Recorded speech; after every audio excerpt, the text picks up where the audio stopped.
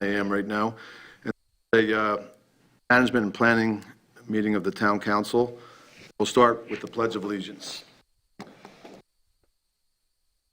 Pledge allegiance to the flag of the United States of America and to the republic for which it stands, one nation under God, indivisible, with liberty and justice for all. The first item on the agenda discussion is the Bayside Park presentation. I believe we have Paul here, my old friend from ERMP. Good morning, Council. For the record, again, my name is Paul Benvey. I'm the branch manager and project manager for DRMP for Bayside Park. So I'm your consultant, and I'm here to answer any questions. I want to present the status of where we're at with Bayside Park. First thing I want to do is give you a very, very brief history of what we're looking at here. So this is the original bridge built in about 1921 that connected the mainland down to Staro Island.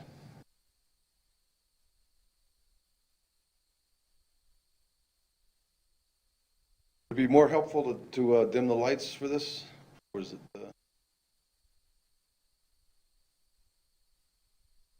So this is the swing bridge that was replaced in the 60s. I'm sorry, in the 30s, following a hurricane that destroyed the wooden bridge that was put in. This bridge actually came from the East Coast and out of surplus. And over the years, it was motorized so that it had better service back and forth. When you hear again the same bridge, zoom in there on that area there. That's the location of the park.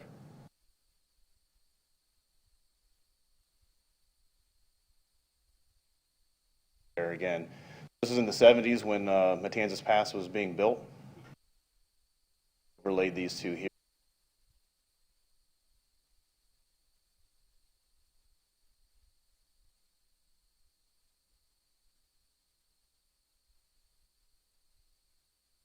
The point is really that this was a right-of-way. This was the main thoroughfare to get in and off the island. It's a piece of property that was once paved and used by traffic for many, many years. And this is an aerial from 2002 showing what it looked like. It was basically a glorified parking lot. It was a driveway to get into that parking lot there adjacent to. It's a picture of what it looked like back in 2000. What it looks like today. So, there you go again. So this is another aerial of the same. This is where we started about a year ago looking at this parcel, for lack of a better term. We're trying to turn from a concrete heat sink to something a little more comfortable, something more the park flavor, something that can be utilized by the public. It includes a stage for performances. It included a playground or water park feature, splash pad. It included some shade trees and a rain garden. This was by and large acceptable to council until we to make a change to add in potentially some upland facilities for the mooring field. That scrapped that project. I was asked to quickly come up with a really quick concept that would show some of the things that we heard suggestions, which included that uplands facility, potentially with a roof deck that was usable, shade trees, an open area there in the middle for any slew of different kind of hardscape playground type thing. And also a seating area for the stage. So the stage was still included. It's being used right now for the Singer-Songwriter Festival, and we wanted to continue using it for the same purpose. As soon as we were released to start coming up with actual drawings for this, we realized that there is a existing force main and water main running through that park. Again, this was the main right-of-way, and so this is where the town's water and wastewater comes in and out. Problem is with a deep foundations that would conflict with those. We couldn't put that same building in the same location. So this became our new building envelope. Doesn't really match with what we had here. So that scrapped that plan. And this is what it looks like at this moment. So what we're looking at here is the park, shade. You have elevated first floor deck to accommodate the flood elevation, which at this park, its base flood elevation is 12, with an existing elevation of 2.5. So you're talking about a 10-foot first floor elevation. In order to create or maintain the sight lines that are currently at ground level, so those are pedestrians and vehicles, you can still see through this park coming down the Old San Carlos Boulevard. We elevated that first floor deck to put in restrooms, which are considered occupiable space. They have to be above base flood elevation. And then we also heard again that spending the money to put a roof on that first floor, why not use that as a gathering space on top? That's what we've done here. I'm going to take you around the park, take you around the building, and show you some of the features of it. This is just sliding over to the left. We're going to go down to ground level here. We're going to enter the park on that area right there. So from ground level here, you can see it's shaded. Got palm trees and shade sails working together to shade the area. The building itself creates a shaded first floor, a ground floor. You have lots of landscaping. So to the right here, we've got this rain garden, which Matt will talk about a little bit more. We've got a specimen tree that gets planted. It's full size. Got large palm trees placed in there. They would not be coconut trees. They would be foxtail palms or of the like that don't drop hazardous coconuts. You can see there's the two blue areas there on the ground are seat walls. So those would correspond back to Times Square. Same type of furniture that you'd see at Times Square. And the shade sails also harken back to Times Square. As we keep going through the park, we see the stage. We see a lawn where people can rest in the shade. They can gather in this area for concerts. They can use that seat wall. Right now, there's an existing pavilion that people do gather under. This would basically be the same exact concept. This is a look from the concept plans from the dinghy dock that's currently under design. As you come in off the mooring field onto the dinghy dock, this is what it might look like.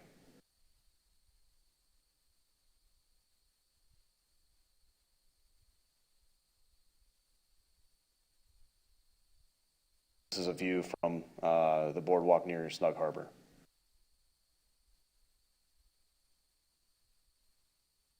Zooming in here again, this is just looking back to the south and down Old San Carlos Boulevard. And we're going to go upstairs and see what's kind of going on up there. So I drew that area there to get an orientation of where we're going to be looking. This is the circulation area, the hallway, if you will, of the exterior side of the building. To our right, we have the elevator shaft. Behind us, to the right, we have the forward stairway. And then you have a battery of laundry and restrooms. Restrooms each have a shower and a sink and a toilet. As you go down the end of this, the very end of that hallway there, you've got a office for Morning Field staff, and staff that the town may want to put in there. We're going to go down to the end of this hallway, go up the set of stairs, and we're going to be at the bureau for the next. This is what the roof deck might look like. Again, already paying for the roof, so why not utilize the space? There's a small bar there. The plan right now is to have it just a simple serving area for in theory that may be brought in. There's a restroom up here and then the elevator shaft at the end. And also Here we've got a selfie spot. Again, this is looking out south down Old San Carlos, and here in Times Square would be just behind Boulder. These are the floor plans, so I'm going to have Ryan come up. Hi. Thank you. I'm Ryan Richards. I'm a partner with RG Architects, and these are some of the schematic plans we've come on board. We've only been in board on this project for a few months. So, going through the design process with this team, this is where we ended up. So here you see all three plans next to each other. First floor on the left, the second floor on the center, and then the third floor on the right.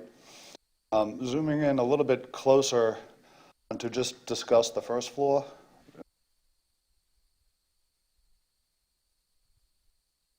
That button. This one.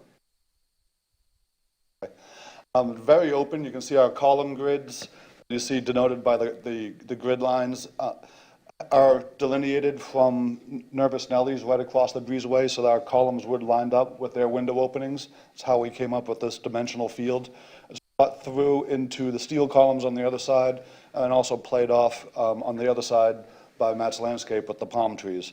So the first floor plan is really minimal. You've got 2 stair accesses getting up to the third floor, the elevator, and a little bit of a storage, chair, equipment storage that may be associated with anything that happens on stage. Again, all the first floor uses have to be non-occupied spaces. Ryan, would you say that one more time, what you said about Nervous Nellies? It's lined up with their windows, is that what you said? Yes, those colonnade that you see on the south side, all that grid line is lined up with the window openings of Nervous Nellies. So it's not a stark, complete wall that, Correct. They're the same size. They're about 2 feet, and then about a 12 and a half foot opening, 2 feet, 12 and a half foot opening. It's the exact. You can see the proximity to Nervous Nellies, and it looks like a wall because this is cut at a point that their window opening doesn't start until about 3 feet above the ground. Right. So we're not seeing their colonnade in this particular view, but those all do align with the colonnade immediately next door, Okay. on the other side of that thank you, breezeway. I'm sorry. And just to be clear, Mr. Mayor, we made a conscious effort, and Ryan did as he planned out this first floor, maintain that visibility so that to the extent possible, the corridor of Snowies wouldn't be adversely impacted.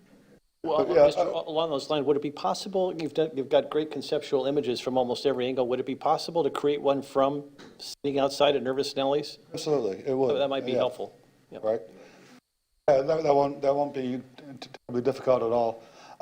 There's 2 parts of it. On the north side, you see where their outdoor seating was, but once that wall begins, that's where the undercover seating is, and we can do both, from their patio and then from their outdoor dining areas.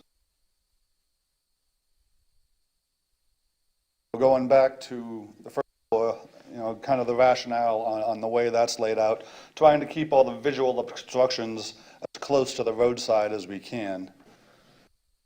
And when you come up to the second floor,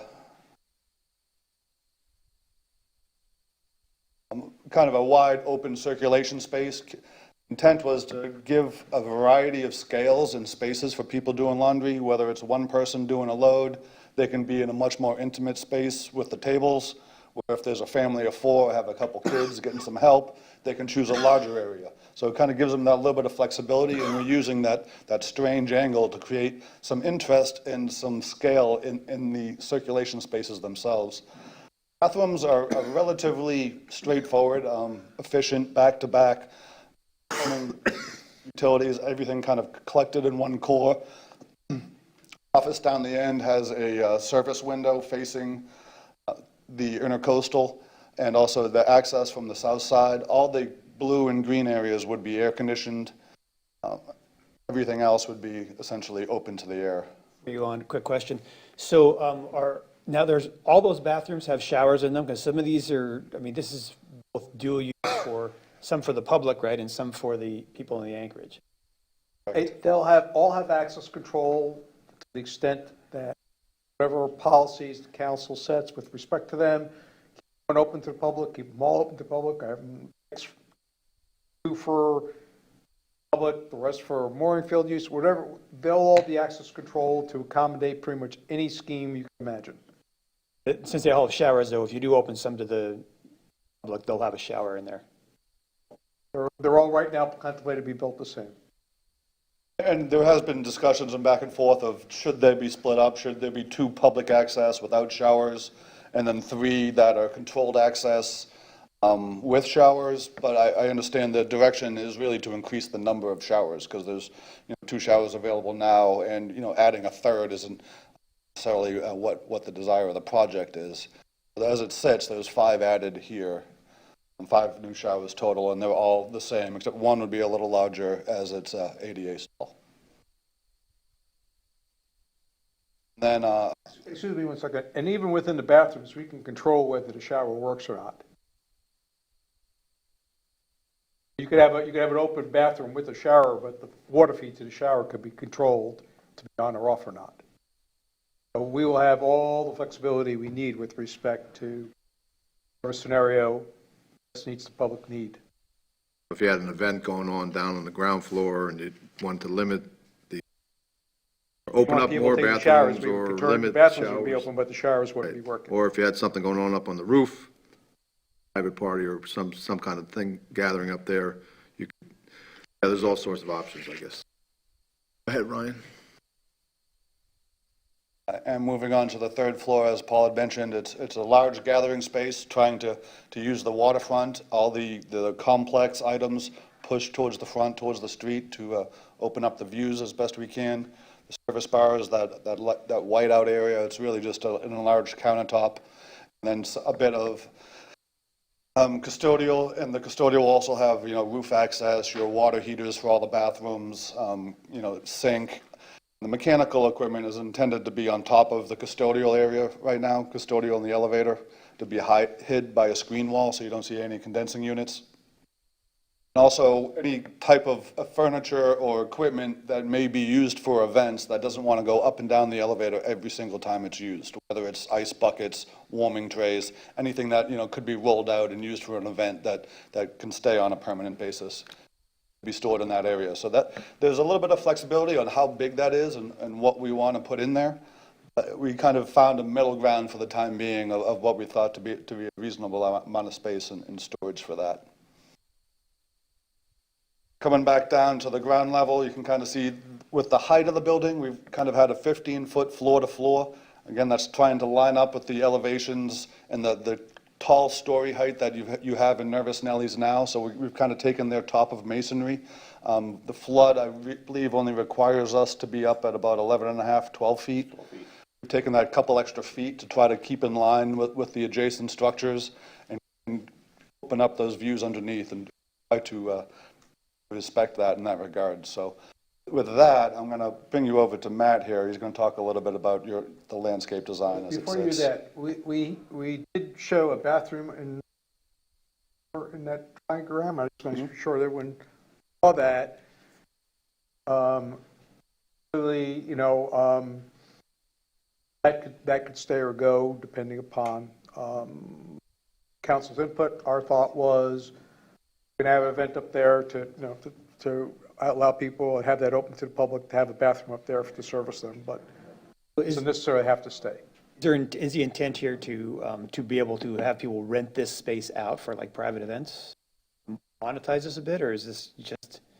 We're trying to build in the maximum flexibility to accommodate as many possible scenarios as we can envision, and then allow council policy to dictate those uses. What's the current We're count? trying not to make sure that the building is the limitation. Council policy is will What does be the the count, what limitation. is currently in terms of, do we charge folks to lease out the park, or We have rental fees for our assets for the public to use them. how does that work? What is it? It's in By the the fee hour? schedule, which when we get to the second half of this meeting, we'll be discussing, but basically, we have a fee schedule for using Newton Park, for example, for an event or something like that. We cover a current fee schedule for that. In the bathroom up here, it's intended to be for convenience of people at the gathering that don't necessarily want to go force them downstairs to go to the bathroom. There's no shower up here. It's more of a family bathroom with changing tables and that nature, so. And with the colors, I know there's been some discussion on that. We've taken a very kind of a simple approach. We wanted to bring in the blues and the oranges that you have in your branding efforts, but trying to keep it relatively clean, realizing that we haven't had a whole lot of discussions on this. Everything looks grayed out, and that, you know, we don't want to give the impression that these are decided decisions, kind of a first impression. A hint of, yeah, we do want some splash of color in there. But, you know, we need to have more discussions before things like that are finalized. What's the height of that concrete wall right there that goes up above the little sunshade thing? What's the total height of that? The elevator shaft, Yes. at 15, 12. 45? And 40 feet. You got 15-foot floor to floor on the first, 12-foot on the second, and then the elevator cab overrun is about 13 feet. That gets you to 40 feet right on the bat, and then we're trying to hide some air conditioning.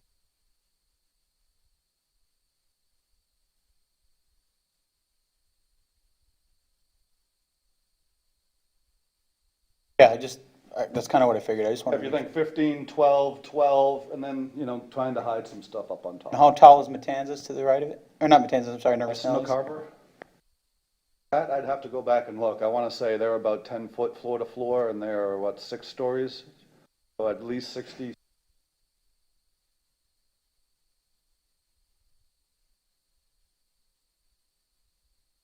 How high is Nervous Nellies? They've got the same 15-foot floor to floor, and on the second floor, I can't speak to the volume and the height up there. I'd want to say probably somewhere in the neighborhood of 12 to the top of masonry. So you're looking at probably 25 to 30 feet, plus whatever the roof slope brings in, 30, 35.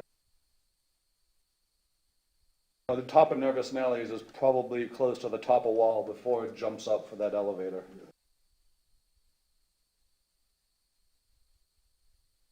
Other questions before we move on to landscape?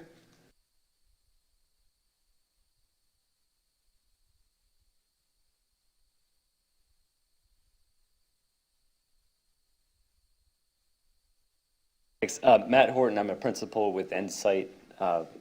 Provide, among other things, landscape architecture and urban design services.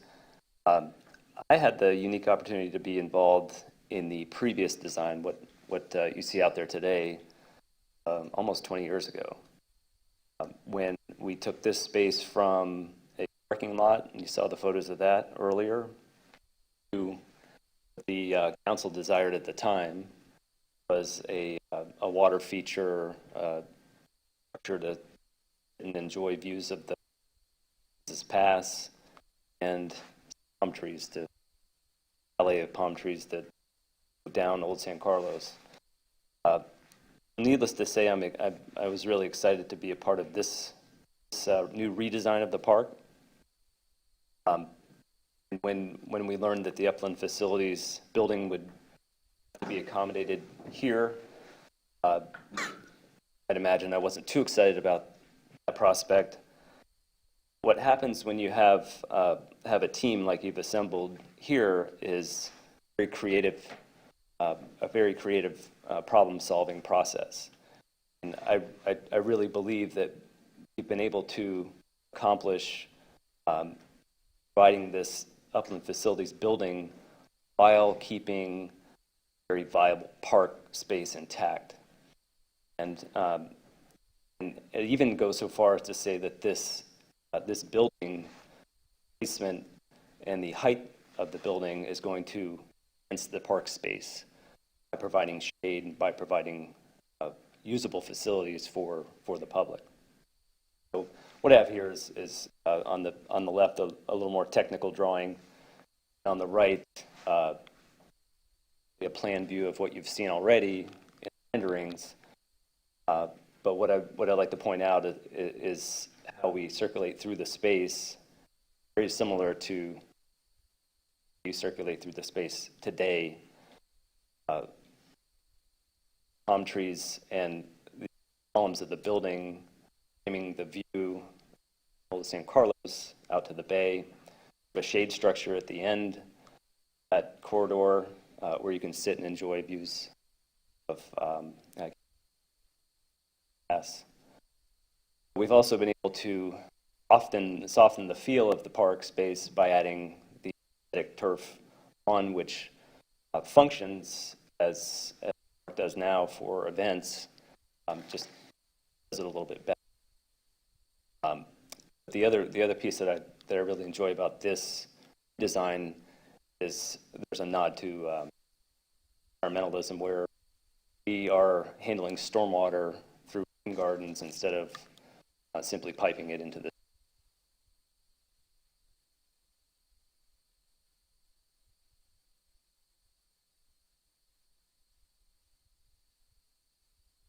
Just briefly, here we are inside of the park. That alley of palm trees continues from Old San Carlos through the park, located on the other side by the columns of the building, creating a story of shade. And really what's cool about this is the juxtaposition of broken shade on the left, palm trees, and then this solid piece of shade on the right, going to take advantage of the solar angles, really put a lot of shade at different times of the day inside of this park and make.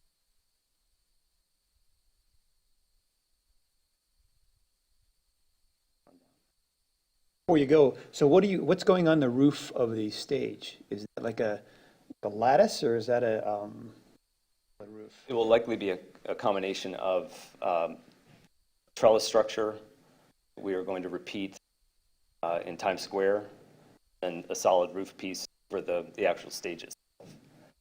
If you picture it on the back side of that, there's a seat wall where you can sit and pass.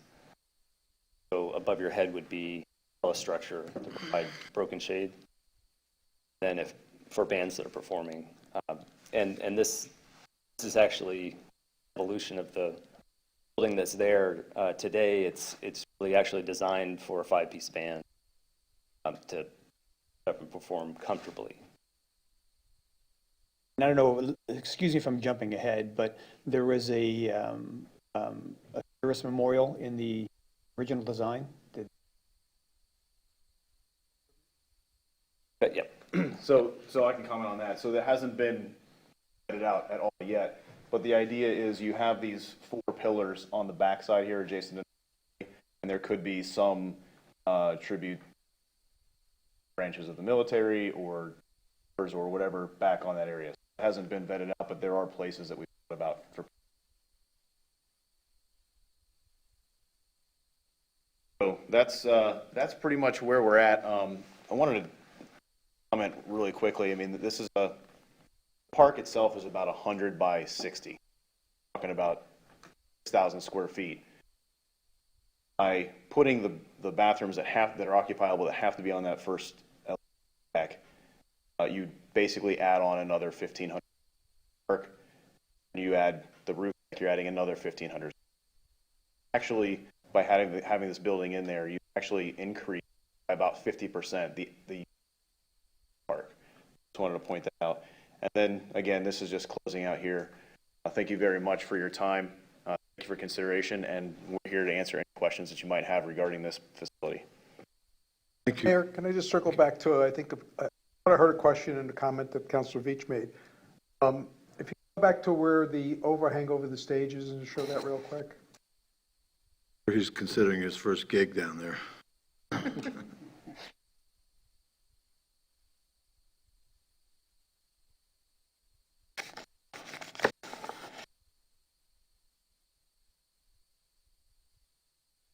Okay, that's great. So, Councilor Veach, you see that person sort of walking towards us, looking to the left? Okay. I don't know if you were trying to say, could that deck be, and the roof of the stage be, the railing to go around the roof of the stage, and you could actually walk on the roof of the stage? I don't know if that was sort of your No, question. I was strictly Was thinking about shade. something we could look at. Right now, it's not contemplated, but, I was thinking about just the shade. okay. I like that idea. More usable space. More usable space, you know, put a railing around it. Another observation point. If you're taking some questions here, one question I have, of the cost of this, what's the cost of the actual building? So roughly speaking, what do we land on? Maybe $100,000 around there? That's, what was the estimate of the original building? Did you get that far on that, or did you? On the square that I developed? Yeah. About the same. It's basically a cost per square foot. When you finish the roof deck, that adds a little bit more to it. But the thing is, you've already got foundations, you've already got the first floor deck, at the you got the roof deck, that all we're doing is simply finishing. We added on that roof structure. We were thinking that it might be an extra $100,000, $150,000 to add to finish the roof. I have anyway. Okay, and I see the columns now, you're talking about putting some kind of veteran memorial, Yes. the branch of service. Now, I know that one problem you had before is you had a really nice display that was going to be like a mosaic, but then having people walk on that might be disrespectful. Right.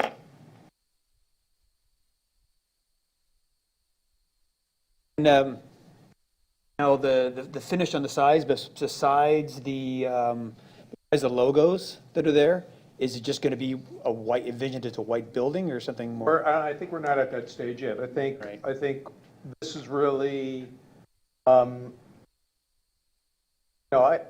guess, this is sort of what I would call a litmus test to, we go to those fine details of design and, start designing the plumbing lines and all that stuff, or are we a field of what council would like to see out there? I think that's really where we're at. If we're close to the bullseye here, then we'll proceed with design to bring back, color palettes and other things to be looked at a subsequent meeting. But if we miss the dartboard, we need to know that now. And just to answer, if I can, real briefly, the intent was to do something like a cement board hardy plank, so that it has that overlapping shiplap feel. It's not like a stucco wall. And these are still open for discussion. That was just our impression. And what we're trying to show, if you look really close at it, you'll see wood grains, but that's intended. There's been feedback already, as you probably know and can imagine.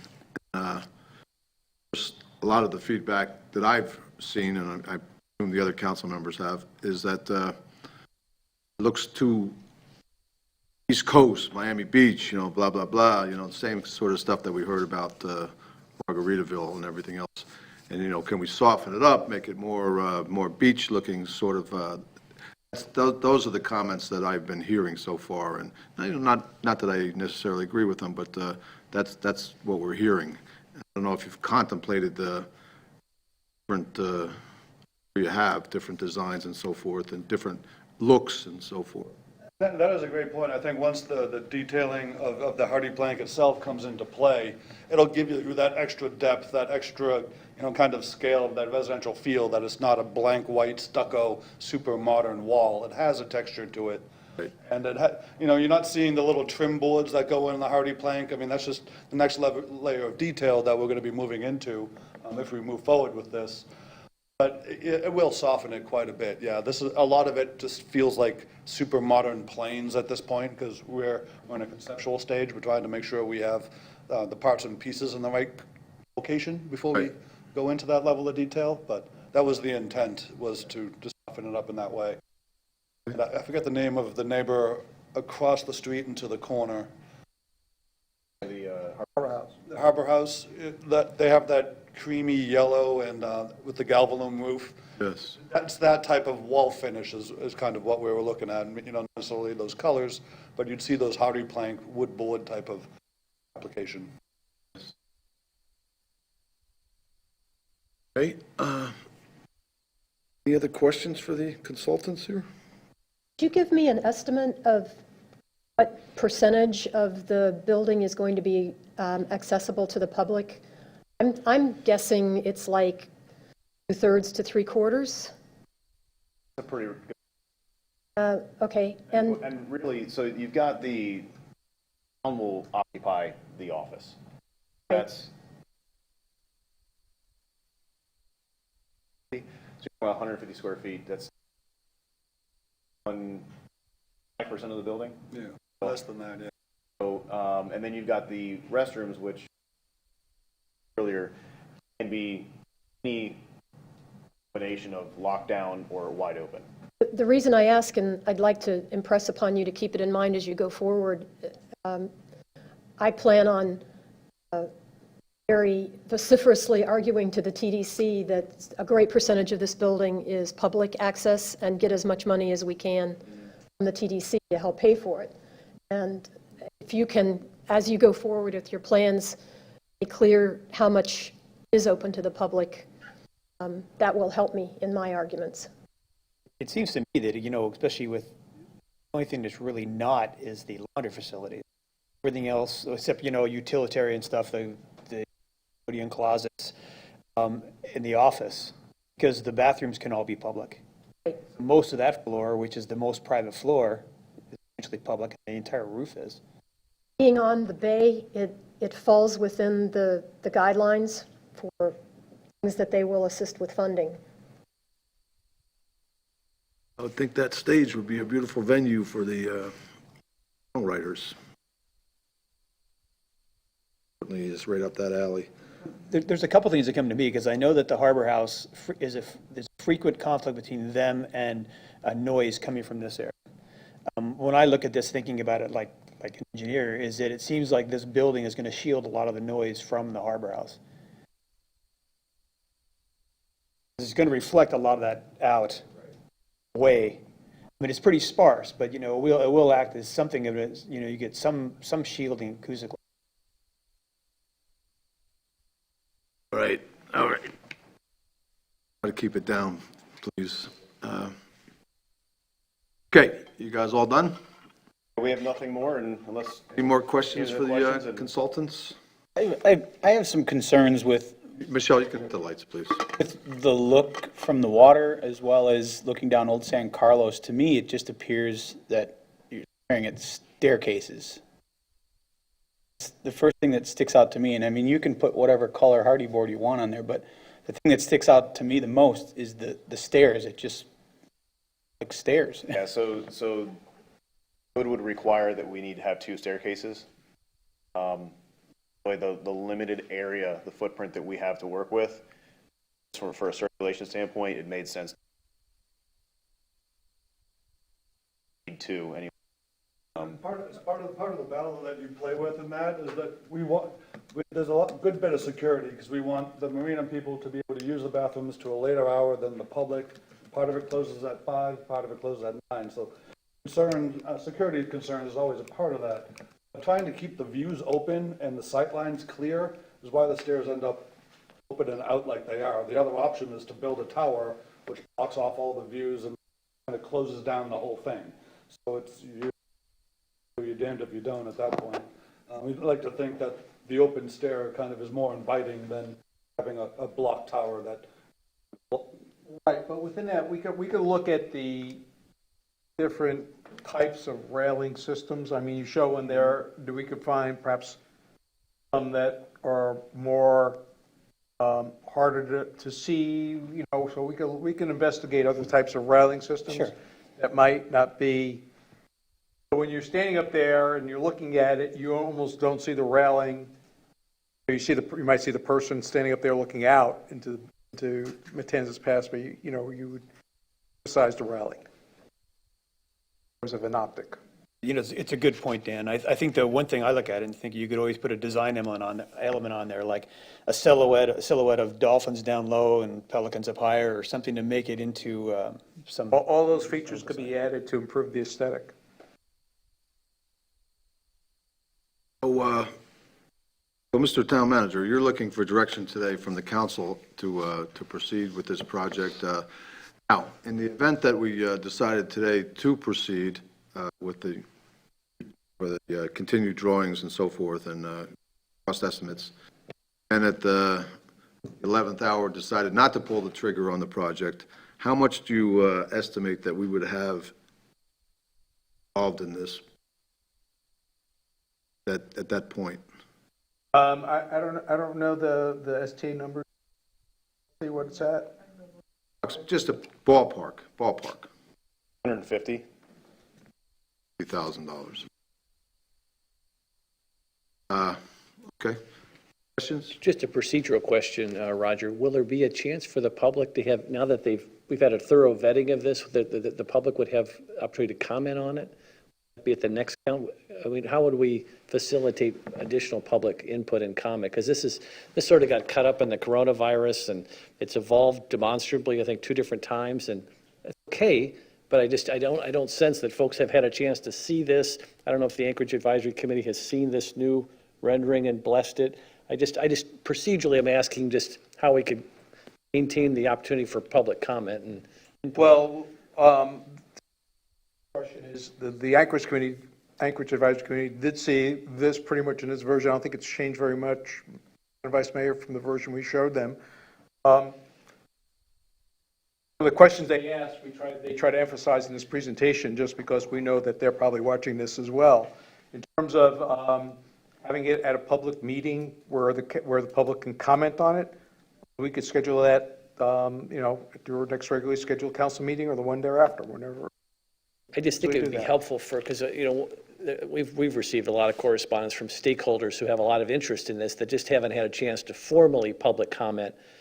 And it might be helpful, since this is such a public place, that we figure out a can't- process. We Yeah. can't vote today. This is a management and planning meeting. Right, but he just asked So- for the nod, and Right. I want to be careful before we do nods, before we at least get some input from the public, and particularly the neighbors and the stakeholders, some of whom have put forth alternative proposals, which I don't think formally have heard. It'd be nice to have some kind of a brief public discussion on this, where some of these outside stakeholders, I think we've all received a proposal, which may or may not be appropriate, I don't know, but where that could at least be discussed, vetted, and then we could collectively come to a decision. I know your time is of the essence, but Well, no, my concern, let me be very clear what my concern is.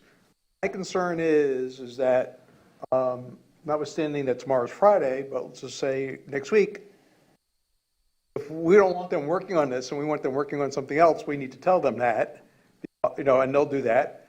Or if we want them to continue to be working on this, we need to tell them that as well. Again, my comment is very much, if this is not quite bullseye, we want them to continue to work on it and try to get it to, they hit the bullseye. If they miss the dartboard altogether, we need to tell them that, and if we need to pause, we need to tell them that. So that's the sort of the level of where we are today. With respect to public comment and further refinement of this general concept, that can be done at an upcoming public meeting. And at that point, based on what you hear, if you decide at that point, the project is not in line with the council's vision for the area, or you could adjust it. But our point is that these folks are, we're spending money, so I don't want to be spending money on something that, doesn't appear to have support, at least at the stage that it's in. This may never get built. But in terms of having the plans evolve and continue to spend town money on architectural and engineering resources, that's really, we continue. Are we close to what you think might be the solution for the park, or are we far afield? That's kind of where we're at. One thing that Jim brought up, which is something that I was meaning to bring up, is we all have seen an alternative proposal, which is to use the lower floor of the Harbor House for the utilitarian aspects of this, for the bathrooms, showers, all that. Now, given that this really is a very highly aesthetic, fundamentally, utilitarian, it started out as a utilitarian project. Is that something we should consider now before we go too much further down the road? Is using the ground floor of the Harbor House a better alternative than this? If that's a question to me, or a question for discussion? I think it's a question for discussion. I could speak sort of on behalf of the Anchorage Advisory Committee. There has been a great deal of frustration through the years with using contractors. There doesn't seem to be a lot of competition, so we're kind of stuck with who steps forward. And it hasn't, without being negative about anybody's services in particular, it hasn't been a great experience for us or for our customers in Springfield. If we have our own control of this situation, I would feel better about it, and I believe that that is generally what the Anchorage Advisory Committee feels. And at their meeting where they looked at these plans, they were unanimous in being pleased with what they saw. Madam Vice Mayor, all due respect to the Anchorage Advisory Committee, I can't imagine, or I can't ever think of a park I've ever been to or if I was out there with my daughter or my wife having a picnic, that I would see someone going upstairs or taking an elevator with their dirty laundry. To me, that doesn't scream park to me. That screams laundromat. Well, design-wise, I'm not particularly in favor of. I'd like restrooms. I think we need more of those, but the laundry facilities to me that doesn't seem like the proper place for it. We can talk in length about the details of what the building looks like and height and things like that, but that's a glaring issue for me that I don't know that I'm okay with. I don't want to be sitting in the park having a sandwich with my wife and see someone lumping their laundry up the stairs in the park. I wouldn't be using the stairs to carry my laundry, first of all. I would get off my dinghy, walk over to the elevator, push the button, and get on. So I don't see that there would be a lot of interface between that, but I understand that people have different perspectives. But again, I just want to reemphasize to you all that any of those types of issues could be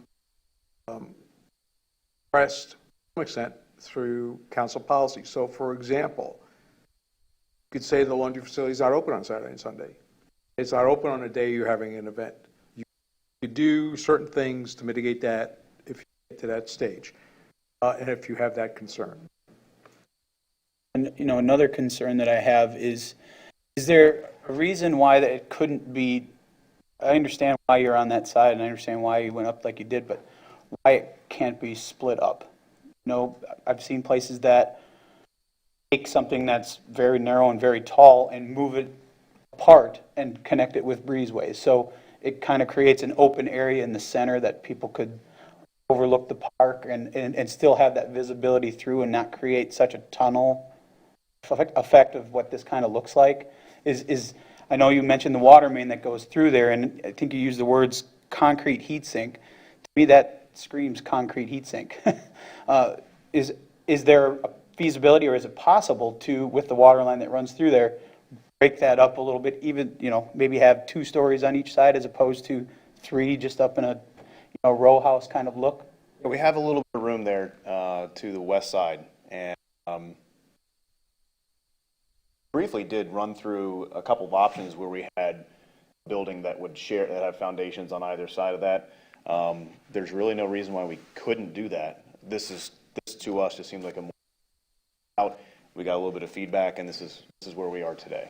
So we can definitely look at that.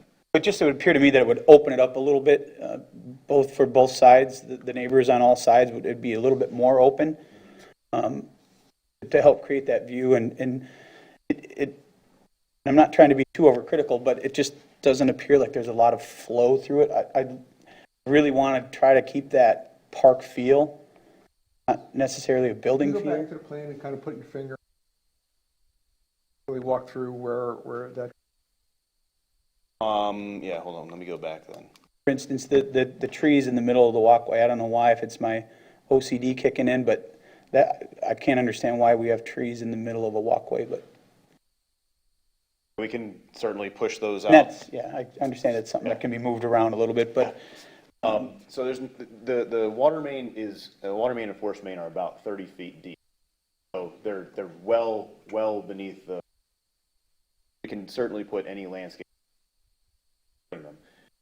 Problem is that we have a building that is on soils. Have very deep. That's where those foundations, they'll probably be about 60, 70 feet. And like you said, straddle it. We can put a type of building on the west side here. There's several different options. Where would you, can you point up there where you think you might be able to do that? Doesn't look like there's a lot of room on that list. Would even more narrow it. Just point your finger in the area that might be suitable to that. So you have 10 feet on. Right now we're hugging room to put.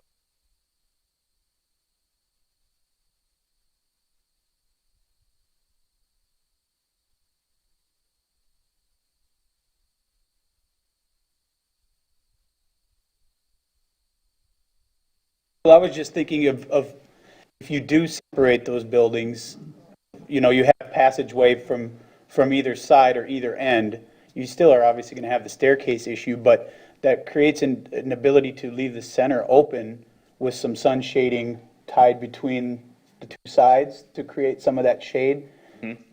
It's kind of what I'm I'm going to thinking. interrupt only, and I'm getting a lot of text that nobody can hear you, so if you could, I know we're telling you to go over there, so if you could speak into your mic louder, that'd Sorry. be great, yep.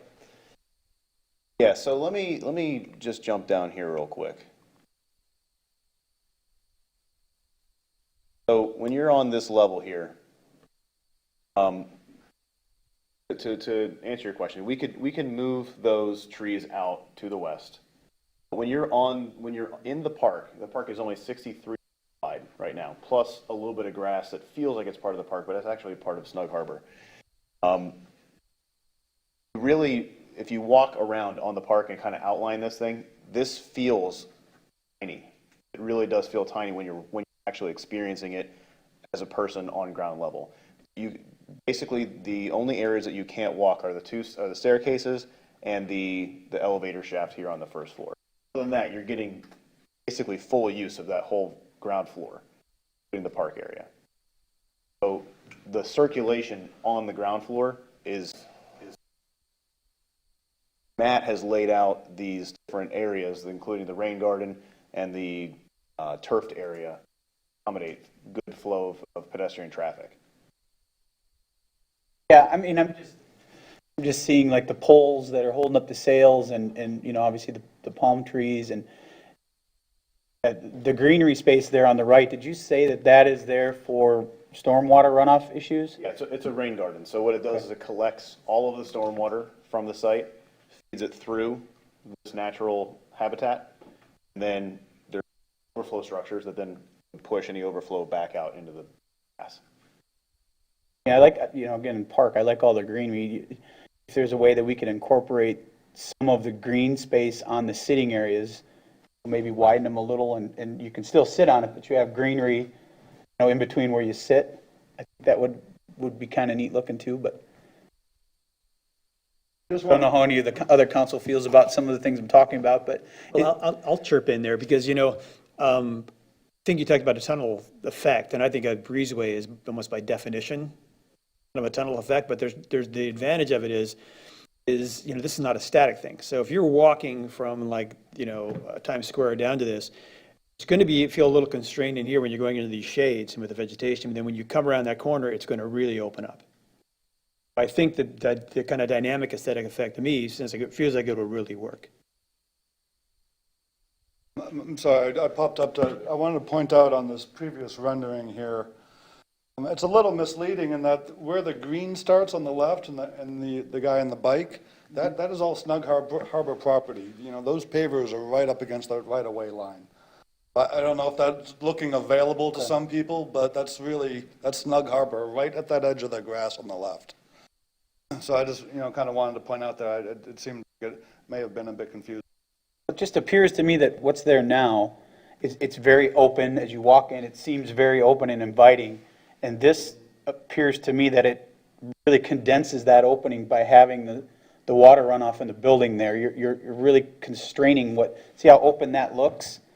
by putting the building and the water runoff there, now you've moved everything to one side, which very much narrows, to me, it appears that it narrows the entrance into that park. And that's probably my biggest concern. Yeah, I mean, the building in there, it certainly would do that. That I was talking about though is if you go to use this park during the day, like palm trees provide some shade. What we're showing is a lot of shade. So I just wanted to point that out. And then the building has all of its overhead also produce pedestrian, the average pedestrian that's walking through the park. You guys are going to have to get closer to the mic if you could. There you go. Sorry. I just wanted to touch briefly on the balance between what's there today and what the plan shows. But net usable areas is larger, the concept, than it is today. And it's simply because that the two rows of palms that balance or that sit either side of the fountain or the former fountain are not there. That's green space. And on your left, that row of palm trees, it's essentially where the ones in the concept sit. I mean, I totally like the idea of gaining more usable space by having that, that second story. I totally get that, but it's just can't seem to wrap my head around the narrow, tall, three-story building.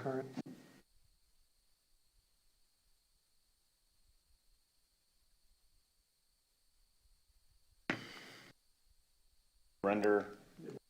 All right, so I think one of the things would be interesting to do, you just hold that picture right there, is to see the row of palm trees that are like midway of the crosswalk. Take this exact picture and show it with or without that row of palm trees. And then you're looking at a potential decision of you want the openness or you want the shade. And the view versus comfort. Contemplate how you want that addressed prospectively.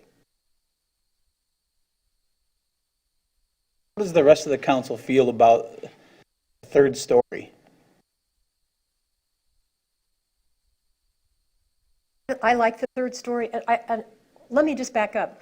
When we first were presented with these plans, I was unaware that there had been a change, and so it kind of hit me, and I didn't like it at first. I've got to say that the more I've looked at it, the better I like it. The old building was going to block more of the view than this building is, because it was going the width of the property, not sideways. We also are opening up more views because people are going to be able to go up. The third floor is going to be a view. That's going to be another place you can go to look out and take pictures. We've actually added places that open up this area to the public. There's more space to go to see out into the bay. I think there are, decorative aspects of this that we may modify to make it more pleasing, but we're not at that stage yet. I find the more I study it, the better I like it. I see a bigger view here than what I saw with the prior renderings. And I see something that looks shady and inviting. I've walked down to that park several times. I don't stay there because it's always too hot. And I was one of the people that earlier on in this process said, please give us some shade. People will sit down and enjoy the area where there's some shade. And since we've elected not to put a water feature in, you need shade. Going back to how this all evolved, in a meeting with the designers and CRAB and the Anchorage Committee, is that going in the meeting, originally we were just planning on recreating what was essentially there. More landscaping, make it, just update it, and redo the stage. Then Anchorage Committee wanted this facility, and so we came with the idea of building the facility over a stage, and that's where the original building came from. And they said, well, then the public benefit would be put a view platform on the roof, since we already have a roof up there, that'll provide a view that the public can't normally get. And that's how all this evolved, to have that third floor. And I think now I agree with from Rexanne, that that's really the public benefit. The major public benefit is having that roof up here and having that view. Dan, I shared your concerns regarding the laundry aspect. And my question in my mind as to whether that was the best use of riverfront property that the town owns in a park like that. And I envision the worst, these little dinghies coming up and these guys schlepping up dirty, laundry and so forth and everything. But of course, that's been softened today with the discussion about, how you can regulate that, So my opinion on that has changed a little bit today.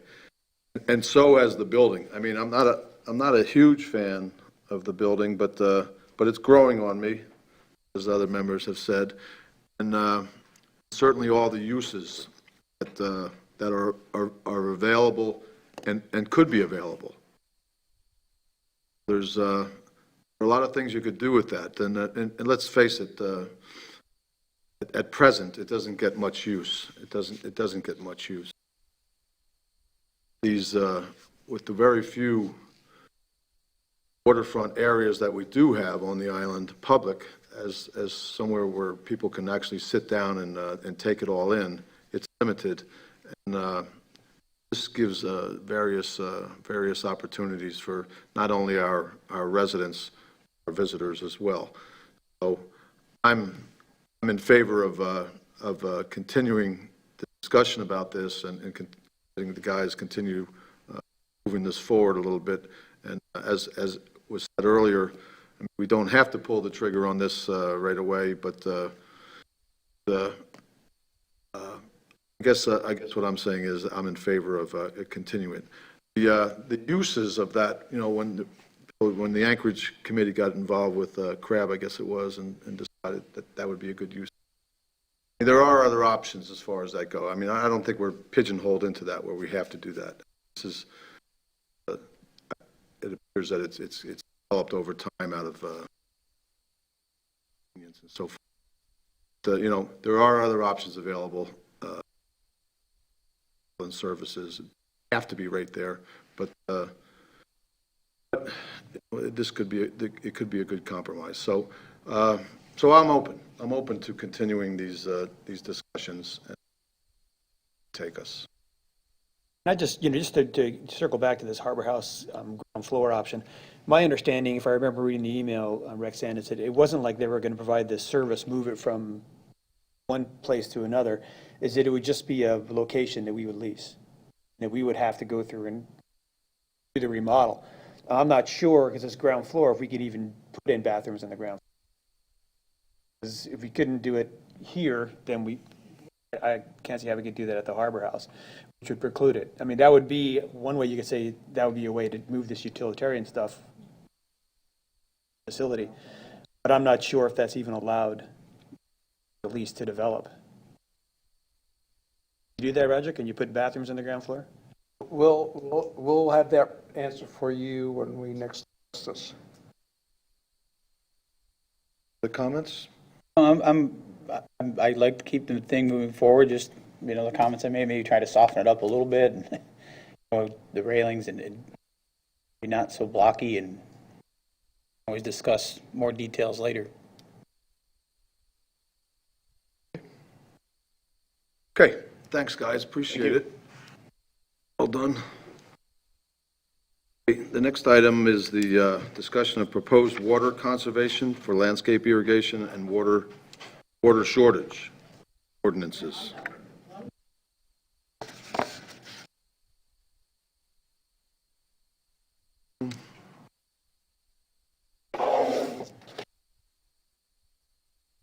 Gentlemen. Matt?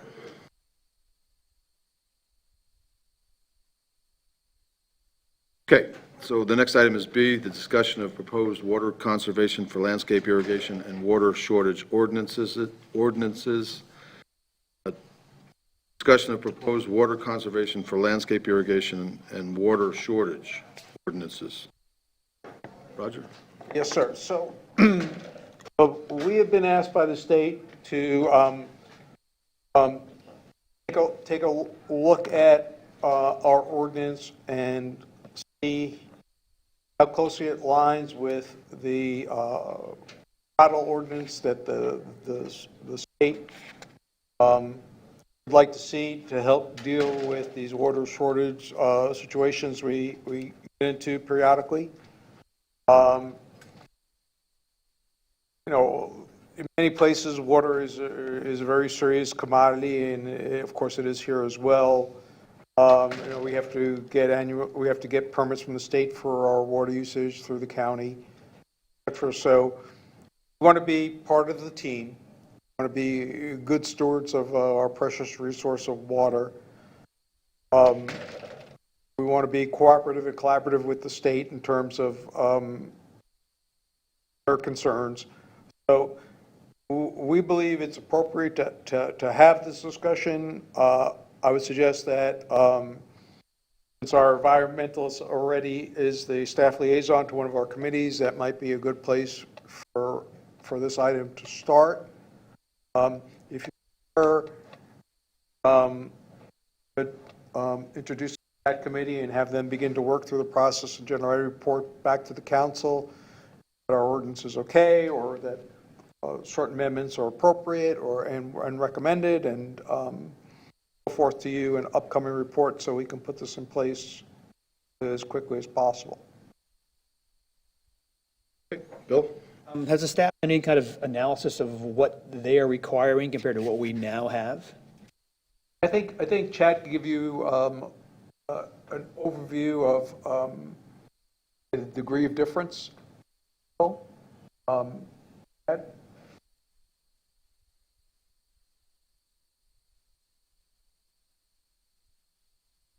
Morning, Chad Schutz, environmental staff, Myers Beach. To answer your question, yes, we went through it. It is more in line with current state statute, and notably outlines the limiting 2 days a week for the landscape irrigation. It also provides for variances and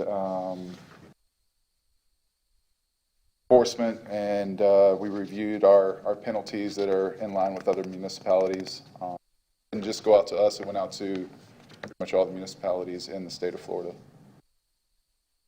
We have an existing ordinance, all right? Yes, sir. And so what's changed between what is being proposed and what was on the original ordinance? Just bear with me. Briefly, I don't necessarily into detail. Again, so So Chad, I think what the council is asking for is, are we 80% in line, Yes. 90% in line, 99% in line, or 30% in line? 50%.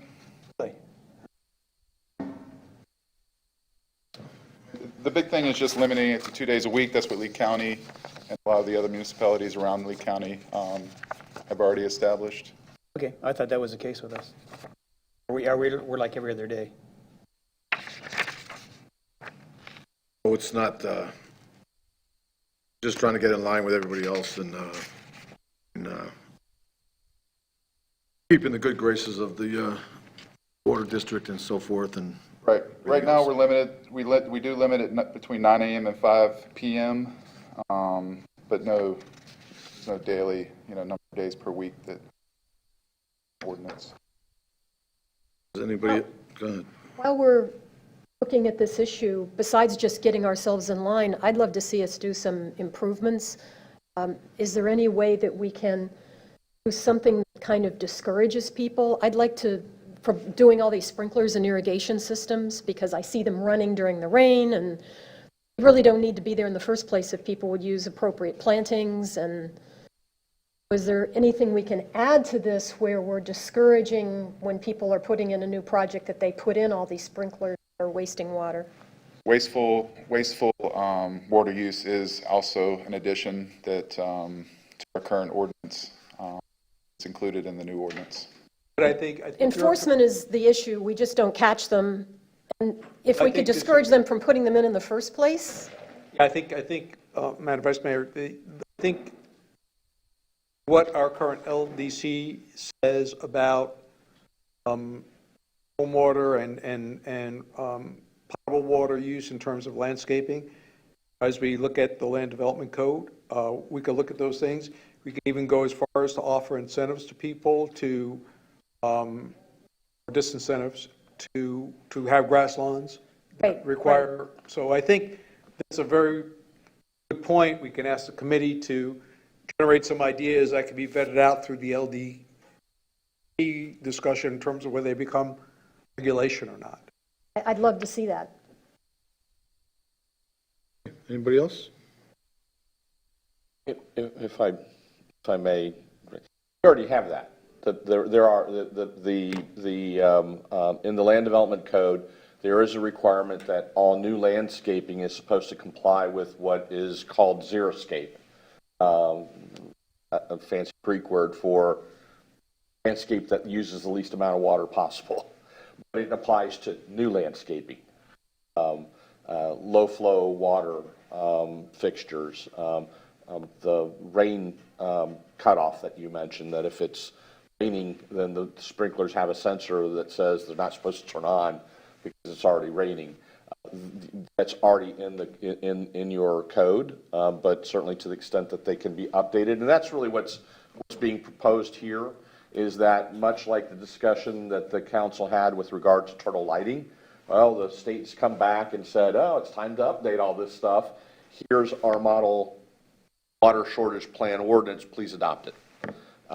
So to the extent that you direct staff, they can also look at the landscaping and you know, what are the best practices. And Anything we can do to discourage the wasteful use of the water for watering grass that then they have to hire someone to come out and cut twice a week during the summer and make a lot of noise with blowers blowing dirt all over the place. Discourage just rock and plastic too. Right. it's in section 10-400 of the, starts at 412 of the land development code, the landscaping requirements that you're talking about. So is there a particular committee that the council thinks would have the best jurisdiction over this matter? I would think Murph. Okay, well, that's very convenient because Chad's liaison to Murph, so it worked out very well. We will convene a meeting of Murph and get them. Christy looks like she has something brilliant to say. I don't know if it's brilliant. Christy Corey for the record. I just wanted to let you all know that we are going to address this at the rate study. You have your direction. Okay, thank you, Chad.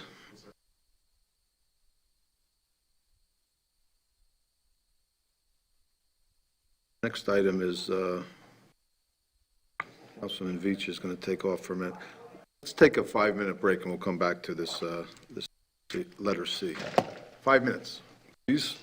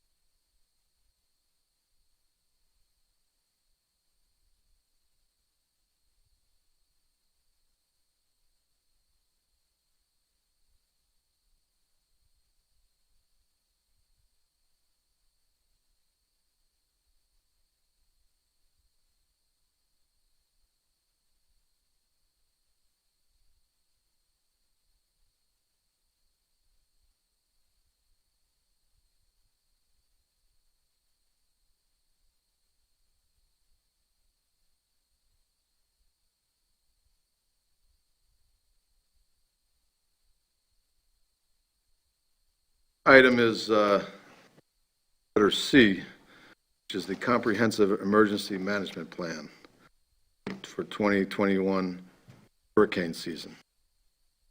Roger? Mayor, members of council,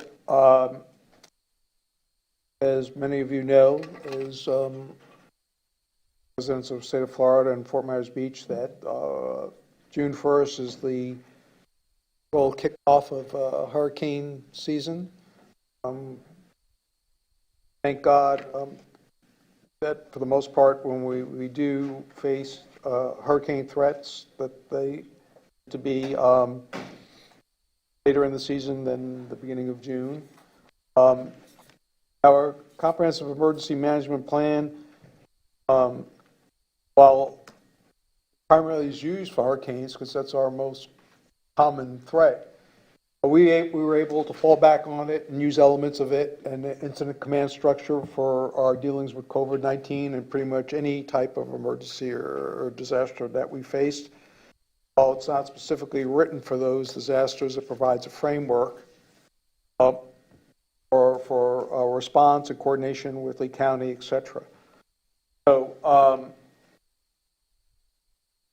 we present it to you annually to review how things have gone in the past and open up the discussion for opportunities to improvement. Opportunities for improvement can be in the form of just clarity. There's an element of the plan that perhaps is not worded well or is clear, as well as for opportunities improvement. It would be good if we could do X, Y, or Z. I think that perhaps the greatest change to the past plan to today is the fact that previously we didn't have a public information officer. I believe all of you know the challenges or the limitations we had prior to bringing one on board. We have one on board, and obviously that's going to impact our plan and the type and quality of information we'll be able to put out prospectively. With that said, we'll welcome any comments you have to improve clarity and or to improve the overall quality of the plan. Just had a quick question. I had a constituent inquiry, Roger, if you could just elaborate briefly on what has changed post-virus with respect to the evacuation plans and the response plan. What should our residents know it's different from last year as a result of the virus? Can you think of anything? So, with respect to evacuations, we have a category of voluntary evacuations, and we have a category of mandatory evacuation. However, I think needs to be clearly stated is that in case of either one, or particularly mandatory evacuations, we do not go to someone's door and physically remove them and force them to leave Fort Myers Beach. We do everything we can to encourage them when we think the peril is there, and that in the case of COVID-19, that the immediate peril of storm surge here perhaps is less than perhaps the risk of going somewhere and getting exposed to COVID-19 and possibly being in the hospital for a couple of weeks. As you all know, with COVID-19, the vast majority of people recover. You've seen the numbers. I've shared with you the numbers of total cases versus the unfortunate percentage of people who pass away due to it. And you can see it's a very, very small percentage. So, if it got to the point where we had to recommend a mandatory evacuation, it's because the peril of storm surge here would be so great that relative to the risk of going somewhere and perhaps being exposed to COVID-19 would be the lesser of the two risks. Maybe this is a better question for John, but when you issue a mandatory evacuation and one chooses to shelter in place, is that a violation of the law? Are you violating is it a firm recommendation by the town, or are there legal repercussions if you shelter in place? I know there's practical repercussions in terms of law enforcement's not in a position to help you. Fire is sometimes constrained by weather, but what's the legal dynamic of these mandatory evacuation orders?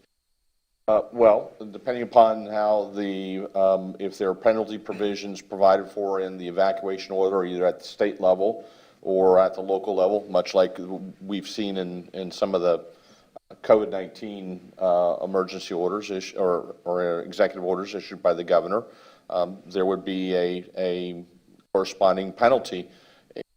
This has been mentioned before on several occasions today in different contexts. It's an issue of enforcement. I don't believe in the past we've ever had penalties associated with our evacuation order. I don't remember any. I don't think we've ever. And you may not have. I'm simply saying that whether it's in there or not, the consequences are you going to enforce it? I asked that not to be sort of theoretical, but there's a lot of folks who are, I think, going to be this season going to be more likely to shelter in place. And some folks who live in a complex that they're on the 5th floor or whatever, that's the storm surge issue is less significant. I just didn't know procedurally or town ordinance wise or legally, are they in violation of anything? Argue it's not good common sense for some folks. It may be safer than others, but I just didn't know. So it doesn't sound like if you issue a mandatory evacuation, it's really more of a firm recommendation as opposed to some kind of there won't be enforcement unless, of course, you need emergency services or something. Well, we're trying to share the best available information from the weather forecasters and experts in terms of risk. Right. How individuals decide to manage that risk, clearly becomes an individual decision. Our concern is that we know the risk and we don't share it. So, we want to make sure that everyone is well educated as to the risks of their decision as best we can, disseminate that information, and encourage what we believe to be the safest behavior.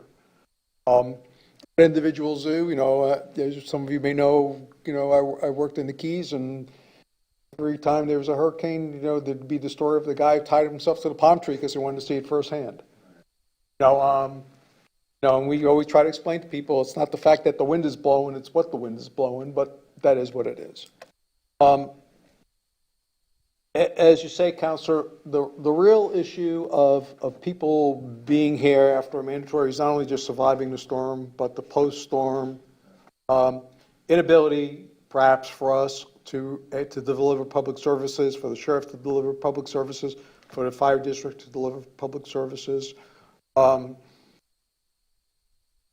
so on. So it's not just, do I survive the 24 hours of the storm, but following day, there's gasoline, is there groceries, is there pharmaceuticals, if I have a non-storm related medical event, can the fire rescue get to me, can the police get to me? And those are all part of that recommendation based on what we're seeing in the way of the potential weather. So, but at the end of the day, as we've all seen, I can't remember a case that I can think of where someone was forcibly removed from their property if they decided they wanted to stay. Over the years down here, it's always been that. It's been a mandatory evacuation. And it's been instituted in various ways. I mean, we used to have the deputies who go up and down the street, with their sirens on and making announcements, mandatory evacuation, leave the island, leave the island. They didn't go in the houses and pull people out. They could stay in their own houses if they chose to. And I'll tell you, on my experience here over the years, is that there's always a certain core group of people that are going to stay. I've done both. I've evacuated and I've stayed. The fire department used to say, for those, in their presentation, for those who choose to stay, write down the last 4 of your Social Security number on your arm, so when we find you in the back bay, we'll know how to identify you. And so that's what they used to say.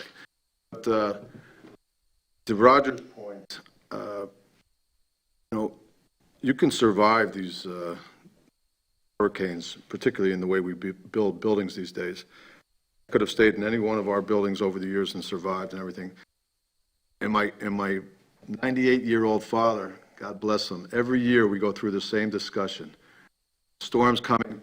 I'm staying here, Ray. I'm going to stay here. I said, no, Dad, you're not. He said, these buildings are strong. We can survive anything that hits us. I said, exactly. I know we can.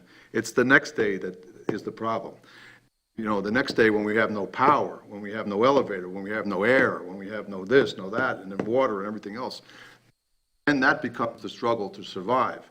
And particularly these elderly people and the ones that you're concerned about, the ones that are possibly more susceptible to the virus, they're the ones that are more at risk that should not be staying, you know, because if they fall ill to some of the ramifications from the hurricane, then they weren't just at risk at that point. They're more at risk now, you know, as far as what could happen afterwards. So that's the moral. I mean, there's always going to be people that stay and so forth, and they do that at their own risk. But when they say mandatory evacuation, there's a pretty good idea that there's going to be some damage. There's going to be plenty of damage involved. And I will tell you that there was one year where we had a mandatory evacuation, and it was coming straight at us, and it made a slight tick out in the Gulf of Mexico and missed us by a couple hundred miles.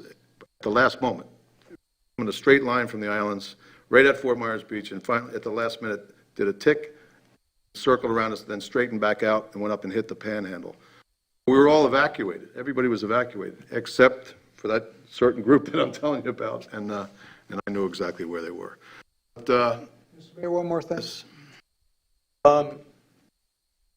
I want to be very clear.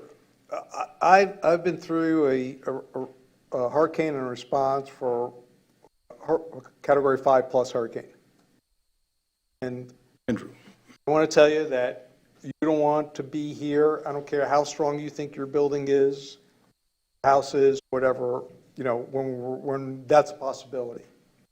So, you know, I think people experience 2s and 3s and even maybe weak 4s, and, you know, that's their frame of reference. And I understand that. So when you give out these instructions and orders, people are, you know, reluctant to go that extra step. But when it's a 5 or 5+, you're going to thank God you did. Thank you. I think it's been a helpful dialogue. Thank you. I think too that, you know, from what I've read is that everyone makes a judgment on whether to stay, whether to go. And the COVID has made me move that needle a little bit. Exactly. But it still kind of comes to be a personal decision, where you live and what your health situation is. It comes down to information. I think you hit the nail on the head at the beginning. It's the biggest concern I saw with Irma was the lack of communication, the lack of information that went out to people before and after, where to go, who to contact, where was a safe place to go, things like that. Now that we have the PIO, I think that's going to definitely help, hopefully, with getting some of that information out before and after, so people that do choose to stay know who they can contact should they need the help.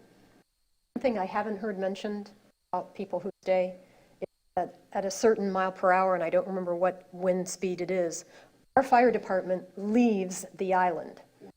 So you have no emergency medical help. So if you have a heart attack, there's nobody here to help you. You are on your own. So when the wind gets so high, you can't leave. Exactly. Close the bridges. Exactly. But to me, that's huge. I don't want to be here when my fire department isn't here. If they're leaving, I'm leaving. I think that's an important consideration for everybody. The last thing I wanted to mention is that I get a lot of feedback from people about, you know, they want to know more about how to prepare. And I want to tell them, don't read our comprehensive emergency management plan. It's for the town. It's not for you as an individual. And if you want help in planning on what you should do, you should look at the Lee County All Hazards Guide. And there are links to that online. And I believe we have hard copies that people can pick up. We always have in the past. Yes. And we'll publicize that website separate from our comprehensive emergency plan on our website. Yeah, but just so, because people hear us talk about the plan and they think it's something that will help them, it really is of very limited help to the individual. It's so long and detailed about things that aren't relevant to your family that please spend your time looking at the all hazards guide instead. I'm glad you brought that up, because yesterday I had a conversation with a lady that just bought a place down here and had no idea what to buy or what she needed for hurricane supplies, and I think it would be a very helpful link for them to be able to go there and see what they could potentially need or what they should get. The sales tax vacation, I think, just ended, but that always provides a good list. Everything that you need is on that list, and One last thing, Mr. Mayor. when in doubt, leave. One last thing, Mr. Mayor. Every time we have discussions about the hurricane plans and so on, we always get the question of, what's the current hurricane reentry pass is purple. So that's still in effect. If we have one of those, you're in good shape. All for businesses. Yeah, that's the other thing. We've been getting a lot of calls lately about the hurricane passes, reentry passes, and they are available here at Town Hall. The ladies have told me, even if the Town Hall isn't open yet, you can call ahead of time. They'll start the paperwork. You can come to the door, and the people will ferry it out to you, and so forth, until the hall opens up completely again. Okay, we'll move on. The next item is D, which is Estero Boulevard landscaping. Lee County proposal for landscaping transfer to town. Mr. Mayor, we have shared a summary of what we received from Lee County with regard to the previous discussion with regard to landscaping opportunities as part of the Estero Boulevard project. The county has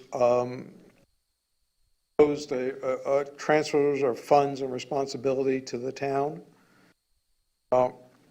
Purposes of working through the issue, we have bifurcated the issue into, well, if the amount doesn't sound right, there's no sense working on the details of the language. So we're here presented to you as part of your MMP and allow some dialogue among yourselves as to the amount and the rationale of the amount based on Lee County's analysis.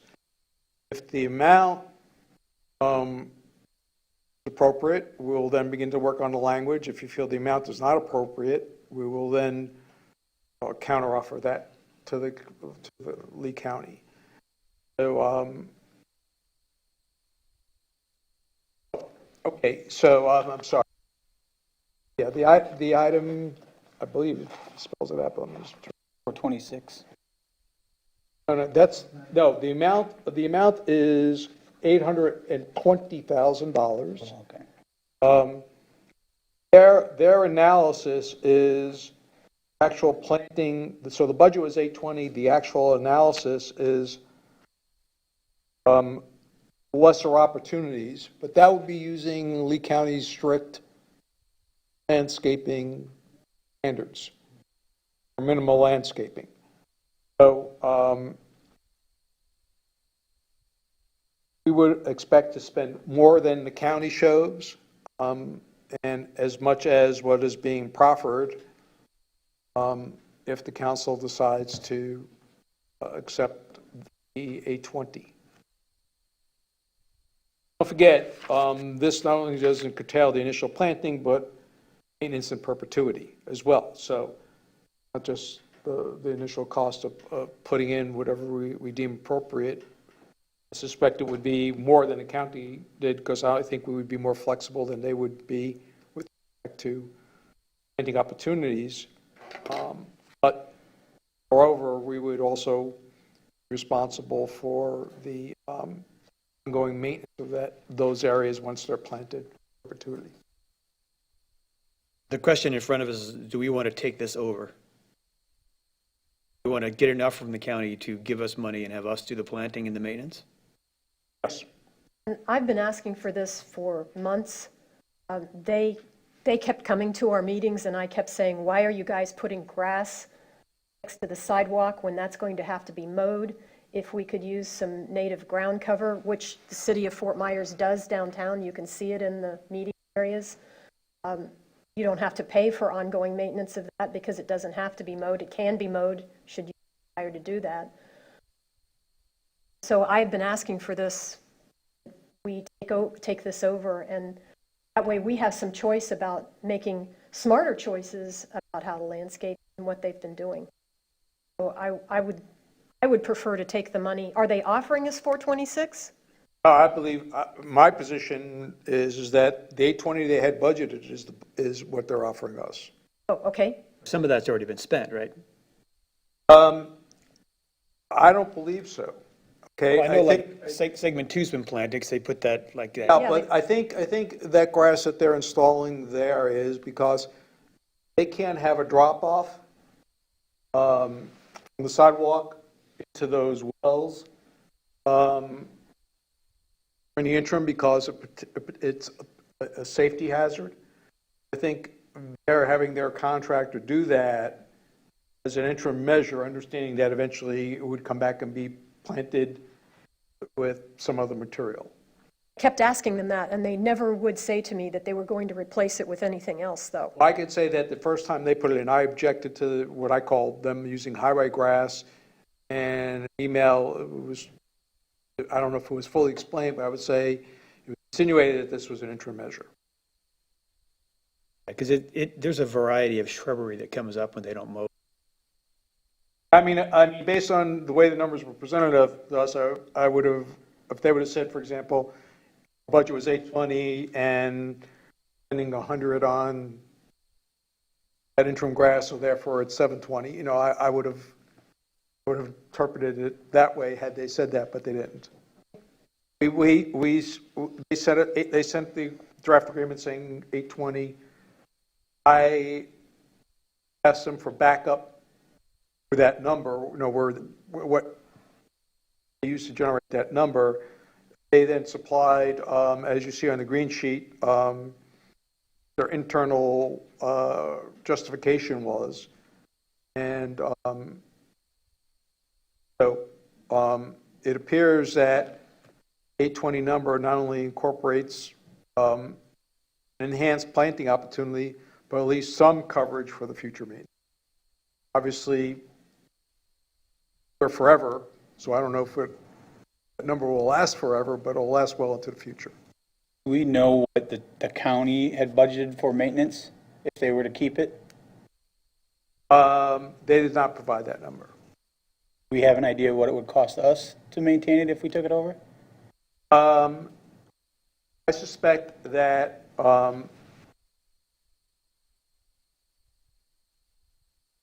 the amount of money that they're proffering would easily cover the enhanced landscaping in probably the first 10 years of. They'd want to continue maintaining their own road, but Doesn't appear they have so far. no. You know, $800,000 on a 6 or 7 mile project, it's eaten up pretty quick. And if you did it right, if this was designed right, I mean, really, we should have trees out there protecting the sidewalks, substantial trees planted out there. All I can think is that guy last weekend that plowed up on the sidewalks down there by Strandview with his kids in the back seat. God forbid, had there been anybody up on the sidewalk, it would have been wiped out walking down there. So really, that's the way it should be designed. And for the life of me, I don't know why they didn't do that. But I don't know, Roger. If it's a position of you know, take what we think they're going to give us, then have us enhance it. But I think we really have to take a hard look at certain areas of this island that we have to fortify on that boulevard. We don't have to do it down in the business area because the traffic is already calmed for the most part. You know, not by our doing, but I think where the enhancements on the boulevard have been made now, particularly in that Strandview area and the Publix area, and there'll be more areas down the south end as time goes on. That has allowed people to gain speed. And the idea over the years was to calm the traffic, not to make it a speedway. You know, and I think that this has had an unintended consequence here, enhancements in certain areas of the island. So I think we really, as a group, need to be looking at those areas and fortifying those areas in a tasteful manner. I mean, but it can be done.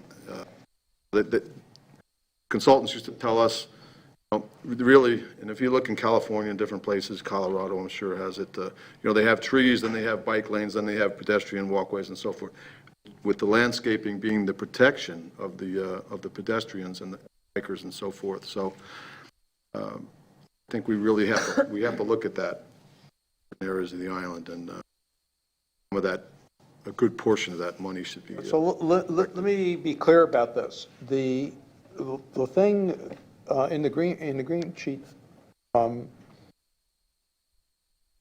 terms of the county analysis, is true. While the dollar amounts could be enhanced because we might put more enhanced landscaping in than they contemplated, but the thing about opportunities they provided, and for example, they say there are no planting opportunities in segment 1, and you could see as the number goes up, they explained where there are and are not planting opportunities. Mr. Mayor, you're right, but unfortunately the design of the roadway did not contemplate a lot of those things. So landscaping opportunities are somewhat limited. And we would have to accept some liability if we're going to put enhanced landscaping in above and beyond the traditional minimal landscaping, because create more landscaping opportunities. But from the vantage point of how far does the dollar amount get you, if we follow the suggestion of the mayor about using Florida native plantings, minimize your maintenance. So that's why, Council Hours, I'm not overly concerned about the potential maintenance costs if we follow that direction. Amount of money seems to cover more than the minimal level of landscaping that the county would typically provide unless you paid for the enhancement. So it's a choice. What about the design fees? Is that something to be done internally, or would it be a firm that we'd have to hire to give us an idea of what we should plant? Well, our intention would be if the council were inclined to accept this amount, and we could work out the language issues with the county, which I'm confident we could. Then we have a landscaper who we work with all the time. We use them for the adopted tree program. We use them for when we have to replace the landscaping here at Town Hall and other town facilities. So we would work with them to see if they could do typical sections. There might be, here's a design for a narrow, short area. Here's a design for a middle, a little bit wider, longer area, and then here's a design for whatever, and then we would replicate those in the areas that met that size and space criteria. So we try to do that with our landscaper who we currently work with. We would bring those designs in front of council, have you look at them, that you're comfortable with them. If you weren't, then we would go to the next step, which would be perhaps to hire a landscape architect. I don't think we need to do that, but if we had to, we could. I'm thinking that I hear good things, and we've always had a good experience with the landscaper we work with here. And so I suspect that they can work with us to accomplish the design, since we would, in essence, be buying the plans from them eventually. I would suggest to county, in their spirit of cooperation with their amount that they're putting forward, that they also consider a like contribution when it comes to our lighting on the boulevard, lighting their boulevard. Air County Road. When all this project is done, that's going to be the one item that's lacking. Certainly, after all of these improvements that they've made to their road, they would certainly want to light it properly for their pedestrians down. So let's see if we can forward that possibility. Want to piggyback on that on this issue? Is that what you're saying, Mr. Mayor? Well, at least put it in their ear, whether that complicates this item or not. If it complicates it, don't. But if it, I'd like to at least get that conversation going. If I can, let me just let's break this down a little bit because, and I understand exactly what Roxanne's saying. I mean, I live on Estero and I've got that little tiny patch of grass they put in that my wife would love to make native. But there's limitations of what you can do. On one side of Estero, you have power lines going down the whole length. So putting any kind of tree, difficult. Getting one to grow in that little tiny patch be difficult. And when I tried to put my mailbox in, you go down 4 or 5 inches and there's a lot of concrete overspill down there. So it's difficult to get down and do much with. On the other side of the road, you're limited with how much space you have. Now, as you go further down the stair, it changes quite a bit. But I wonder if maybe we're better off to just leave off the sections of the stair that we have enough room to actually make a difference with. Because you have the power lines, you have line of sight issues. It really limits what you can do. Well, so I think what you have to consider is this. You can theoretically take this amount or a counter-offered amount, then where that gets used and what type of plantings becomes a matter of the town. Or you say, keep your money, do your project, and it is what it is. And they'll be making all of those decisions on our behalf with limited consultation in terms of and persons whose house we will be planting in front of's input. So that's one of the reasons why I believe the prior councils had been interested in, if the county wasn't going to do enhanced landscaping, but to take the money and take on the project. That's why we're here today. It took some pushing as the vice mayor suggested to get us to this point to where the county's willing to step away. Now the question is, now that we've invited them to step away, are we willing to step forward? Mr. Mayor, I support this effort. I think if the county does it, we're going to get the bare minimum and we'll have no input. I'm very sympathetic with the mayor said about where it's possible, putting some trees in as a protective barrier because the speeds are high and there's no protection at all for pedestrians in many areas. I just like the fact that we can control our own destiny, and aesthetics are going to be really important as well. And I think we're going to care a lot more than folks that are off the island will care in terms of the aesthetic piece, and we'll have more control over that. So I would be supportive of it, even if we have to supplement it at some point.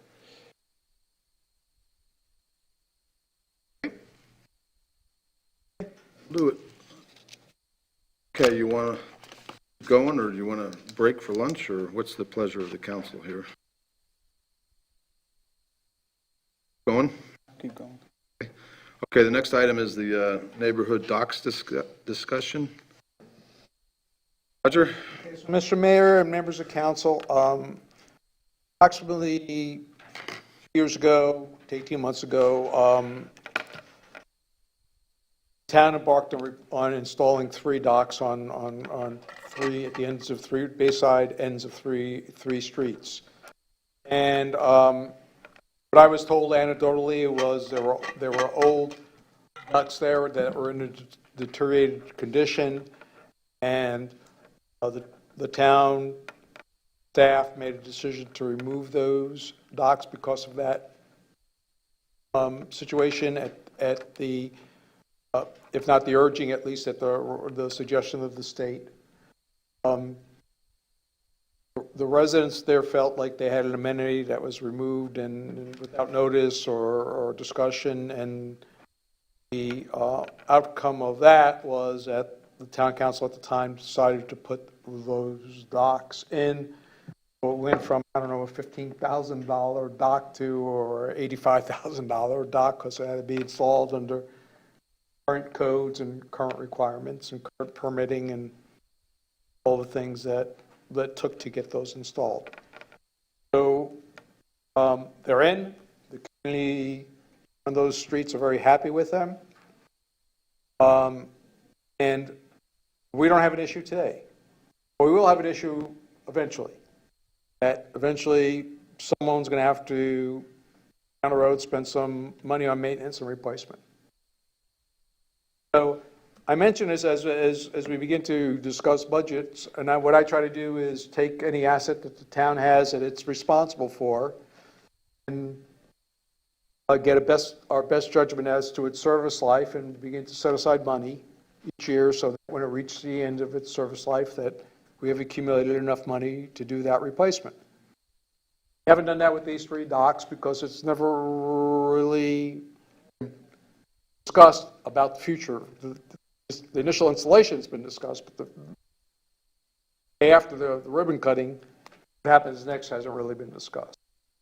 So this item and the item that comes after it, and we've talked about other items, whether those are neighborhood improvements or really town assets.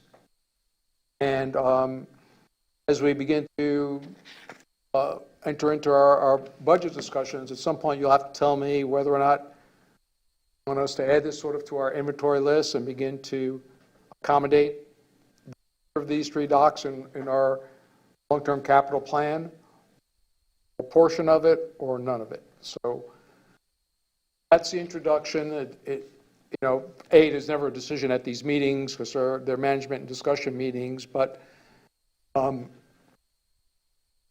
just something that we'll have to work into our budget depending upon the level of support the council deems is appropriate for the future of these docks.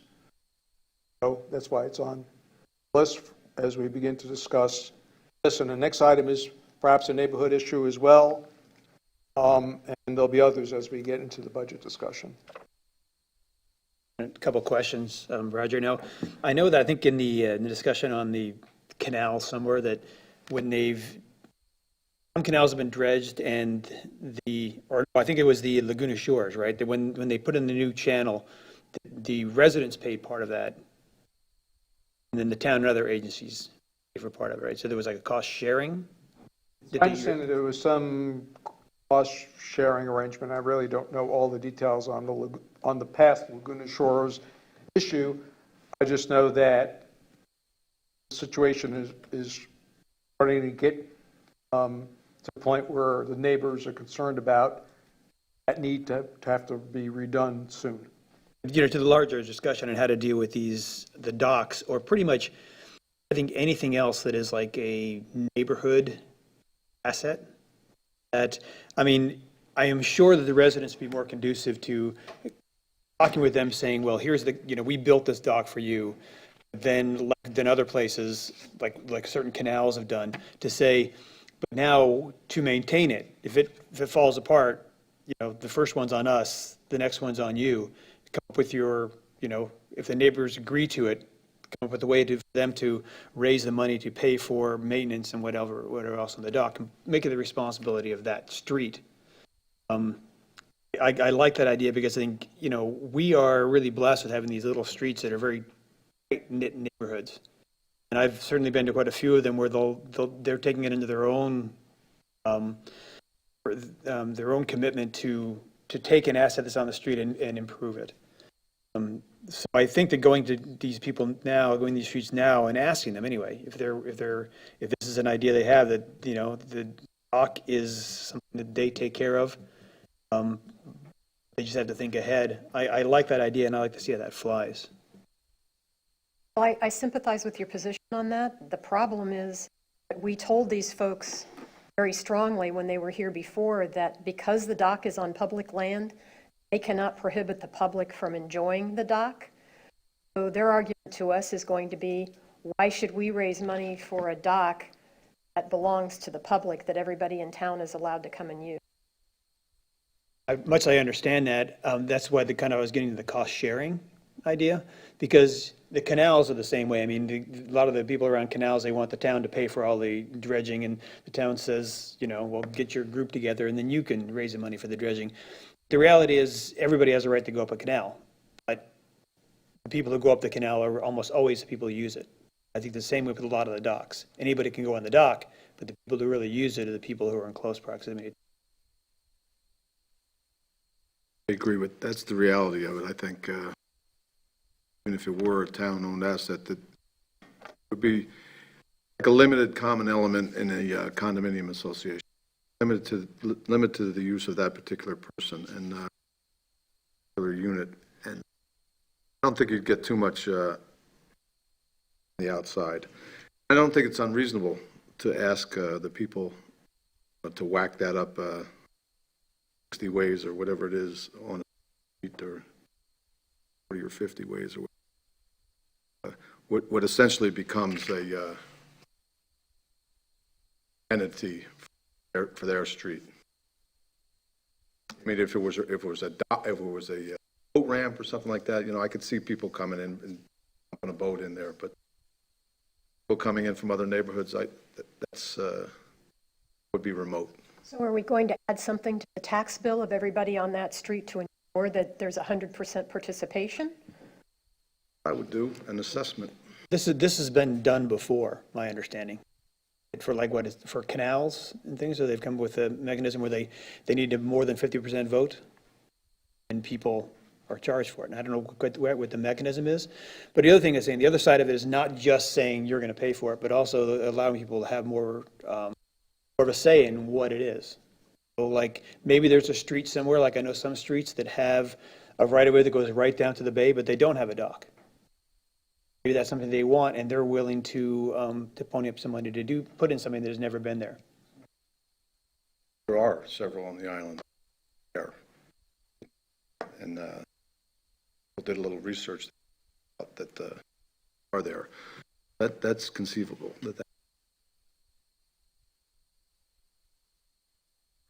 So at some point, and it doesn't have to be today or now, but council will have to give you some guidance on to budget 100% of the replacement, or budget 50% of the replacement, or some amount of money, so that, or if that's your, or wait a year and discuss it then, which is also an option. So that as we develop the program for the preliminary millage, the appropriate amount of money is included. John, do we have a legal issue with raising taxes on a limited group of folks in the island to pay for something that's open to the public? The depends upon, it's not taxes, it would be an assessment, distinction recognized under Florida law, and it depends upon how you set up that assessment methodology. There has to be a direct correlation between the assessment and the benefit received by those who are paying into the assessment. You know, to the extent that you decide. It's built on public property? Being built on public property? If it's open if all the people who are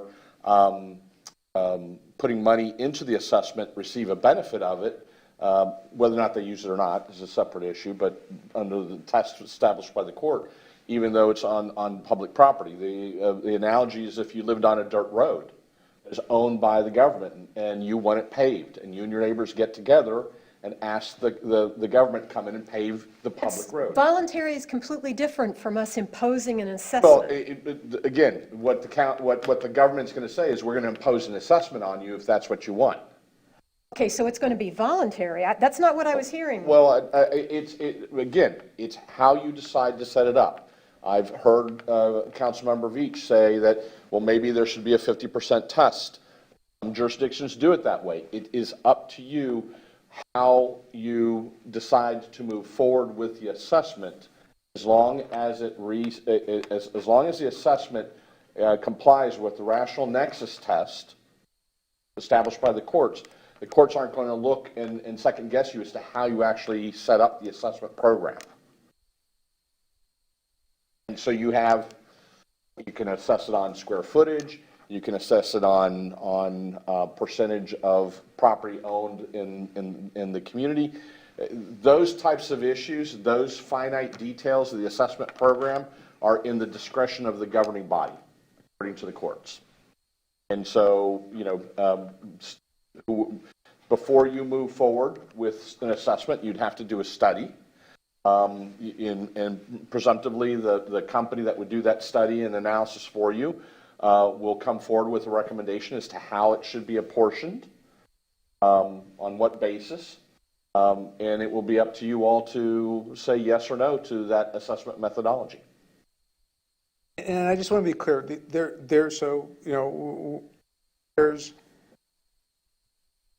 another alternative, and the alternative is we took your dock, we replaced your dock, and either figure out a way to participate at this level, or in the 14 or 15 years, or whenever that dock ends its service life, and we are going to remove it, and you won't have one, and we'll deal with it then. I just don't want there to be two things. I don't want to leave the town whenever I leave with a financial problem. And B is, I don't want the folks out there not to say, well, you didn't give us time to know what we're expecting of us. So the decision is that we put it out there and it's there for its service life, and when it's not there, we all have to deal with it then. That's fine. That's a solution. Or it's, hey, we know that there is a date that this thing will reach its service life. Let's start working together to prepare for that time when it comes. So, or we're just going to assume it's ours and we're going to take care of it perpetuity. Those are basically the three options. There's other options too. I mean, the cost share was mentioned earlier. The town could expedite the permitting. They could pay for the improvements themselves. I mean, there's all sorts of different things you could do. Now you're talking about how you split. Yeah, and also I would make the argument, put on my real estate cap now, that that pier, fishing pier or dock or whatever you call it down at the end of your street is an amenity to that street, which increases the value of your property on that street. Not every street on this island at the end of the street has a fishing pier at the end. So that amenity can also increase property values potentially. And, just to be clear, Rex, and what really kind of brought this in my mind is not necessarily saying, I don't want to pay for this dock. What brought it in my mind is just to enable these neighborhoods to make improvements. And I would look at it as, because I know there was an example, I thought it was a canal where, 50% of the people who bordered the canal had to agree on a dredging project, but everybody had to chip in for it.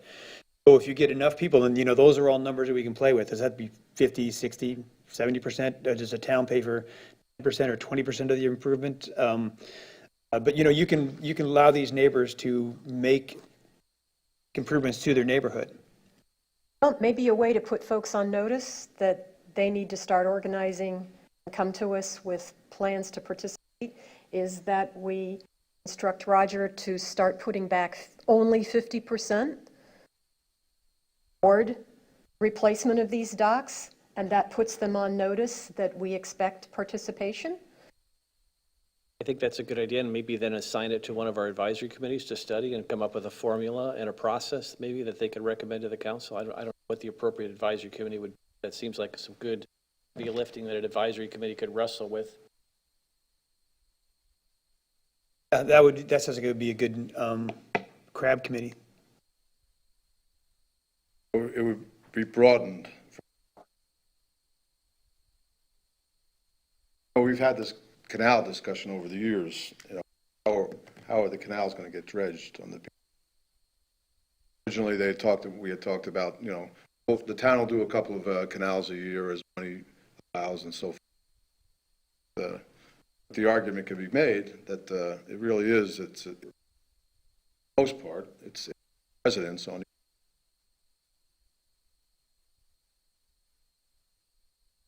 Why wouldn't they? Why would if they're got these big expensive boats and you want to get in and out of your own canal? What's another couple of $100 a year to dredge your canal or whatever it's. And my understanding, Roger, correct me if I'm wrong, that this was used with the canal, where there was a neighborhood somewhere where they wanted to dredge a canal, and they did a mechanism like this. Yeah, it was, I don't want to say it was sort of like a plan mechanism, but it was sort of something that was put together to solve a problem. And really has been revisited since then. And, but the example is very similar to this. And, hearing what the vice mayor said, that for purposes of what the staff needs to do, that's the consensus. We will try to build half the replacement cost of these things into budget, and we will communicate to the affected streets that right now we're only contemplating half the cost, and we'd like to have a discussion with you about when the time comes, 13 years from now, where the other half is going to come from. It might be maybe a way to look at it too is the same kind of numbers you're talking about, half the amount for these canals, but instead of putting it towards these specific canals, put it towards a fund which is a neighborhood improvement fund.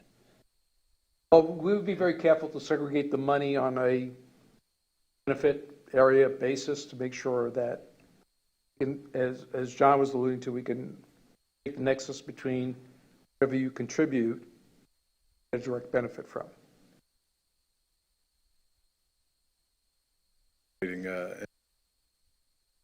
Or TSBU or whatever they call it. A small one, yes. Everything you said, I agree with, Roger, but I think we should probably put in place one of the advisory committees to set up the system. We can go through. Yeah, I have no objection and welcome their help in not only with this specific cases, but a broader policy to cover other cases such as Councilman Beach, and maybe just someone wants something at the end of their street that we haven't contemplated today that they would like to have. The other part of a committee is, reach out to the neighborhoods and see what kind of need there is. Because, there are some streets that have an opportunity and some that really don't. Okay. That's it. Next item is pretty much a continuation of this. It's not much different, right? Residents request to proceed with a proposal for Laguna Shores channel monitoring. Laguna Shores residents request to initiate a Laguna Shores channel monitoring proposal/contract. Roger? Right. So this is the case where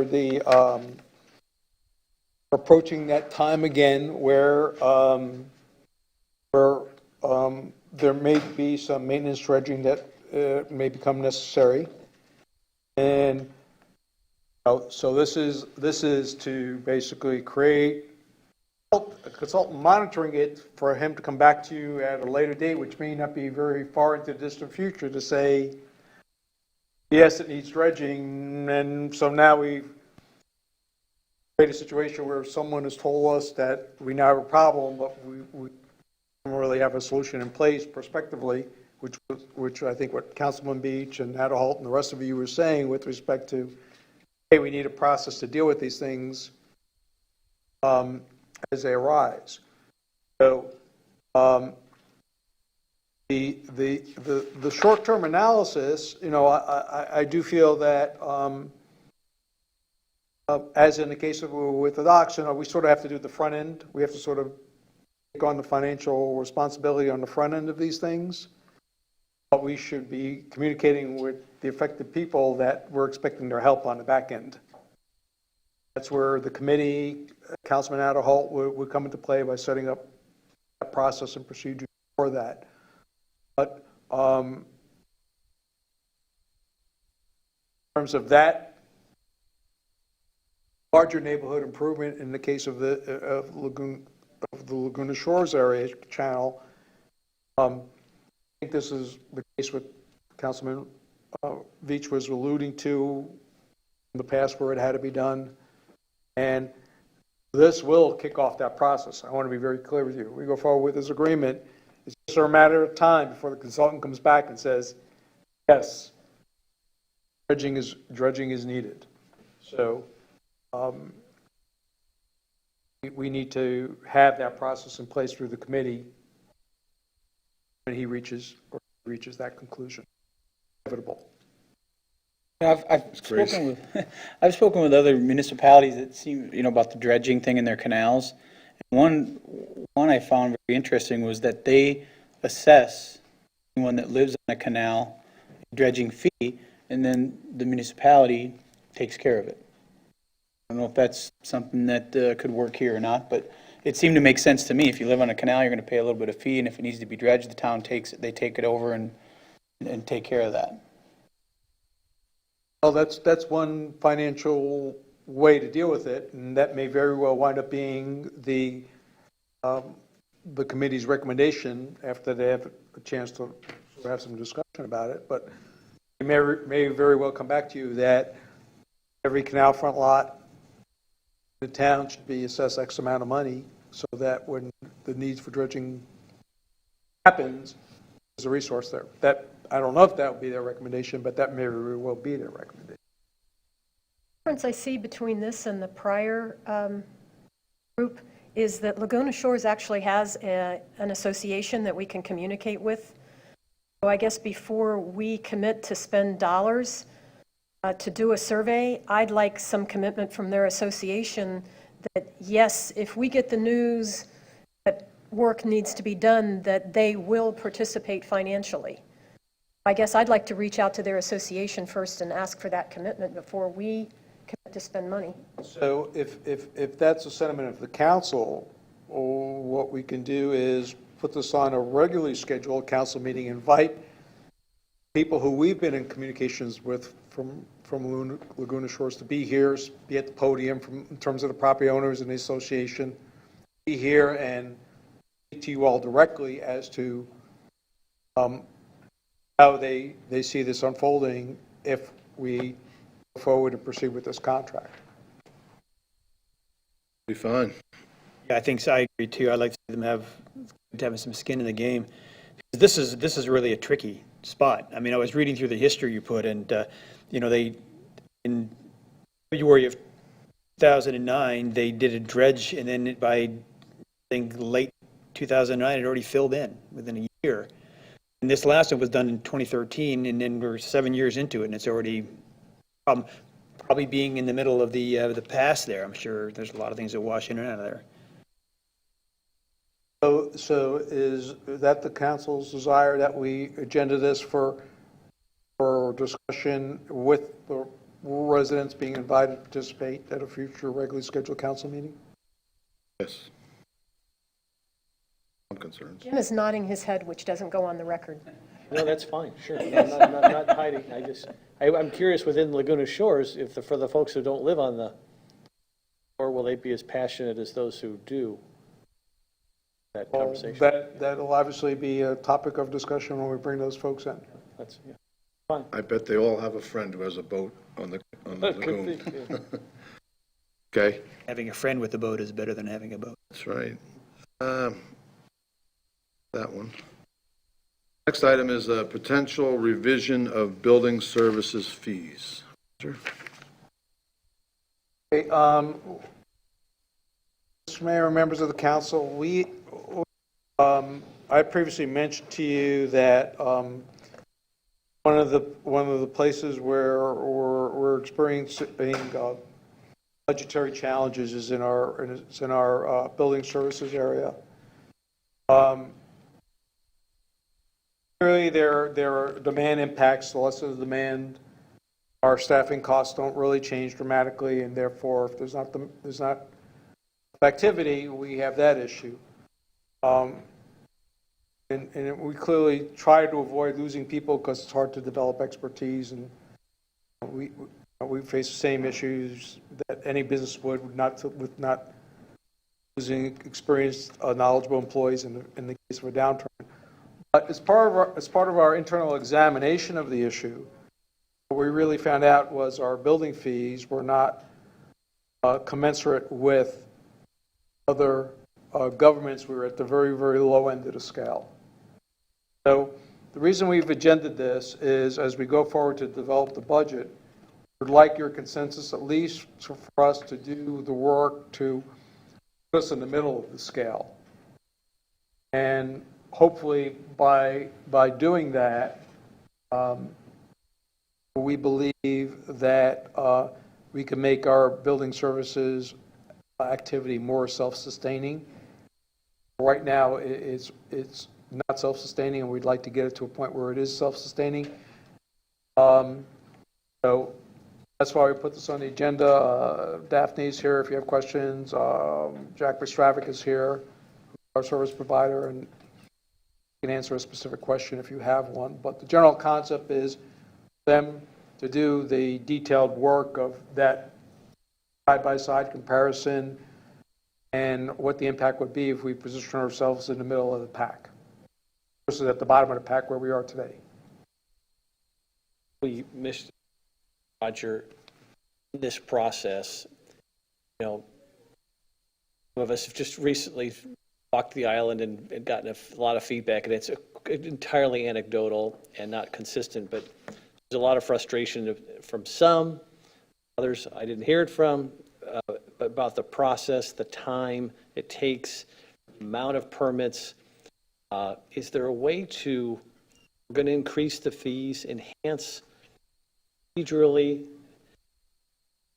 time standpoint, we do a little carrot and stick here, and that and if we're going to increase the building permit fees, that we can tell our constituents that, hey, coupled with this, we're going to mainstream some of these processes. You know, you'll get your permits faster because we'll have additional staff, we'll have more experienced staff. In other words, can we package and market this in a way that gives some benefit as well as the stick?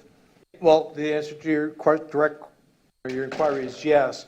I would go as far as to say this, that if the council were inclined to adjust the fees, we don't meet our timeframes that we've established in terms of responsiveness, that the person, you know, get a refund of part of their fees if we're not responsive.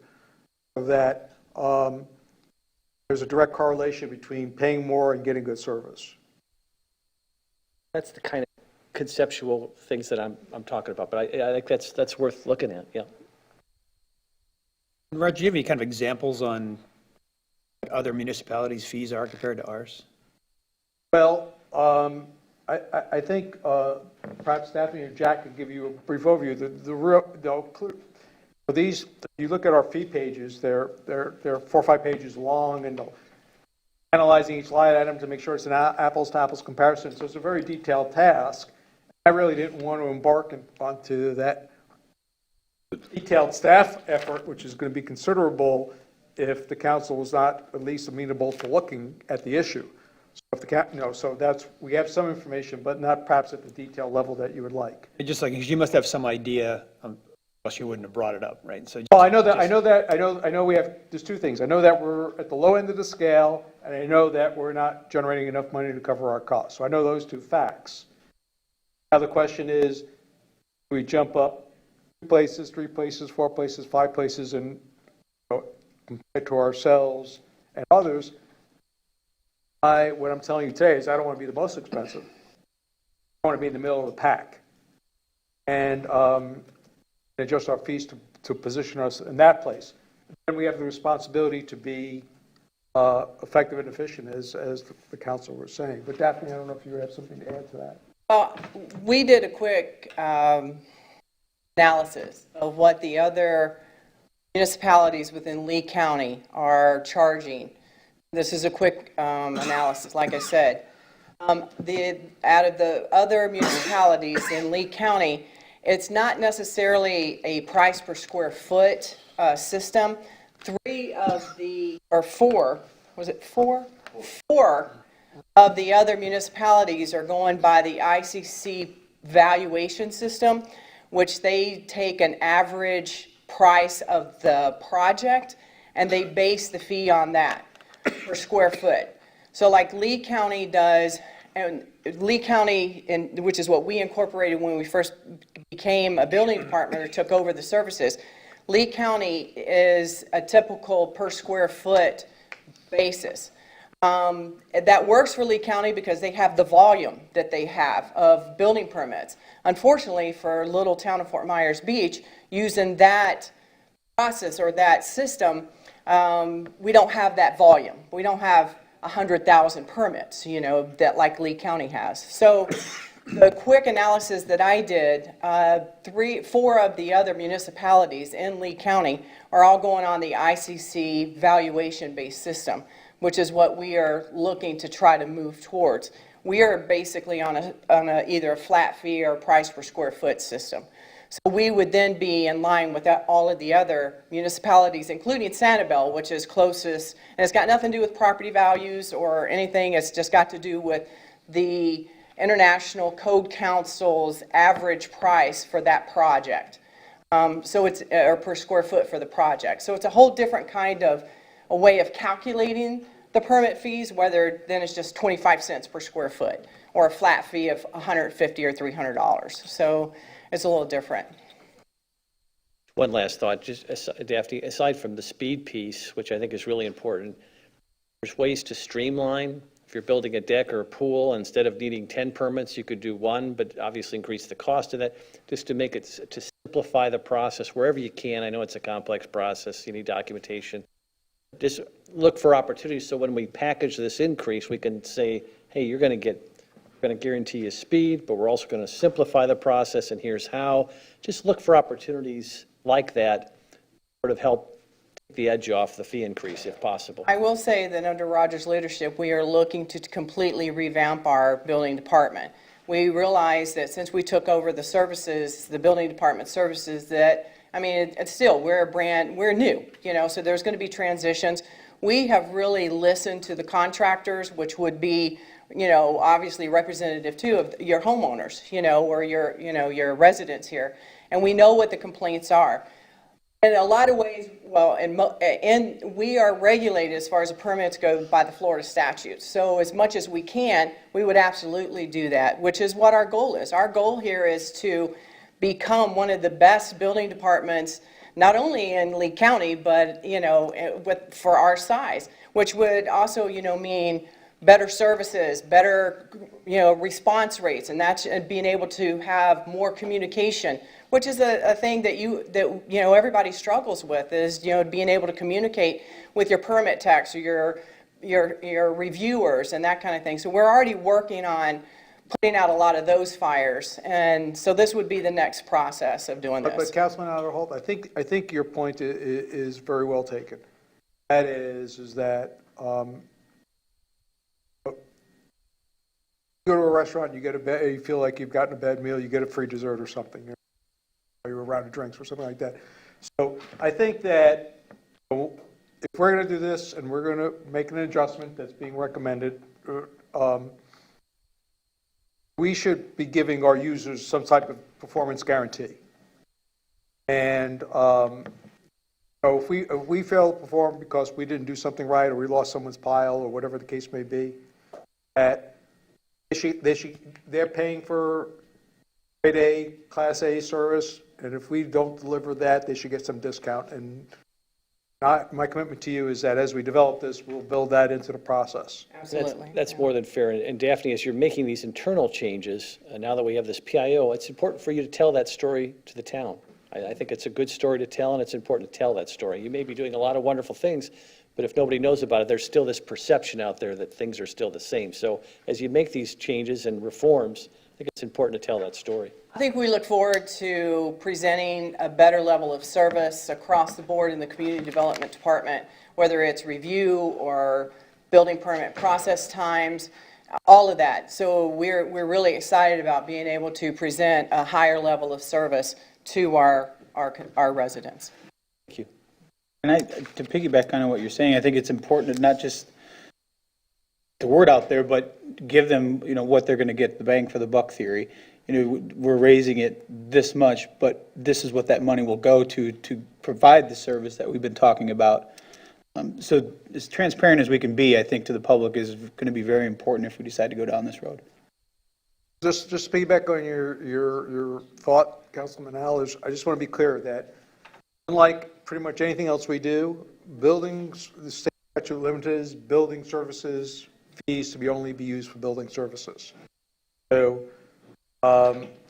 if it generates a profit, it stays in building services. If it generates a loss, it stays in building services. It can't be intermixed with other aspects of the town's operations. I guess what I didn't come across what I was trying to say. If we raise it X amount, that's going to allow us the ability to have another staff member that could maybe process applications faster, is kind of what I was getting at. Not where there's going to be a profit that goes here Yeah. or there, but it's going to be put back into the building department to be able to provide your expedient service if that's what we're going for. Yeah, we're gonna right-size it to the service delivery commitment we're gonna make. I think that's what you're saying. From a business point of view, it's always nice to cover costs. Very important. That was going to be my thought. I thought this was an easy answer. If we aren't collecting enough to pay for the service we're providing, unfortunately, we have to relook at that schedule. So I'm in favor of doing that. Thank you very much. We're all in agreement? Okay, thank you, Daphne. Thank you. Next item, if you wish to continue before, Be a long one? It's gonna be a long one. like to break for lunch and come back to this? Good. All right, Jim. Jim, you want to have lunch with us? Come on up and have lunch, Jim. Okay, we're going to break. Giardo? You can pay. All right. I'm serious, Jim, you could come up Yeah, come on up and have and eat lunch. with us. Sure, we always have too much food. You thought there was no such thing as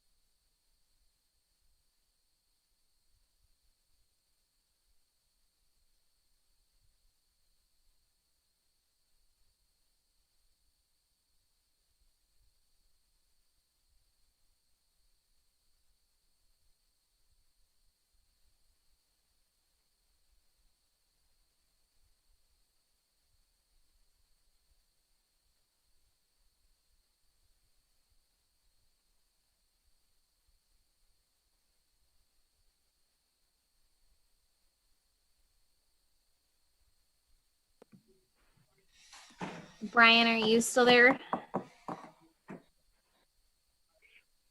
Yes, I am.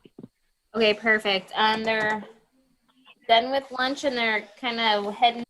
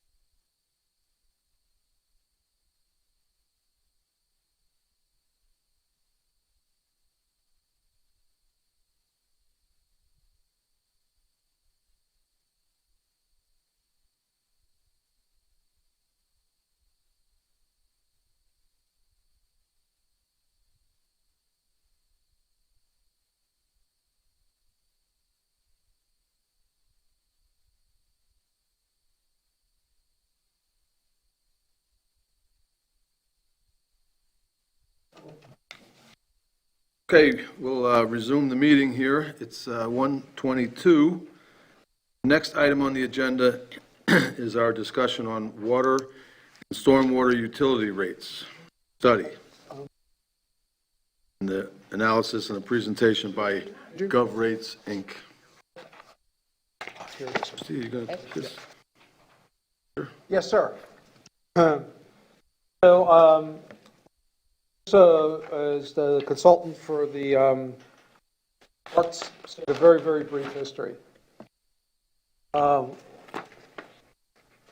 of you who may remember, back in 2007, March of 2007, there was a local referendum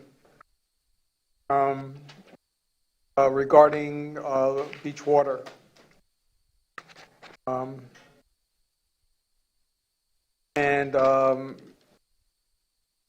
of you may remember that was positively supported by the community, overwhelming way.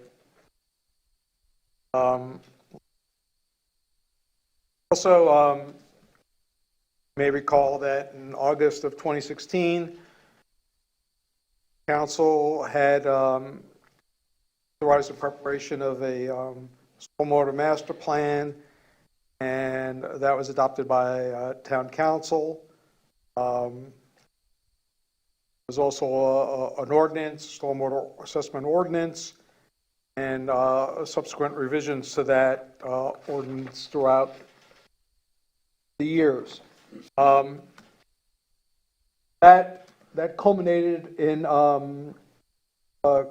only collection of assessments for both water and stormwater, but the beginning of town-wide improvements. Beginning in 2011 with the North Estero Boulevard Water and Stormwater Project. 2014, Laguna Shores and Bay Beach had a water improvement project. Boulevard Phase 1, which was water only, and then it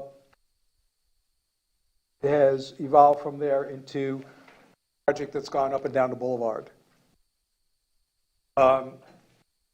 Besides our joint project with the county on Estero Boulevard, Council also had Tech do an analysis of the town-owned side streets, if you will, and Tech repair report, which was subsequently approved by Council, which they evaluated the local streets and identified the ones that had the most severe flooding issues down to the least severe flooding issues. And we actually had a couple of streets that didn't have any flooding issues, but not too many.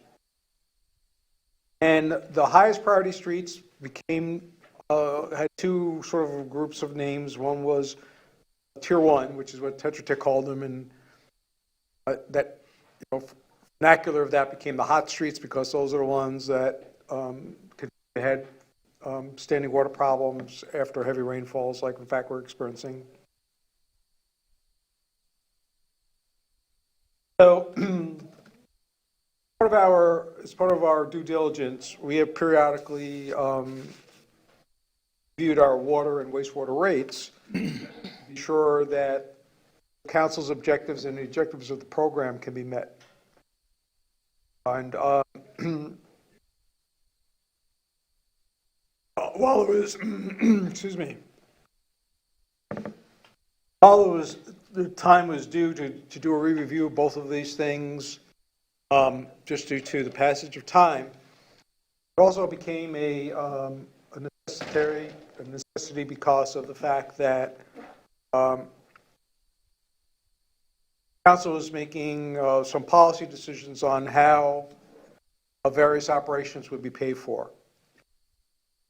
And all of those were not, at least as of last year and this year, were not fully supported by the rate structure. So we have some from staff here today to walk you through this presentation and answer your questions. Mr. Corey, our utilities manager. We have a representative from Tetra Tech, who has been working side by side with the city since the beginning of this effort. And we have the rate consultant from GovRates Inc. to walk you through this presentation. You get a sense of where we are and what your options are going forward. So with that, I think Anything to add? I guess we're ready for Brian. Roger, before we get into the minutia of this, could you just also talk about, you talked about the stormwater system that was implemented over the last few years with the town, the benefits for flooding, but also I'm guessing there was a significant water quality improvement benefit to the stormwater system. You want to just talk a little bit about that, particularly as we talk about a potential rate increase on the stormwater front? I think it's important for folks on this island who uniformly are strongly in support of water quality, that they understand the conjunction between the stormwater system and water quality. Yeah, actually, that's an excellent point, Councilman. Through state permitting, we're have state requirements as to water quality issues. That, I would say, is almost more of a driving force, being a barrier island for us, than the actual flooding on the streets. The state is, I would almost say, is more concerned that we don't put polluted stormwater into our nearshore waters. We want to live with the flooding, that's sort of okay, but, in our local streets, but they don't definitely want the overrun of that water into our nearshore waters. And at the state level, which then filters down to the county and municipal level, is a huge element of the permit that we received from the state and our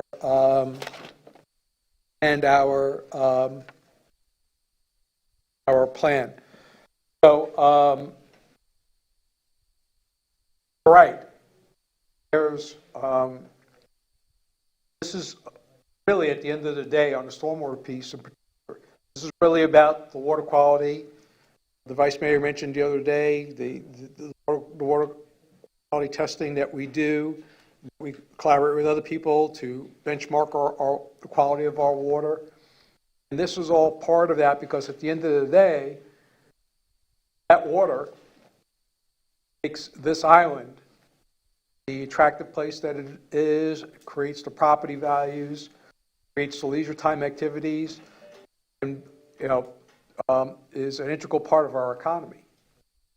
So this is more than someone having to avoid a puddle on the way to their mailbox, or driving down their street. They have a sports car. At water quality, because at the end of the day, that water, we see what happens when there are problems with the water. We all experienced that through the red tide and blue-green algae issues. So we have to not only push the federal government and state to do their parts, but we have to do our part. And Tim, I don't know if you want to just spend a second just telling about the permit process and that and the use by the state and the Army Corps of Engineers as we can and design the system. Tim Vanderwalker with Tetra Tech, engineer that's been working with the town for a few years now on Estero Boulevard and the side street projects. As far as the water quality aspect of the project goes, knowing that the town has limited availability to purchase properties, create water quality retention ponds, the water, we're also dealing with a groundwater table where it's fairly close to the grade of the island. What we've implemented in our projects is ideally a sediment baffle box at the outfall. And you can go down the streets that have been constructed and see right near the outfall, just upstream, either a grate lid or a series of 3 manhole lids. That's there to collect water. It's got a cage in it to collect floatables. It's got a sump below the bottom of the pipe, collect sediment, and those get regularly maintained by maintenance staff to provide that increase in water quality. In regards to the permitting, all of these stormwater projects are permitted through the South Florida Water Management District. We've been in constant communication with them as we've permitted each of these projects. They understand that the project of itself is a benefit or it's leaving things better than they are now. As it stands right now, there's a lot of surface sheet flow, standing water, providing additional collection and conveyance to improve that nuisance flooding that you might see in the roadway, but also providing that water quality improvement. Water is going to end up at some point in the bay and in the Gulf. That's an understanding that everybody knows. And so what we're doing is helping direct it to there in the best way that we can treat it and leave it better. We're also permitting through the Army Corps of Engineers any work that gets done eastward of the seawalls, and any work that's related to that, and making sure that we have environmental protections in for endangered species like manatee, exclusion devices, things of that order, turbidity barriers to keep the water from water that gets kicked up, the sediment from distributing out through into the bay. That turbidity barrier helps to keep that all contained while the work is being done. Counselor, I hope from this brief comment that we've answered your question, that you're absolutely on point. This is a huge part of our effort is the water quality and protecting the economic engine that provides for this community. I think that's very helpful, and I think as our residents consider a rate increase, if they know in part that it's going to help address the water quality issue, I think it'll make that medicine a little easier to follow. So thank you. With that, I think we're ready. Christy, unless you have anything to add, bring Brian in to walk through the presentation.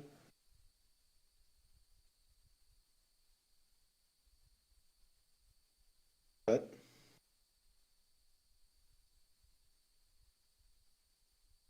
Oh.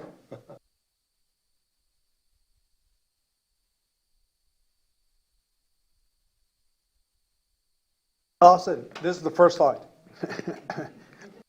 I think Christy handed everyone out a book of the slides so you could follow along on the screen for the public.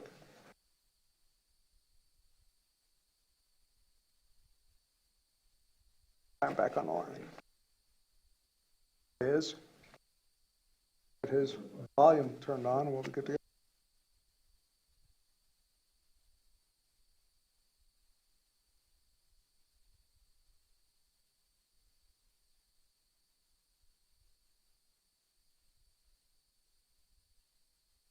Ryan, can you hear me? Nod your head. Just feel for him because he,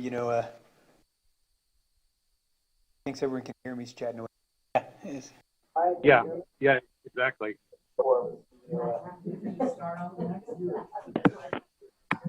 Hey, Brian, you want to try the audio?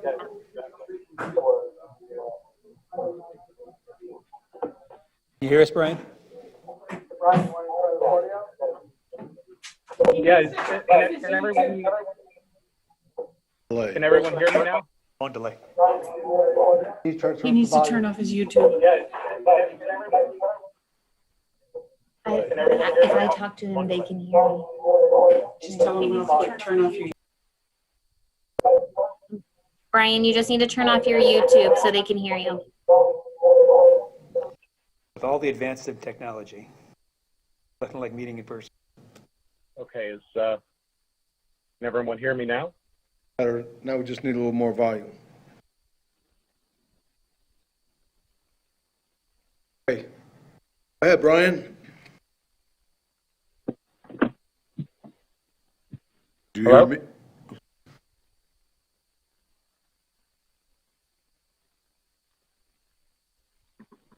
Go ahead, Brian.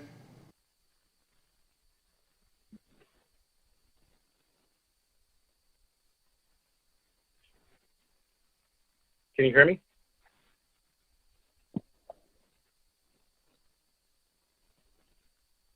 Yes, we're ready.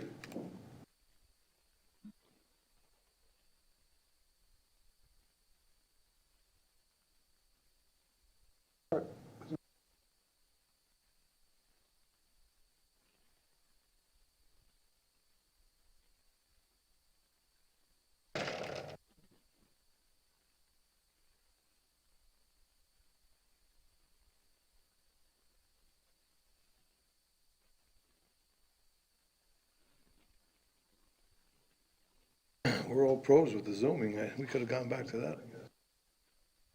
Program?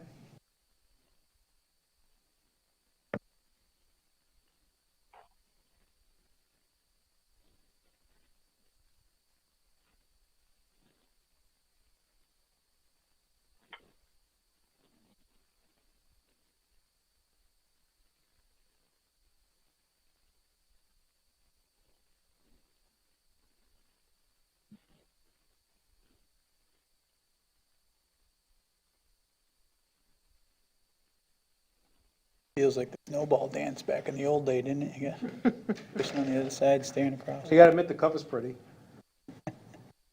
Beautiful.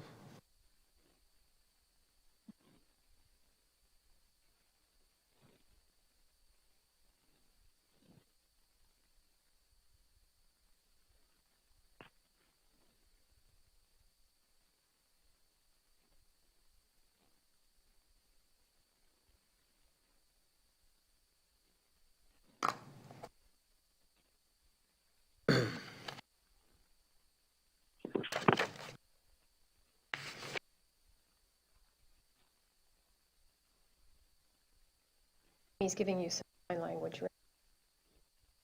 We're ready whenever you. Okay. All right? Can you hear us now, Brian? Sure.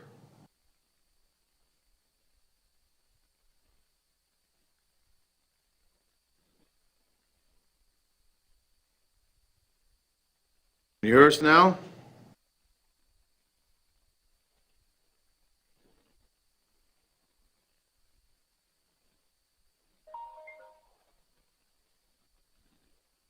Hello? Hello. You hear us? Okay, that's good. Okay, we'll have to listen up a little.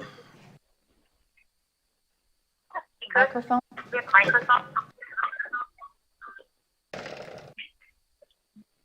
Can everyone hear me now? Yes. We can hear you.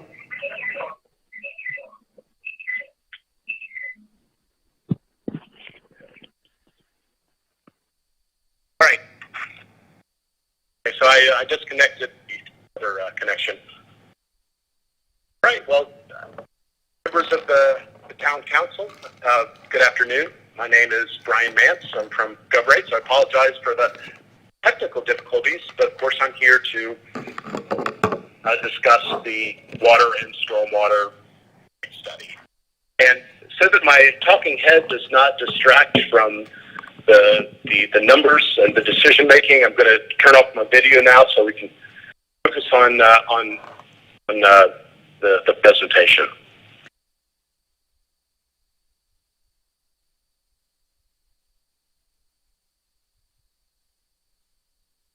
Are we still, is everyone hearing me? Just making sure. Yes. Hello? Brian, I have you on mute, but we can hear you, so just proceed. Okay, great. Okay, well, since the funding options for the stormwater system have a wide range of possible stormwater rates, I'm going to cover the stormwater rate study first. As you're aware, the stormwater utility has several areas of responsibility. One of the primary areas is to ensure compliance with the National Pollutant Discharge Elimination System permit from the FDEP, and I know that some of the opening remarks for this agenda item addressed that fact. Also, it's responsible for stormwater infrastructure repair and replacement. As you're aware, all properties in the town are at risk for floods, and the entire island is considered a special flood hazard area by FEMA. And of course, water quality is a very important concern for the town, as stormwater runoffs can lead to beach closings due to high bacteria levels and can also impact wildlife and aquatic species. Stormwater utility is also responsible for preventative maintenance, including street sweeping and also catch basin cleaning. And the utility provides service to about 3,000 accounts and 4,750 equivalent residential units. Now, as many of you are aware, the $19.98 per equivalent residential unit rate was developed back in 2016. It had several key assumptions. One key assumption was that for the financial forecast period of 2020, during those particular years, there would be no operating expenses paid by the stormwater enterprise. Basically, all the operating expenses for repairs and maintenance would be paid by the general fund. The original plan also recognized total borrowing of about $16.3 million from the state revolving fund loan program administered by the Florida Department of Environmental Protection, and about an additional $4 million of projects funded on a cash basis, cash or pay-as-you-go basis. The original plan also recognized annual transfers from the gas tax funds to help pay for debt service. With respect to the current situation, about $10.1 million has already been borrowed from the SRF loan program to finance Phase 2 of Estero Boulevard, Side Street Joint Topfall, and stormwater improvements. And an additional $15 million in capital needs has been identified over the next few years.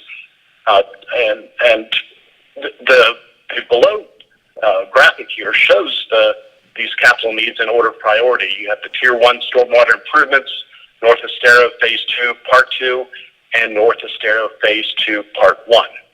And this is about, as I mentioned, an additional $15 million, which is which, when combined with the $10.1 million already borrowed, it reflects about $25 million in total capital needs, or almost $5 million more than what was reflected in the original plan.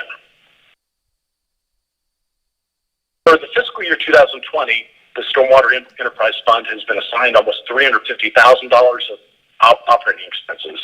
And there's also been a transfer from the general fund to cover most of this amount. Certainly, as is the trend throughout the state of Florida, operating expenses are projected to increase at a significantly higher rate than general inflation, and we've recognized increases of overall increases of over 5% per year. There's also been discussions on possibly having the Stormwater Fund paid for all operating expenses and eliminating transfers from the gas tax. So under this scenario, the Stormwater Fund would be entirely funded from stormwater rates. But of course, these deviations from the original plan that was developed in 2016 would require additional rate adjustments.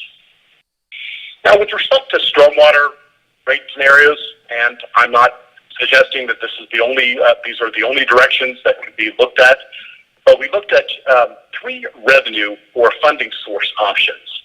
Option one was to basically stay consistent with the original plan and have the general fund pay for all operating expenses and also have $150,000 annual transfers from the gas tax. Again, this is consistent with the original plan. Option two is to have the stormwater fund pay for all operating expenses, but in other words, no transfers. In other words, that there would be, the general fund would not pay for any of the operating expenses, but we would maintain the $150,000 annual transfers from the gas tax. And then option three is to have the stormwater fund pay for all operating expenses and eliminate annual transfers from the gas tax. And certainly with the capital funding, under these three different revenue options, we're looking at whether we, options of whether to fund, the Tier 1 stormwater improvements, this project, and this project, or all of these projects that have been identified for the next few years. So with respect to, this little matrix here shows the possible required monthly rates per ERU based on the revenue options as well as what we want to fund.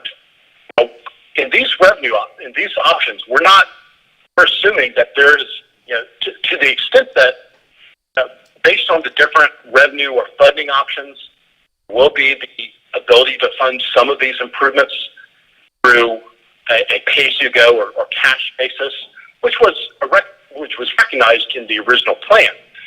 So that's why I'm not assuming that all of these needs are funded, are debt financed. In fact, it's important to balance the pay-as-you-go funding and debt financing, because the more we borrow, the more that the town borrows, the more we have to increase the rates.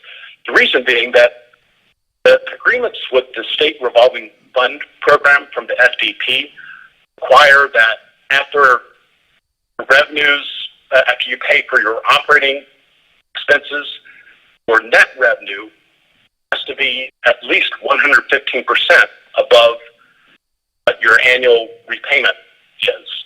And so the more we borrow, the higher the rates, the stormwater rates need to be. So to the extent that there's some cash available to offset the need for borrowing, it's important to use that cash so that we keep borrowing to minimum. That being said, as everyone is aware, interest rates are at a historic low. So they're very low right now, and especially through the SRF financing program. So if you have to get some stuff done and you have to debt finance, it's a very good time to debt finance. Now, under option one, which we're basically being consistent with the original plan, where we're recognizing, at least recognizing the need for additional financing compared to the original plan. As you may recall, the original plan anticipated about $16.3 million of debt financing. We're anticipating that if we want to fund all of these improvements and we at least use up all the cash on hand that's available, we'll need to borrow $21.6 million compared to the $16.3. So it's it's a little bit more debt financing than what was originally anticipated. And as I mentioned, the more debt financing that we reflect, the higher the rates need to be. Now, with respect to these revenue options, you can see that this option here we see the three options where this is kind of consistent with the original plan, and then these other two options are where we're eliminating the general fund transfers and also the gas tax transfers. So you can see that if we kind of maintain the original plan but recognize the need for additional borrowing, the anticipated rate adjustments are a lot more modest than if we eliminate both the general fund transfers and the gas tax transfers. Now, I do want to point out that these are, I did put it in this footnote, that in most cases we can build up to the required rate over multiple years. So these are kind of the rates, the end point in year three. So, for example, if the town were to go with the most, the option that might require the highest rate, we can build this up. The $37.64 is about $18 higher than the $19.98 rate. So we don't need to be at $37.64 at the beginning of fiscal year 2021. We could have, if we were to go with this option, and I'm not advocating any particular, I'm not advocating this direction, but it could be a $6 increase effective in 2021, another $6 increase effective in fiscal year 2022, and then the remainder to get up to the $37.64 to be effective for 2023. So again, these are just endpoints in year 3, and we can phase them up. And as I mentioned, there's obviously the more deviation from the original plan, the higher the anticipated rate adjustments. Now, with respect to what the recommended approach might be, or what the recommended option would be, it would probably be to somehow choose one of these options here to fund all the improvements. The reason is that there are corresponding water system improvements in these areas. And so we want to,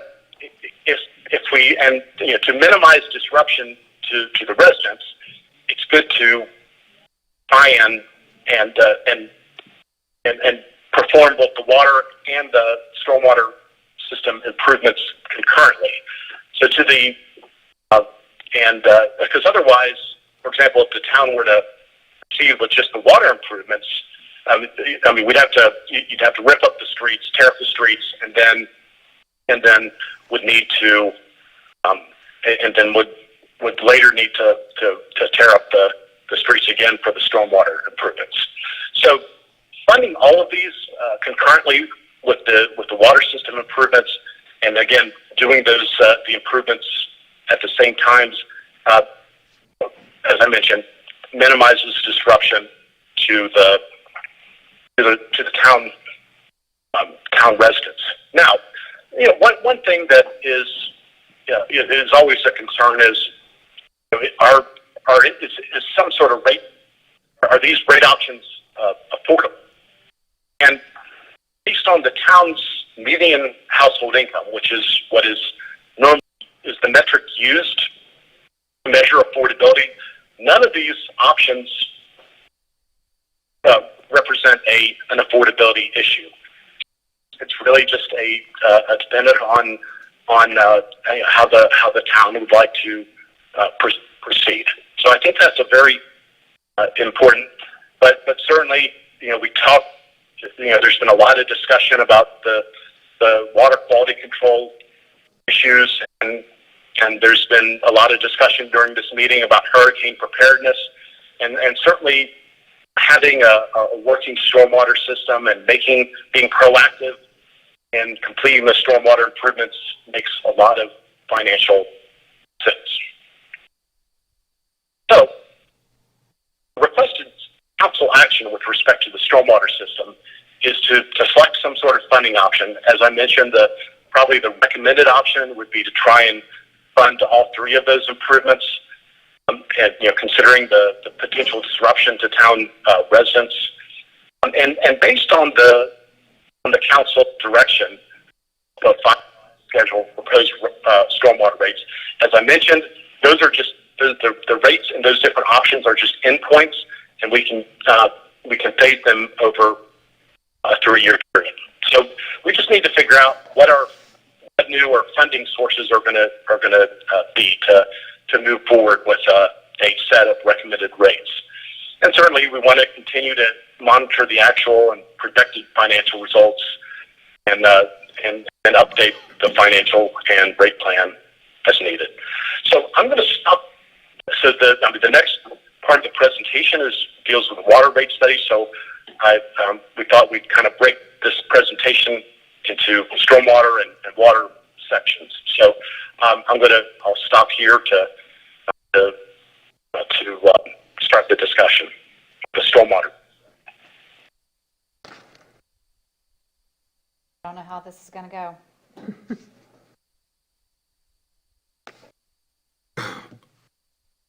Council? Comments thus far? Well, I think I'm the only person here who was on the council at the time that the original $19.98 rate was set.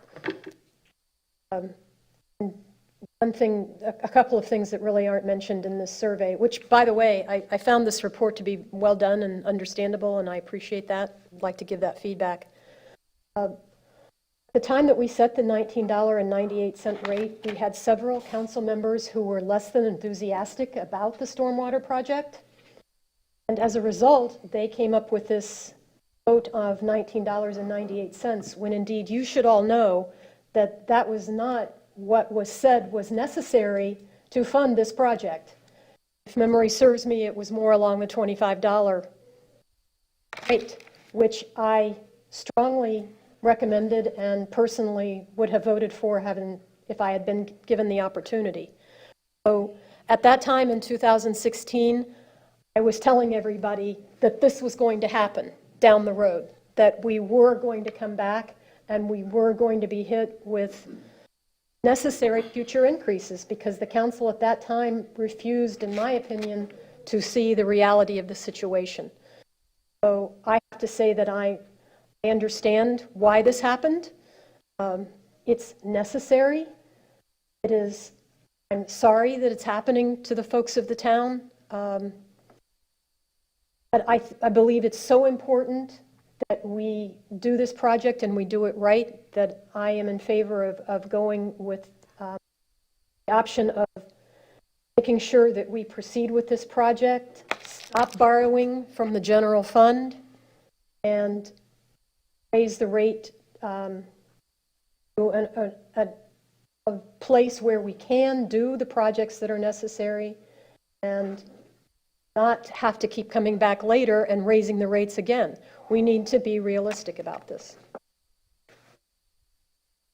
Mayor? Yes, sir. First of all, thank you, Vice Mayor, for that background. I think that's very helpful background in history. I strongly have a utility, a regulatory background, and I've taken a good look at this. This report's very helpful. I've talked to a number of the stakeholders involved, and I've learned a great deal. From that, I've found that I strongly believe that the stormwater fund should entirely be funded by stormwater rates. I think that's good public policy. We currently do it with our water utility, and our water utility is in great shape. I think that's the appropriate way. You do a rate study, you figure out what the cost causers are, and then you adjust the rates appropriately to address those costs. And you do it within the same enterprise. It's all done within the same enterprise. I strongly support having that the stormwater fund be funded quickly with stormwater rates. Having said that, I think the gentleman who just presented here did a nice job of saying that we can phase this in over 3 years, reduce the rate shock to ratepayers. Again, this is an infrastructure improvement for our island that I think will have a significant impact on water quality for our island. Everyone that I've talked to, no matter what your political persuasion, left or right, everyone that I've talked to on this island acknowledges that that's an excellent public policy goal. Having said that, the fact that that's good public policy also has some ramifications for the town as well that I think are extremely positive. We've talked about one of the projects today at Bayfront, but even more significant in terms of cost is the revitalization of Times Square and the trying to enhance the mission of Bay Oaks and preserve it. And as we've talked before, that's about a $10 million spend collectively. The last council raised the mill rate to help offset the debt financing of that. And it looks as if that's going to raise about half of what we need. And if we do the right thing from a public policy standpoint from the Stormwater Fund, we could free up some general fund dollars to help fill the rest of our obligations just to debt service those 3 projects that the prior council and I think the current council argue are important. With respect to freeing up the gas tax dollars, we've all sat here, and previous councils have sat here rightfully and discussed the importance of lighting for the island. And it looks as if, we don't know yet, and time will tell, but it looks as if the town will be forced to, in some way, contribute to that process, particularly to get environmental sensitive lighting and also to get it sooner rather than later. Those gas tax dollars would be freed up to help with lighting, which they're allowed to be spent on lighting.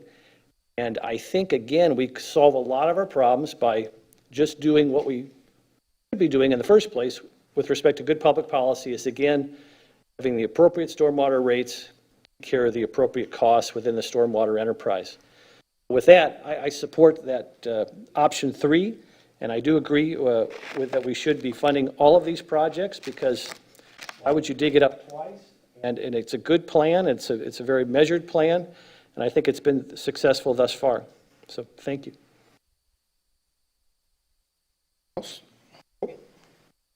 Well, unlike Rex, I'm kind of new to this, so the North Estero, phase 1 and 2, what are they doing?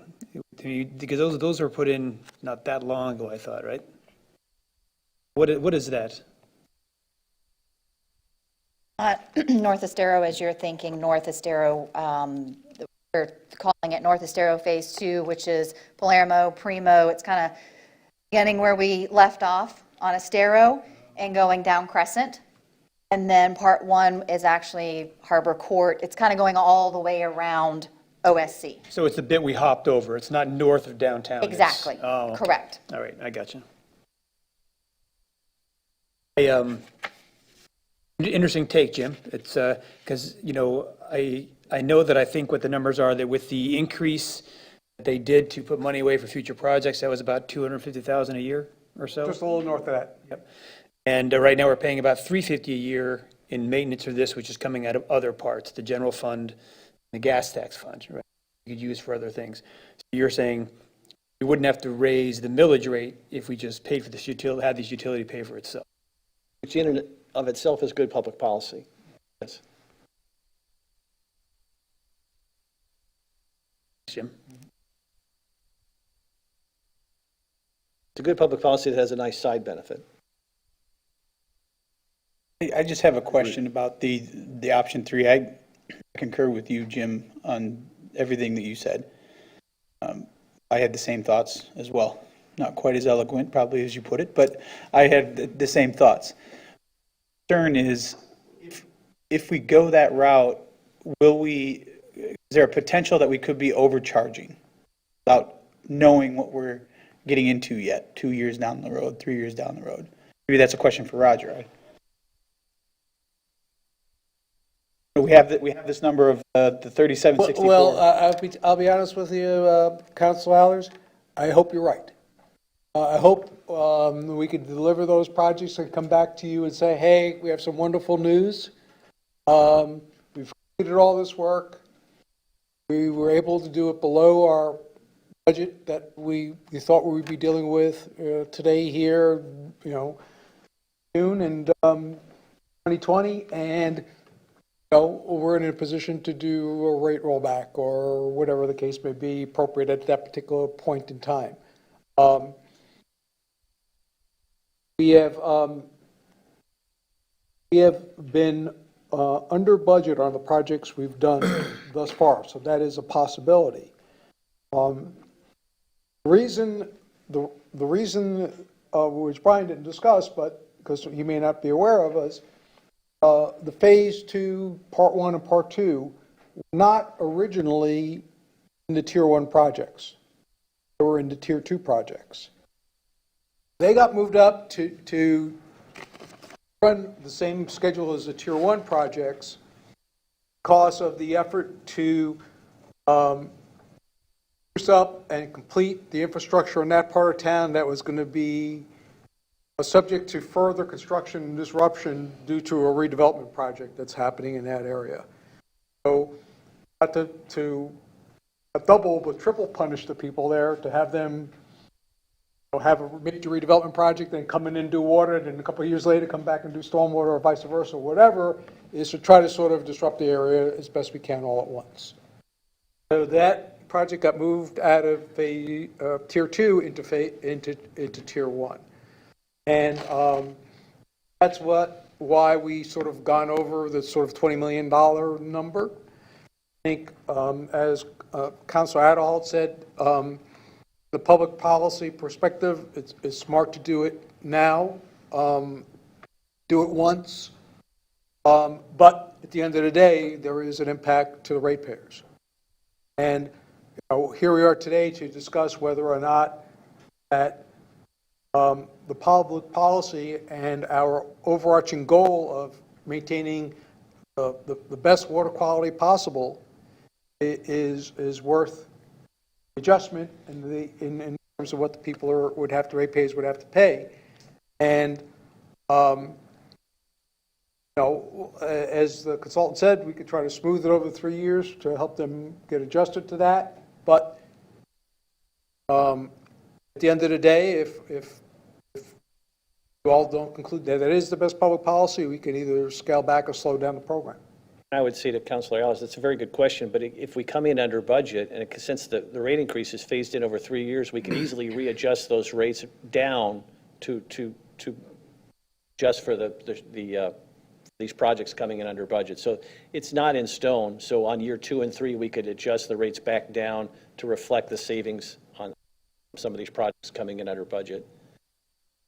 Yeah, Councilor Adderholt, just to be, I think you probably wouldn't know the impact quite that soon, but I think perhaps after 5 years, you would know that impact and could make that adjustment. That's fair. That's fair. The gas tax is we get a share of the gas tax, and it's earmarked for specific purposes, like transportation-related purposes, or? Well, yeah, basically for roadway purposes, would be the way I would describe it. Okay, so are there other things, I'm not, it's not counting the street lights. Are there other road projects that we have that we can apply that to? I don't want to do the, use it or lose it if we don't have other. No, that's not the case. As you may recall, at the last council meeting, you approved the road work for 4 streets, and the primary funding source for those projects was the secondary gas tax. And while those streets were the streets that we had rated in poor or less than poor condition, which is why we prioritize those, we have many others that are in poor and fair condition that could also be addressed. Good. If I just had a quick question for our rate consultant, just to, the 3-year phase-in, do we have the flexibility, given the hardship that folks are going through with the virus and the economic disruption, when would that phase-in have to begin? Could we structure it that it could start the beginning of next year when we're back in season again and hopefully the economy's booming again? Or does it have to, would it start in September? How much flexibility do you have to structure the beginning phase of that rate increase? I don't know if you can hear me or not, but the rate structuring of the rates are based on the timing. The rate increases are based on the timing of the projects and when the debt service, all the debt financing that's needed comes online. So the nature of the state revolving fund loan program is that you don't start making payments on the debt service on the debt until 6 months after project completion. So that allows the town to gradually build rates up to where they need to be to support the debt. And the town has already been applying for funding for some of these improvements. And so the only way to delay the increases would really be to delay the projects. Councilor Adderholt, there's another point that Brian didn't mention, but is a consideration. That is that from the day we spend $1 to the time we get state money reimbursed to us, could easily be a 120-day window. So therefore, we need about 4 months of working capital for those projects where we have money in transition between ourselves and to lubricate the gears of reimbursement mechanism. So I thought I heard Brian say in his comments, a lot of it would be triggered on when the debt service payments are due. in my mind, partially true. The other element of that is we would need some of it to help cash flow for that reimbursement process. Okay. I have one more quick question, if I may. But with this 15 million and the talk of the 5 million that was unaccounted for or not thought of it, what are the odds or what are the chances of having to go through this again? 2-3 years from now, something unexpected happen and we have to come back to the table and discuss this again? Well, so here's here's the first sort of safety net, if you will, Counselor. After we complete all these projects, the money we've been using for working capital will no longer be needed to lubricate the gears if we don't embark on another multi-million-dollar project. So that's sort of your first safety net. Now, I mentioned we were trying to get the Tier 1 projects on, and that's what shows in the consultant reports, and that we moved North Estero Phase 2, Part 1 and Part 2, from Tier 2 into Tier 1, because there was a recognition that should be prioritized. Well, there are still other streets in Tier 2. There are other streets in Tier 3 that may be the policy of decision of councils down the road to deal with. And as those projects become necessary and there's a desire to do them, they will have to be funded. But in terms of you have your long-term program, yes, you may be back into money. In your short-term program, over the next 5-7 years, no.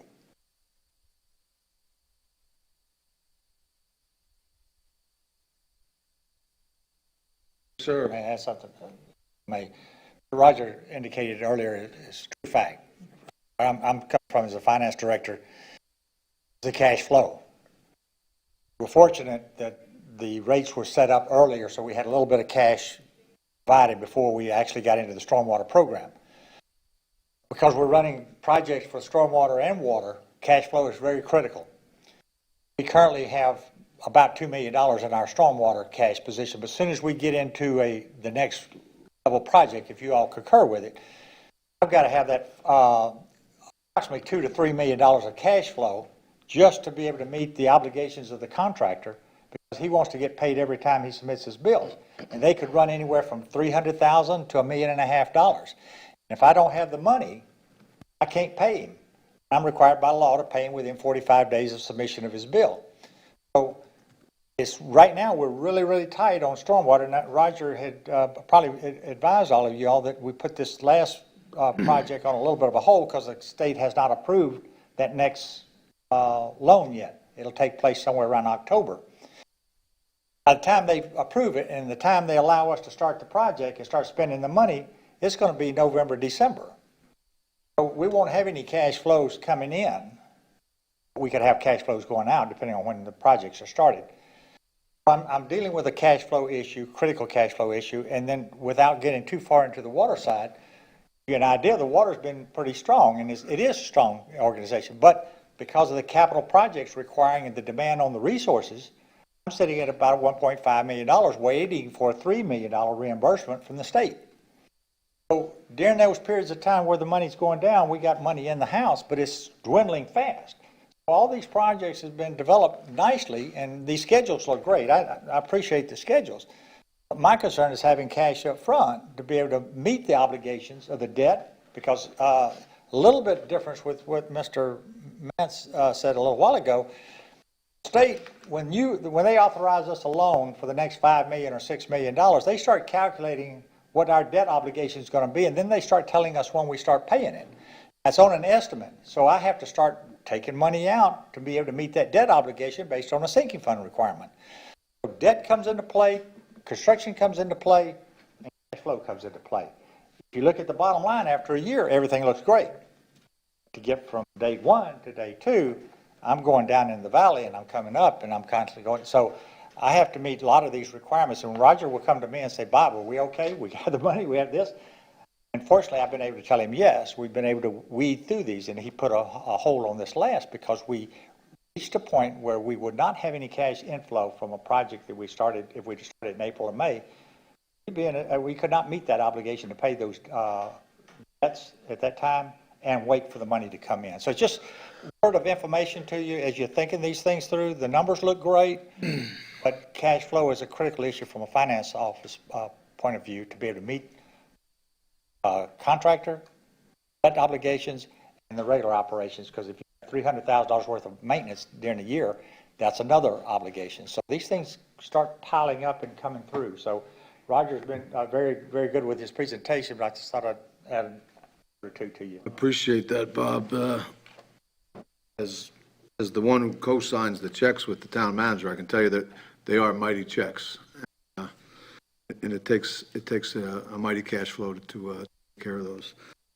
So I appreciate that. I'm just going to add my 2 cents here. I'm not of a mind to kick this can down the road to a future council, the way it's been kicked down the road to us.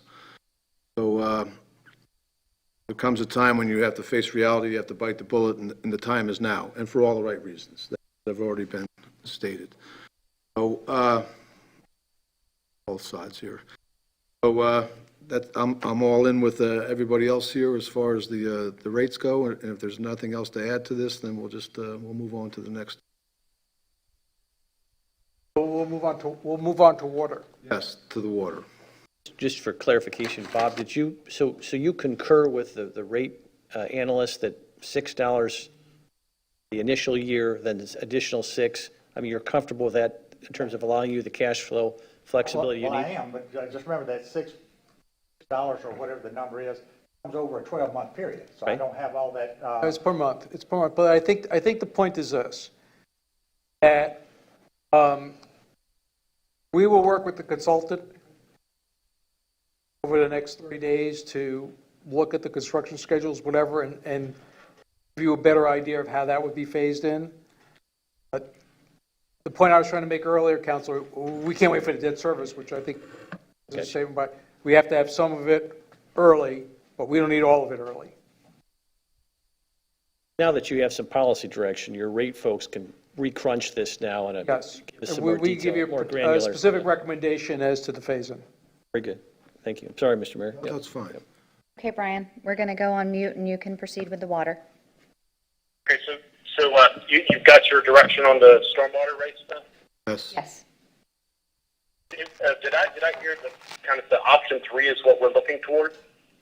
Yes. All right, sounds good.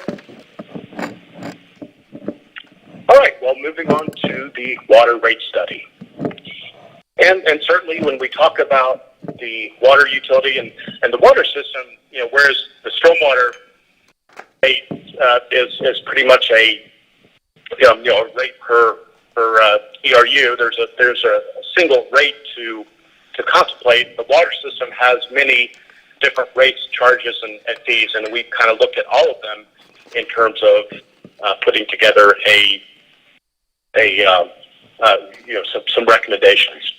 So with respect to the water utility, as you're aware, water utility provides an essential service on a continuous basis where public health and safety is the primary objective. Utilities are also very highly regulated. You got a lot of different state agencies and federal agencies to answer to, and that includes the Federal Department of the Florida Department of Environmental Protection, the Southwest Florida Water Management District, the Florida Department of Health, as well as the Environmental Protection Agencies. And the permits require compliance with regulations. Of course, the water utility is also an enterprise fund, just like the stormwater utility, where the operations are primarily funded through user rates and fees. And the water utility provides service to about 3,800 accounts and 9,500 meter equivalents. Right now, there are about $33 million installed cost of water utility assets that are under the town management. With respect to major cost factors affecting the water utility system, we have a need to replace a lot of 40-year-old infrastructure that's reaching the end of its useful service life. The town has been experiencing a lot of water line breaks that have resulted in service interruptions. We need to address low pressure issues. We need to upgrade the fire protection system because there are inadequate fire hydrants and the fire flow does not meet current industry requirements. And of course, we need to fund ongoing vehicle and equipment needs as trucks and other equipment reaches the end of its service life. So with respect to this capital needs, the first item here is just a placeholder for pay-as-you-go funding for the remainder of the town streets requiring water line replacements. These would be toward the end of the financial forecast period, and the actual cost for these improvements is about $12.1 million, but some of that might be funded beyond 2030. So this is just a placeholder.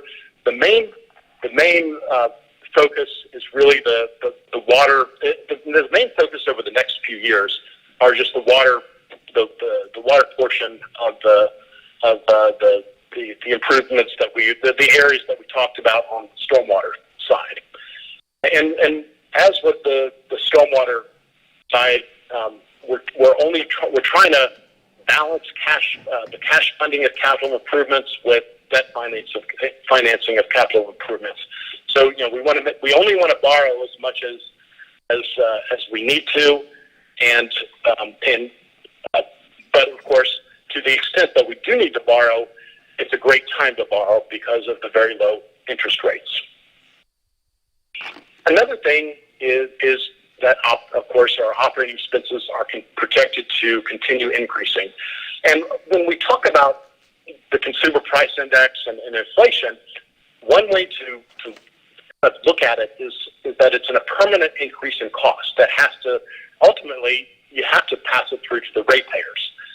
The Congressional Budget Office has projected the National Consumer Price Index to increase 2.2% to 2.6% throughout the forecast period that extends through 2030.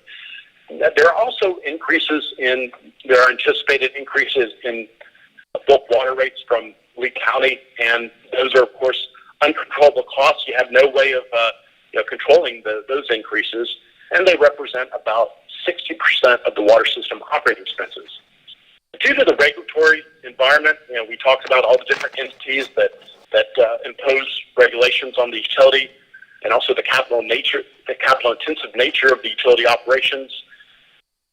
Utility and also things, electricity, chemicals, fuel, these kinds of commodities that are very critical to the water enterprise. Utility costs typically increase at a higher rate than general inflation.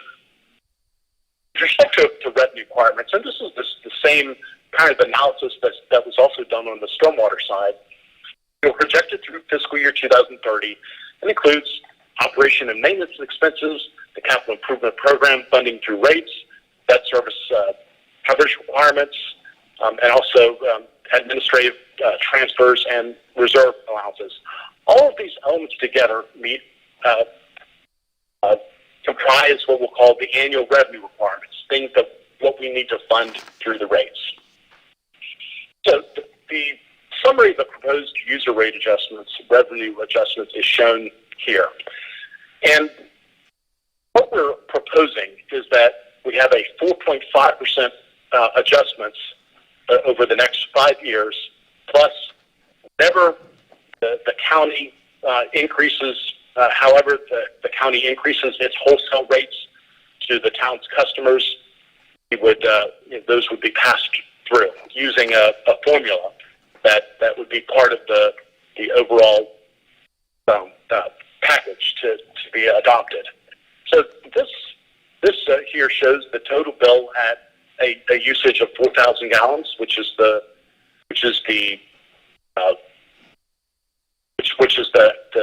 average usage of a single-family residential customer, which is about 70-some% of your customer base.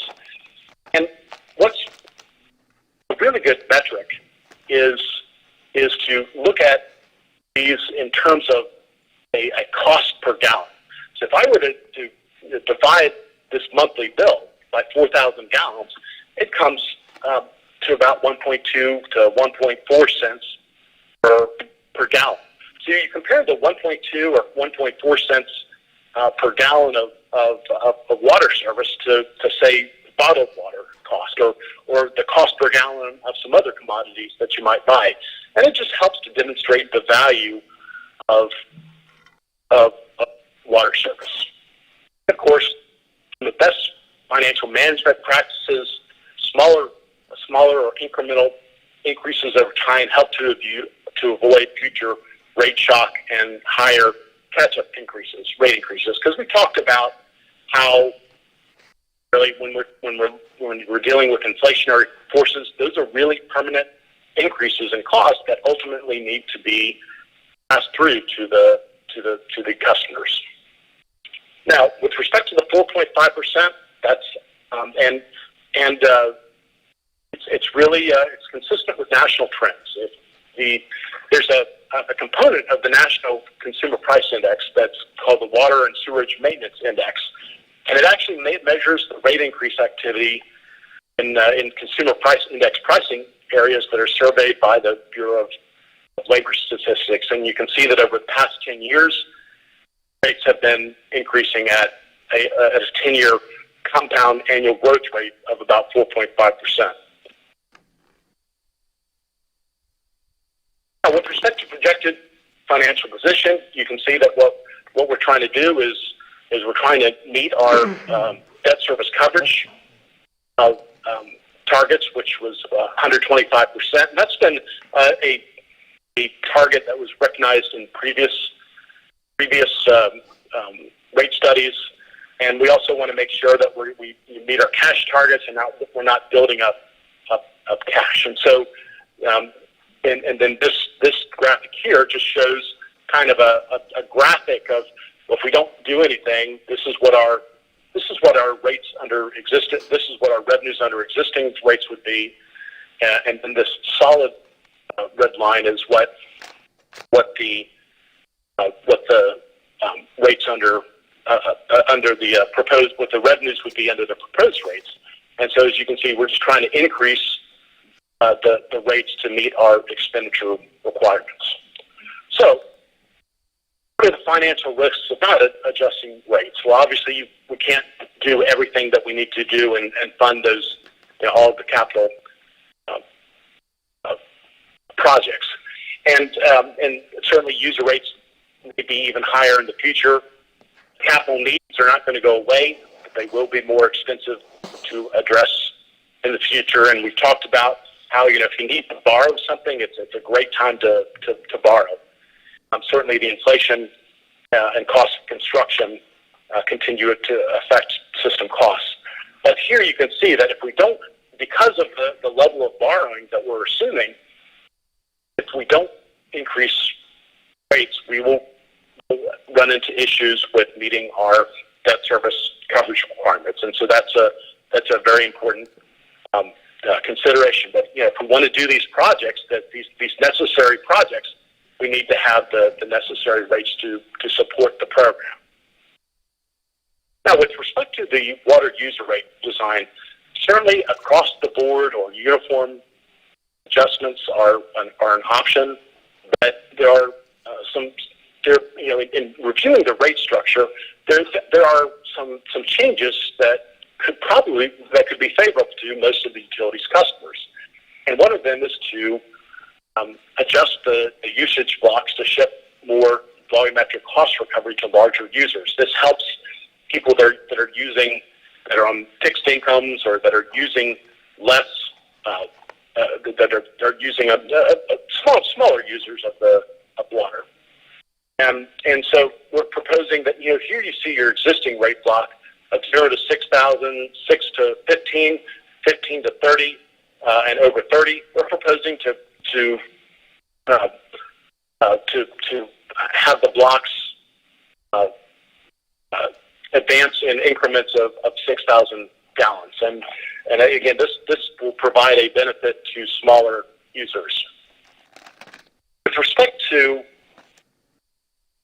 to the irrigation class, right now, the irrigation, the customers with separate irrigation meters, they have the same 4 price blocks that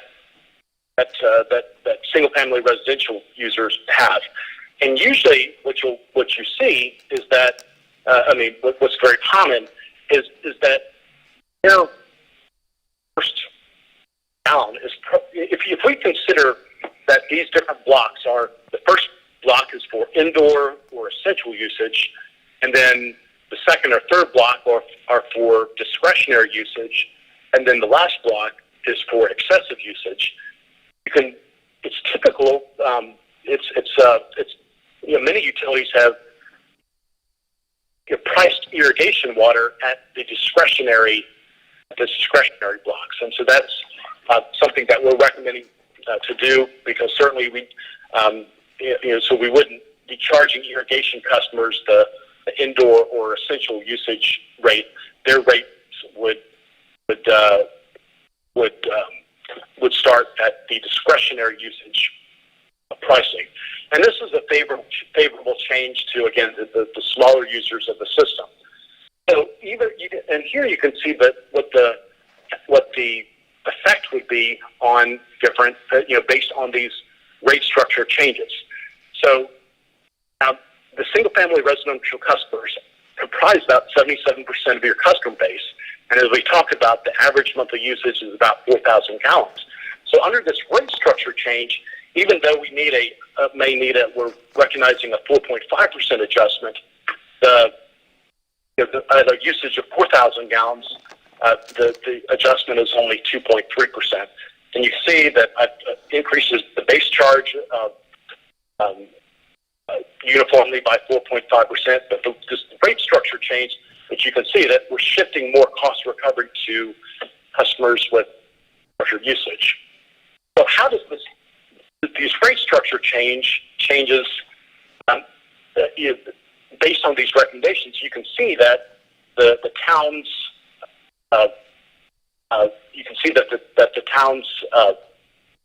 relative position on this comparison chart would be unchanged. If we were to do an across-the-board adjustment of 4.5%, the town's rates would actually be higher than Charlotte County's. So again, we feel like this would be a favorable change in the rate structure, but as I mentioned, across-the-board adjustments are also a possibility. Another important takeaway of this graphic, the number of utilities that are capitalized, have capitalized letters here. Capitalized. These are utilities that are either involved in a rate study, they're planning to conduct a rate study, or they'll implement some sort of CPI adjustment or pass-through adjustment within 12 months. And you can see that's virtually everyone on this chart. So it just communicates that really others are also evaluating the rates, and so as time progresses, the town's rates will continue to be affordable, competitive. Now, it is very important in any utility rate study to recognize that a rate comparison is not a report card on how well the utility is performing, because there are a lot of different reasons why user rates differ among utilities. The treatment process, if you're treating salt water, that's more expensive than if you're treating fresh water. You could have differences in your capital improvement program needs, your amount of general fund or administrative transfers. There's just a whole range of differences why rates differ among utilities, and why it's important to recognize that it's a good discussion point, but it's not a report card on how well a utility is performing. Now, we talked about the wholesale water purchases from Lee County. Other wholesale service customers, including the town of Longwood Key, the city of Miami Beach, and the city of Treasure Island, all have pass-through adjustment clauses so that when their wholesale provider increasing the rates increases the wholesale rates, those increases are automatically passed through to customers, to the retail customers, through a a designated formula. And as we mentioned, wholesale purchases from Lee County are about 60% of the total water system operating expenses. And we're proposing a rate formula to provide a basis for that determination. So that's just something I think would be very beneficial for the town to have, because again, the wholesale purchase, the Lee County, the wholesale rates, just like inflation, those are permanent increases in cost that ultimately must be passed through to the retail customers. Now, one thing that we did is to also review the water connection or impact fees. These are one-time charges to buy into the system capacity, and they support a policy of growth paying for growth. Now, these have not been reviewed for a long time. We feel like there's some that the fees could be defensively increased. You're not going to have a lot of customers paying these fees since the town is pretty much built out, but you may have some redevelopment in the future, and to the extent that you have redevelopment, it makes sense for them to pay a right-sized water connection or impact fee. And with respect to how those impact fees would compare with other utilities, you can see that if we were to increase the fees, you'd be right in the middle of what others charge, maybe on the lower side of the middle. So it's just something that, like I said, we looked at, and we feel like there's some opportunity to increase those in the event that you have redevelopment in the future.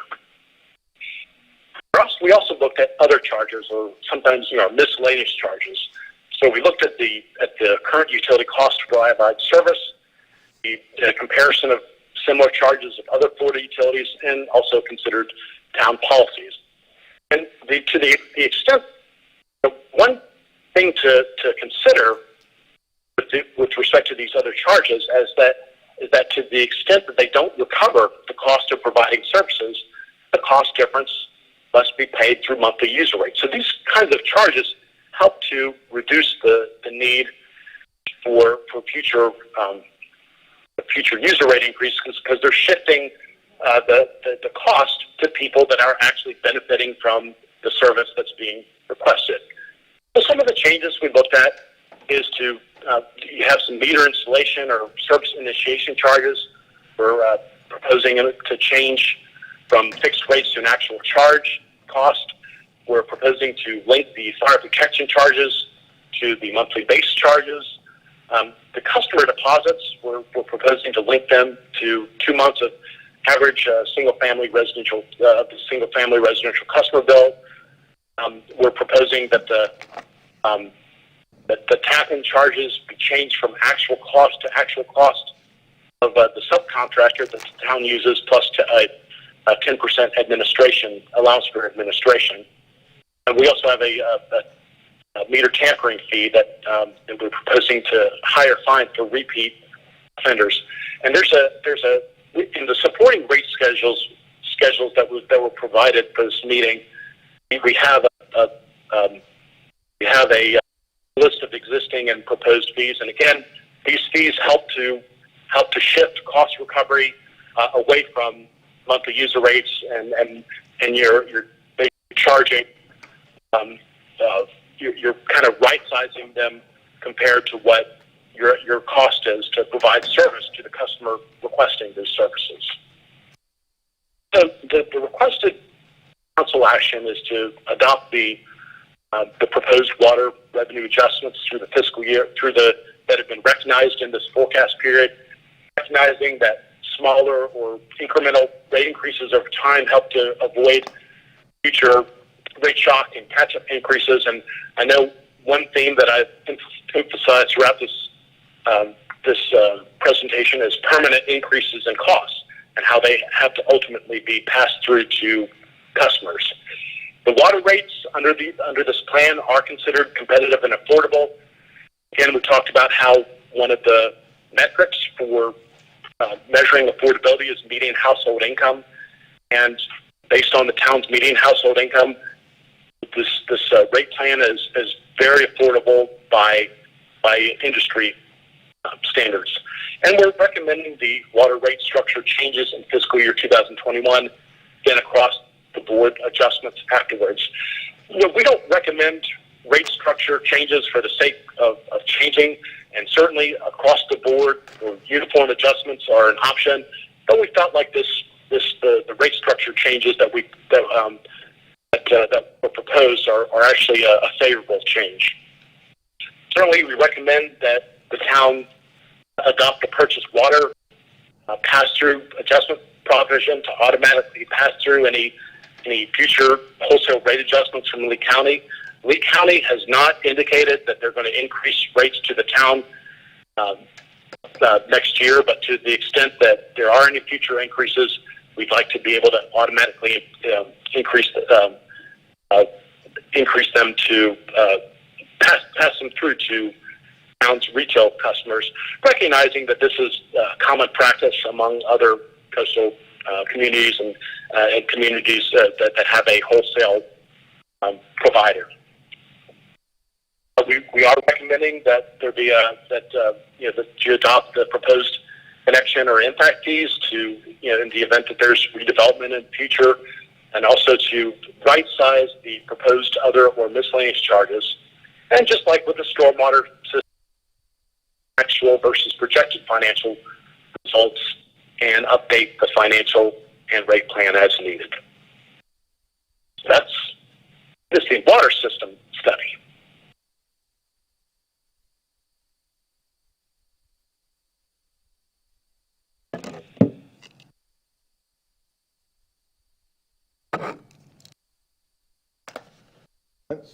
Question.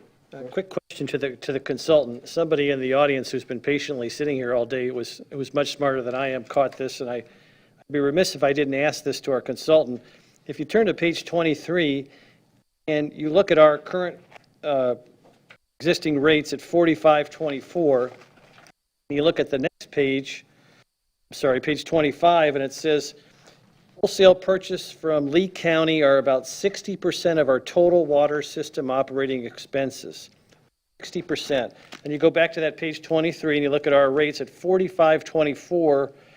You look at Lee County's rates are about 25.26, demonstrably lower than ours. That leads me to two different conclusions. Either one, they've yet to make the infrastructure improvements that we have, or they're not reflected yet in rates, or we're not getting a really good price on our wholesale purchase of water. Do you have any thoughts on that? I think that one of the reasons why the town's water system investment, one of the reasons for the town's higher rates are just the level of capital improvements, and Lee County has not raised their rate for several years, and I'm not saying that they really, they may actually be behind the eight ball on some of their improvements. I don't know, but I know that, as I mentioned, that a rate comparison is not a report card, and certainly in the town space you have a lot of capital improvement programs, like a lot of capital needs. And you have a lot of infrastructure that's 40 years old that needs to be replaced. And so this level of capital spending is the key reason why you have some higher rates. You're comfortable with the wholesale price we're currently paying to purchase water from Lee County? I think it's $3. It might be $3 and some cents per 1,000 gallons. I guess my question is that didn't strike you as out of line or odd, or I'm not saying it is. I'm just asking you. The numbers he's saying are not the same ones you're saying. I went with the same calculation. If a 4K gallon a month water user is paying $46 a gallon and 60% of that is wholesale cost, and that's $27 for every 4,000 gallons. It's not would you say 3 per every kilogallon? So There's some number there that doesn't quite add up, because by the calculation, by the observation that Jim made, that we're paying more for wholesale water than the county customers are paying for their retail water. You've asked my question much better than I just did, yeah.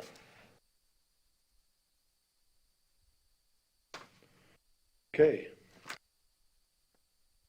The only thing I can see is I know you have a category in here for irrigation class waters and single-family home waters. And I think they're different. And our consultants still hear us? Yeah, I am. I had a hard time hearing the question.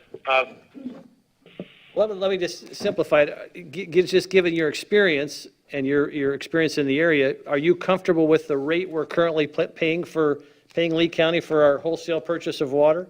In other words, is it in a range that doesn't make you feel uncomfortable? I mean, given the range of wholesale rates I've seen, I think they're very competitive. Okay, that was my only question. So what is the wholesale rate of water that we are paying from Lee County?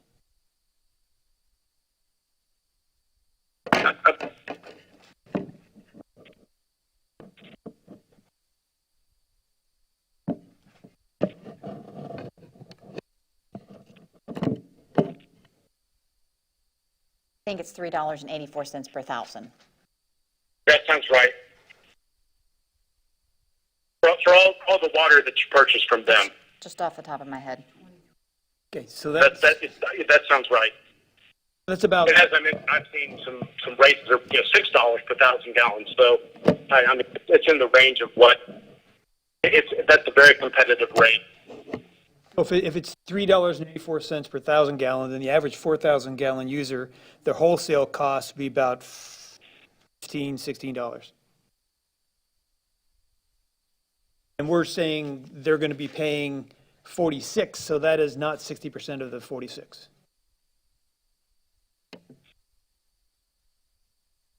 I don't think he said 60% of the bill. I think he said 60% of the operating costs.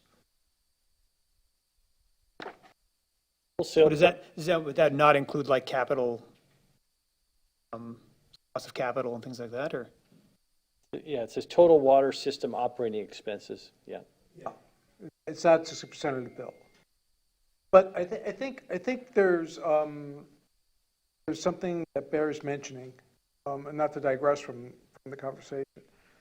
That is that when you buy a private water system, unfortunately, one of the things that comes with that is the company knows that they're going to sell their business 5-10 years in advance. And they immediately put the brakes on all non-required, non-critical maintenance. That's why would they spend money to make a 25-year improvement if they're only going to own the business another 5 years?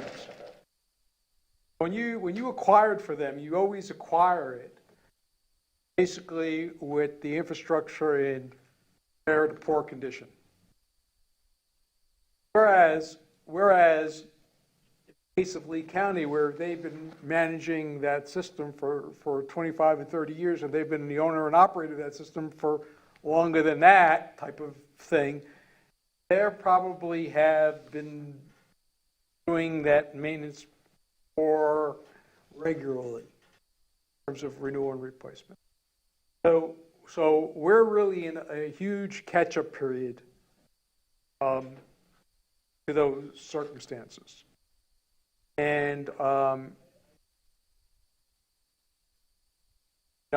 the reason for acquisition, as you all well recognize, is not you're notwithstanding the regulators, Jim. You're subject to the shareholders or whatever, and everyone who is in the pipeline, pardon the pun, wanting to make some money. So municipalities acquire the systems to try to get some semblance of rate control and not have the price of water being driven by market conditions and other things. So had this all been virgin ground 25 years ago when the city incorporated, and, we had the developers and subdividers put in their water system as they built the houses and things like that, we wouldn't be in this situation per se. That's not what happened here. And that's what doesn't happen in a lot of places that have private water systems that are subsequently acquired by public entities. Well, I was here when we acquired this water system. It was just for what you said, Roger. We acquired it to save money on the bulk rate over time. That was the goal. We had an inspection done of the water system, this engineering firm. Everything's beautiful. Everything's beautiful. No sooner closed on, everything started falling apart. I wanted the town manager at the time to go after that engineering firm, which never happened. Regardless, that's where we are here today. We're playing catch up again. I have a question on page 22. If you look at the chart, the far right column, our typical user is the 4,000 gallon in the red box at 2.3%.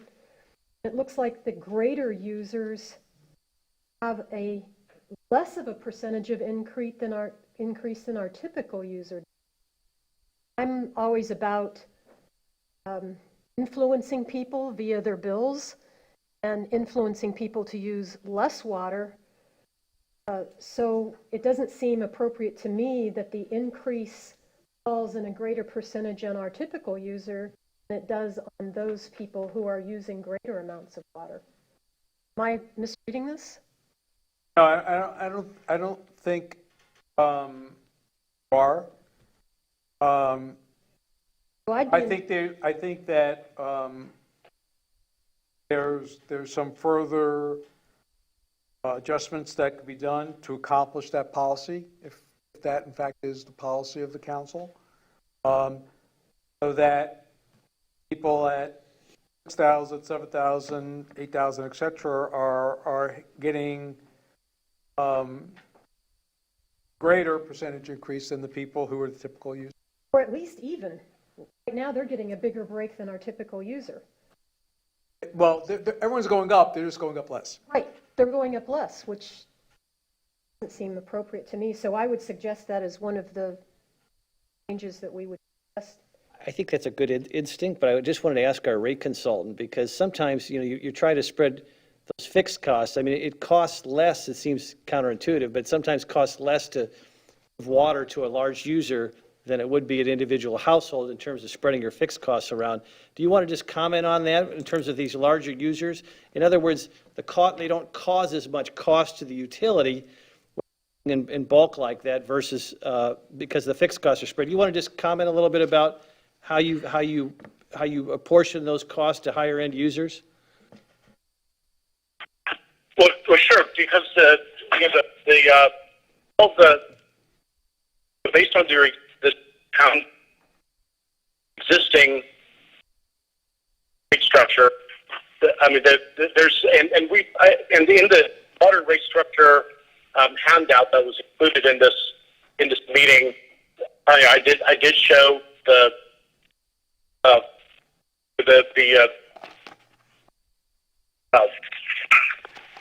I have a schedule of the existing proposed rates, and as you can see, certainly you can see here that 73%. One of the things takeaways from this slide is the cumulative percentage of total bills. So this shows that they're really at 4,000 gallons, you already got 73% of your bills are between 0 and 4,000 gallons. The vast majority of them, with respect to, and you can see that under the proposed pricing structure, when we get into the excessive water usage, these customers, anyone that's using in excess of say 13,000 gallons or more, is getting a higher adjustment than 4.5%. there are options such as adjusting the base charge less than 4.5%. That's an option. A lot of people like to keep the base charges. The base charges provide some revenue stability, and so a lot of certainly given the seasonality of the water customer base, it's keeping that revenue stability is key. But based on all the rate structures for all the customers, all the customers have those blocks that we're talking about. They have the indoor or single usage block. They have discretionary usage blocks, and they have excessive usage usage price blocks. So the higher users, they use an excessive amount of water. They will pay more. I guess if you could just simplify that a little bit. In other words, it costs the water, if a particular user uses the same amount as 20 homes, it costs the water company less to service the one entity than it does the 20 homes. That's all I'm saying. I think the Vice Mayor's point is valid. I just think that, but there is a difference between the cost causation of a large user versus a household. Because again, it costs less, not demonstrably, but somewhat less to service one user than it does to do 20 users who are using the same amount of water. Is that fair? I think what we can do is take a look at that issue, and when we come back to the council, take consideration with what the Vice Mayor and Councilor Adderholt said, and see if there's recommended tweaking in the 5 to 10,000 gallon range that might be an option for the council to consider. And Jim, to follow your analogy, if it's truly costs less to give them all this extra water, then why are the people at 15 and 20 paying 5.5% and 7.7%? Fair point. Yeah. Yeah, fair point. It's also, I mean, one thing we have is we have quite a variety of different types of users. So, and I'm not quite sure, if these are all by meter, and if a condo is metered separately, I mean, someone in a condo is not going to use much water. And they may not be particularly frugal with the water, it's just they have nothing to use it. I don't have a yard to use it on. Single-family homes are another thing, and if some of these big users are a condo development and all their landscaping, then it's really has to do more with the situation than how frugally they're using the water.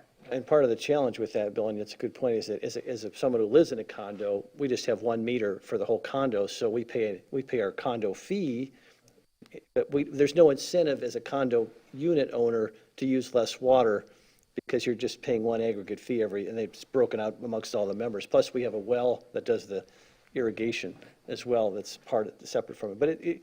But you are paying for it collectively, but you don't sense it like you would as a homeowner that sees your meter and gets your bill for just your usage. In other words, if we save in our particular condo, it's pretty diluted amongst all the other condo owners. So it's a tough one. I've been thinking about that too. How do you incent water conservation in that dynamic, unless you individually meter the units, which is sometimes cost prohibitive? My second question was for John Herron. There's a recommendation to adopt purchased water pass-through adjustment provisions. Would we do that via an ordinance? To the extent that no such provision currently exists, yes, you would have to amend the existing water utility ordinance that you have in place. I think that's a good idea. It seems crazy that the council has to continually approve these increases when we have no choice in the matter. Lee County has increased the cost of water to us. It's just an automatic pass-through. So I would be in favor of instructing John to start working on that provision, since it's kind of separate from the other. Almost like a COLA, building in a COLA, Right. cost of living. Yeah. And we have no choice, right? There's not like 5 people we can buy water from. Right. I guess there's a consensus you can start working on that part of it, John. Not a problem.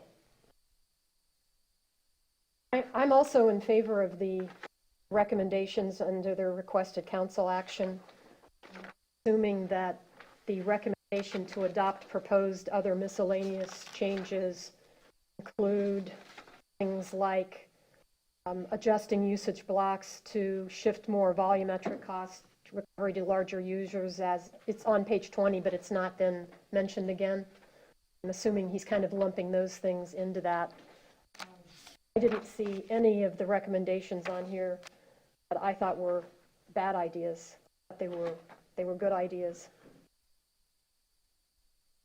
And if I may, it's very easy to make this to change. All I would need to do is kind of make the discretionary and excessive usage blocks a little bit more expensive, and then I think we can have the kind of percentages that where you're not giving where you're not seeing these percentages here. You're seeing these these would be higher. Roger, ma'am. I noticed there's some mentions separately of irrigation. Do customers with large irrigation or sprinkler systems have a separate meter? Is that how we We have some that do, I don't know the exact numbers, Kristen. You have situations where they have irrigation meters. I think we have, Is that something that we require for a certain size property? not at all. The concept behind that is that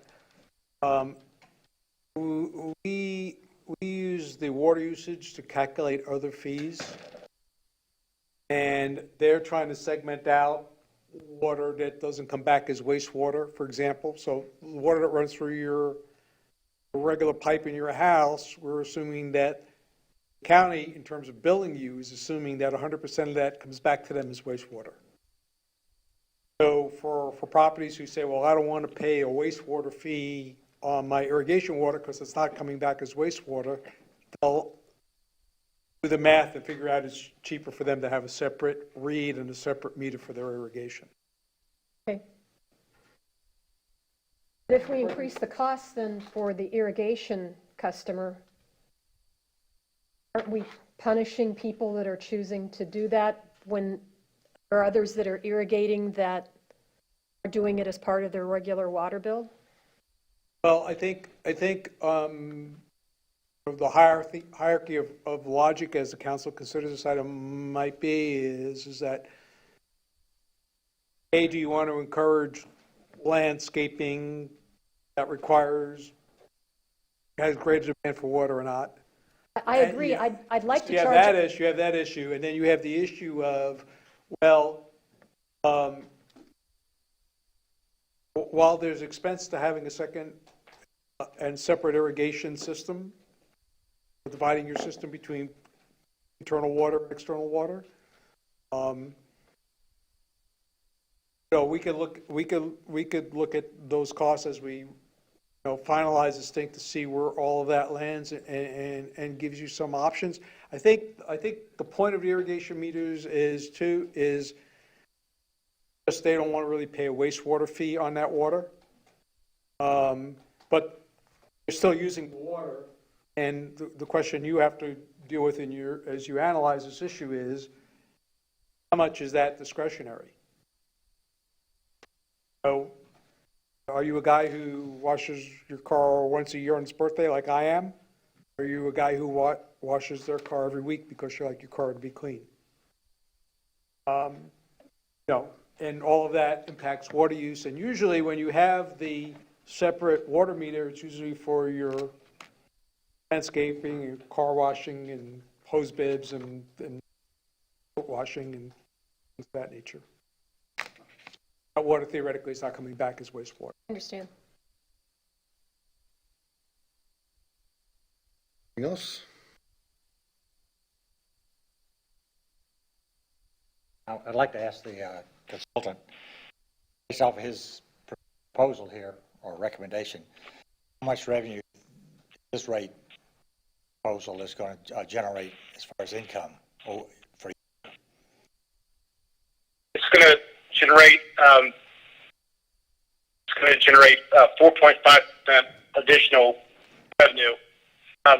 So, I mean, in these rate studies, you have two components. First, we got to figure out how much revenue we need, and that's kind of what this is saying, is we need 4.5% additional revenue. But then the rate design figures out, well, how are we going to get this additional 4.5% revenue? Well, And and as I mentioned, All right, Mr. Hanson, Okay. may I ask you this? We have an $800,000 debt increase next year. $250,000 won't even come near paying that debt. I'm just curious as to how 4.5% is going to, it'll take 4 years to get to where we pay just the debt that's going to increase this next year. And then, if we keep with our capital projects, there's going to be additional debt of $300,000, $400,000, $500,000, and 4.5% is just not going to get you there. I haven't seen the calculations and the data that's gone into calculating the 4.5%, but I'm paying $1.1 million right now in debt, and effective next year, I've got to come up with almost $2 million worth of debt. That's $800,000 that's going to affect my budget. And I'm saying that the 4.5 is only going to generate about $250,000. I'm in the hole.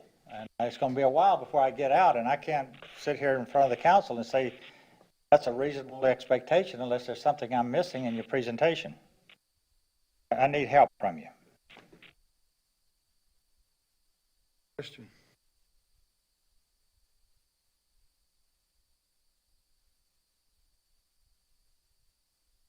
Did we lose him? Making him work.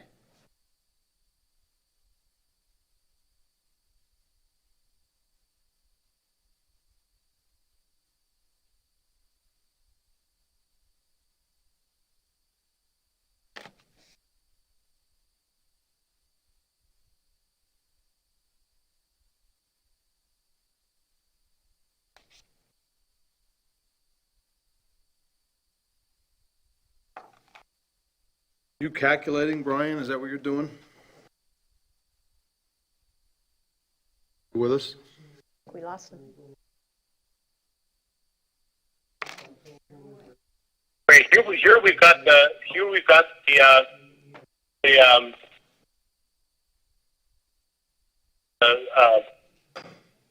have the calculations, and these will be in the rate study report, where we've got operating expenses and the debt service that we talked about, and then also and we've got about $5.3 million of revenue, and this shows how the 4.5% are going to provide sufficient revenue in order to provide to pay for all these revenue requirements. We can't see your screen, Brian. So what's that? We can't see your screen. Can't see the slide, the correct slide.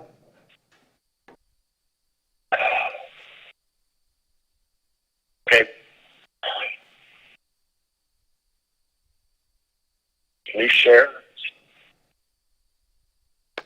This is page 18, is he looking? What page are you on, or bring up the slide? Here you go. Okay.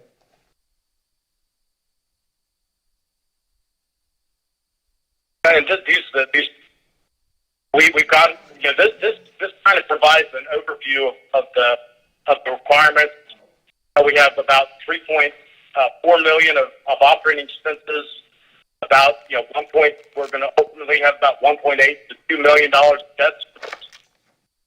We've got some capital funded from rates, and then we've got some.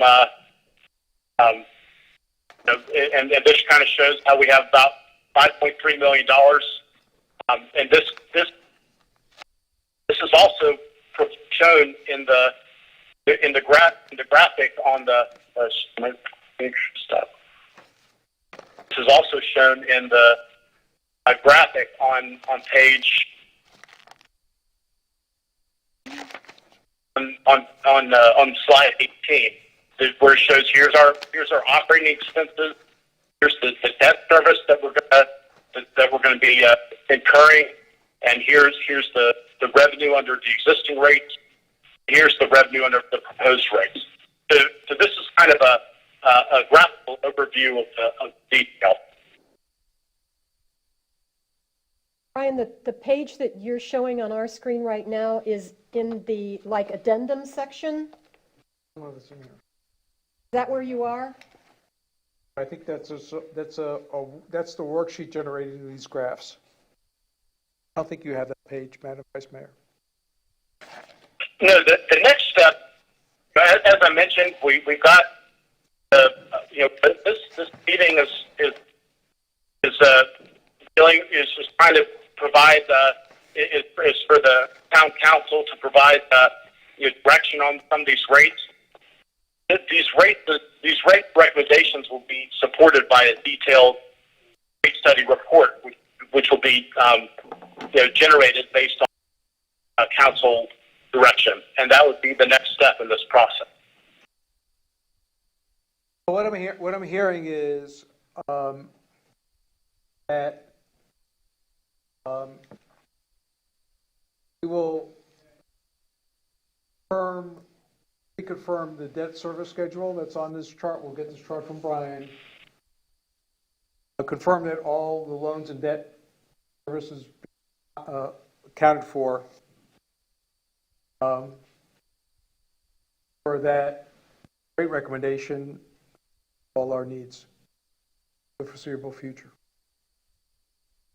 And as I said, that'd be a piece that based off what I had, I couldn't see this. But I'm still back to cash flow.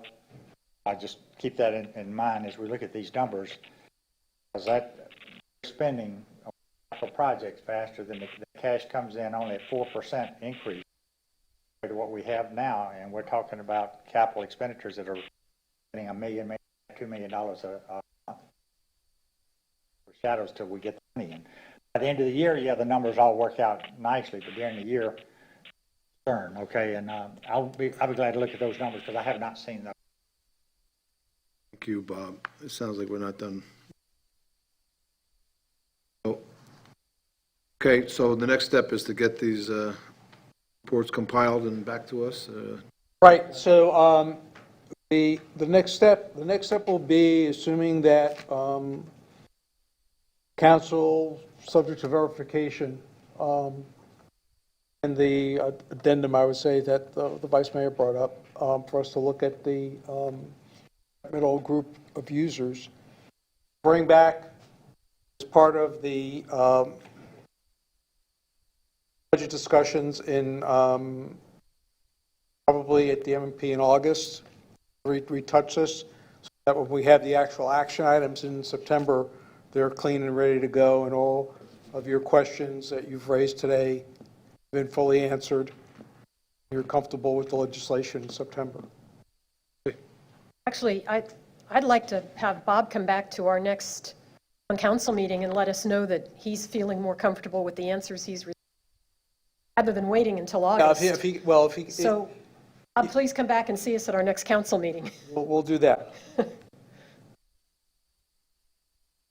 Okay. Thank you, Brian. On your end there? So in general, though, the feedback I'm getting is that you like the thought of adjusting rate structure, but maybe we want to look at making some of the some of the additional tiers more expensive, and price tiers, and we just want to confirm that we're okay from a financial standpoint. And as I mentioned, the detailed rate study report will provide all kind of detail.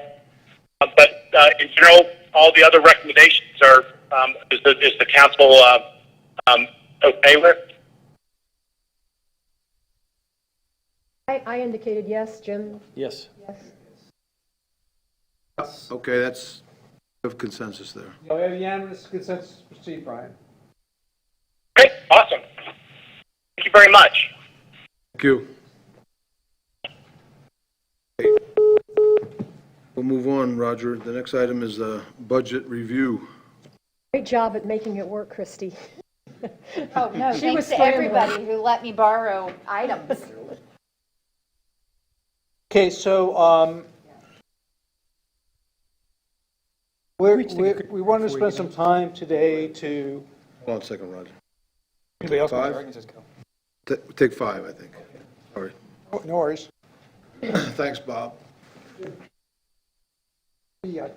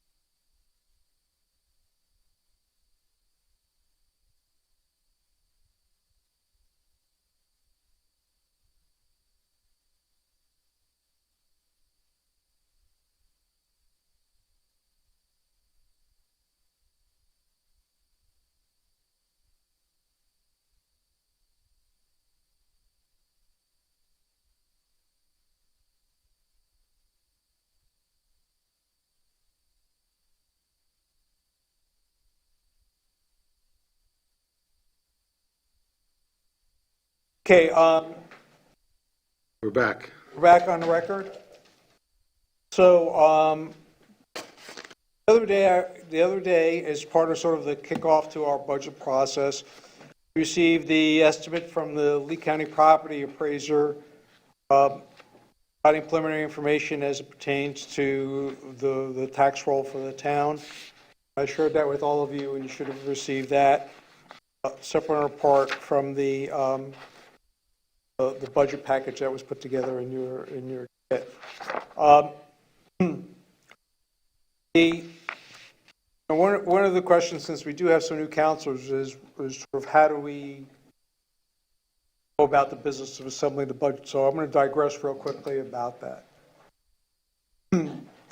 Our town budget is predicated primarily on 4 categories of expenses: personnel, equipment and machinery, vehicles, other operating expenses, capital. Those are really the 4 elements of our budget.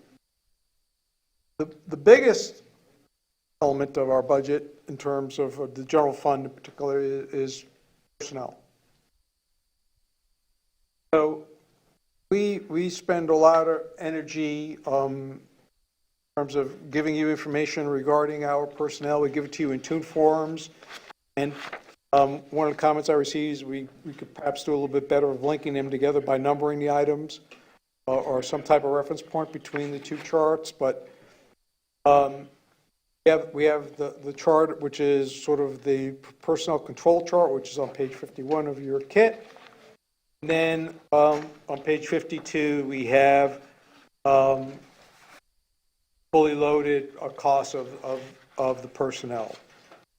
On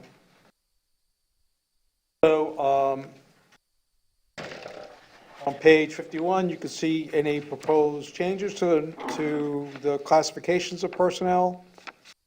And on page 52, you can see the personnel loaded burden personnel costs. Page 53 in your kit, you have a category that we talked about, which is the motorized equipment inventory. And we have all the vehicles and equipment on this list on a replacement schedule. And based on its estimated service life, we are accumulating money from year to year so that when the equipment comes due for replacement, we have the money available. Now, if we can squeeze another year or a year and a half or 2 years or more, we do. But we also have some equipment that doesn't quite make its service life for a variety of reasons. So at the end it balances out. But we don't automatically replace it just because it got to its 7 or 15 years of life.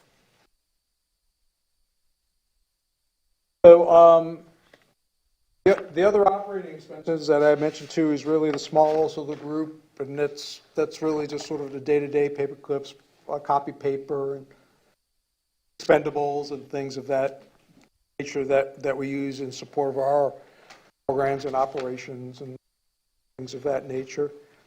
And then the capital program. So the capital program encompasses the things we've aside for renewal and replacement.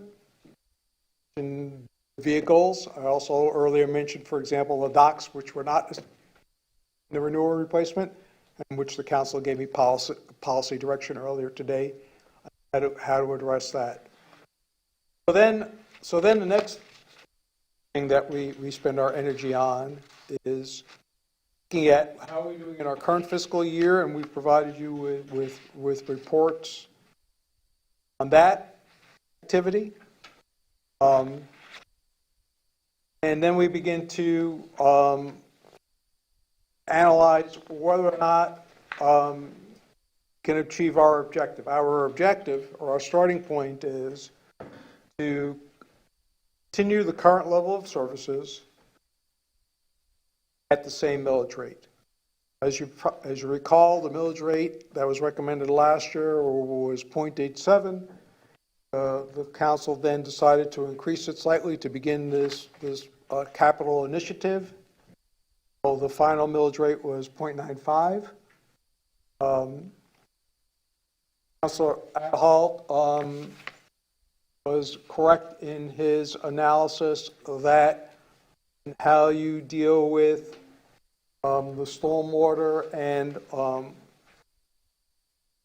terms of having it being self-sufficient, then free up money in the general fund, would then be able to complement the capital initiative money the council put in place last year. Collectively, they could meet the debt service commitment for the 3 big projects, should the council decide to proceed with all 3. Obviously, if we had the 3 or whatever, those numbers would be adjusted accordingly.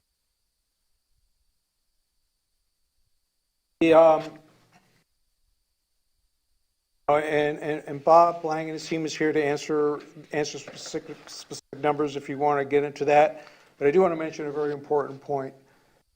That is that those of you who have been on council before, and I think the rest of you know enough about the town and the town's business to know that we are just one of the many taxing entities on people's property tax bill. And people tend to focus in on their total bill, not necessarily the line that represents cost of government of the town of Fort Myers Beach. Although I wish more people would examine that line closely, because I think they would be surprised to see what their price of government is, considering all the assets and things that the town provides. The last time we looked at this last year, some of you may even have had, I saw someone waive their personal bill. See that our costs of our taxes, particularly if you're homesteaded, are capped, are very low relative to other costs. We believe, based on the information that's in your packet, that we can continue the current level of services, same millage rate as current year. That's our objective. Now, if we walk into this meeting, 5 of you may have some ideas about the current level of services, need more attention or less attention. For example, last year the determination was made that it's important for us to do a better job in outreach, and Paul directed me to put a social media public information position in the budget, and we did that. So we want you to be comfortable with the numbers today, but the real purpose of today's meeting is to understand any initiatives that you may have, any things that think we're not doing a good job on, you would like to see us do a better job on, things that perhaps you think that we're doing that we don't need to do as well, or anything else, so that we have time to price all of that out and be able to bring you a preliminary millage rate at your next meeting.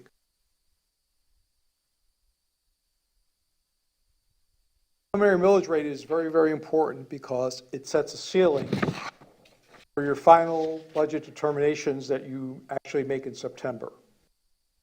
Go down from your preliminary millage rate that you set, but you cannot go up. So, in terms of advice for today's discussion, I urge you to, while you may have strong feelings about a particular initiative or issue, now's not the time to necessarily take anything off the table. I think it's important that you give yourselves and each other and the community and staff time to vet it, and come back in September and make that adjustment if you still feel it's appropriate. So with that overview, I'll just have Bob walk you through what you have in front of you, and if you have a particular question on that page, it would probably be most efficient to deal with it then. And if not, we'll just move on to the next page. I've got one quick question just for you, Roger, before we get started. When we borrow money for something like a water utility, is that at a fixed interest? Are you talking about for like the big three projects you're talking about? The big three, even the ones we're already doing, the water and the stormwater, is that fixed interest or variable? Well, it's fixed interest, but right now the interest rate is very, very low. It is fixed. But the problem, the state sets the interest rate at the end. So we have like an estimated rate, and then we have a final rate at the end. So all the debt service is sort of figured out when you close the loan, not at the beginning of the loan.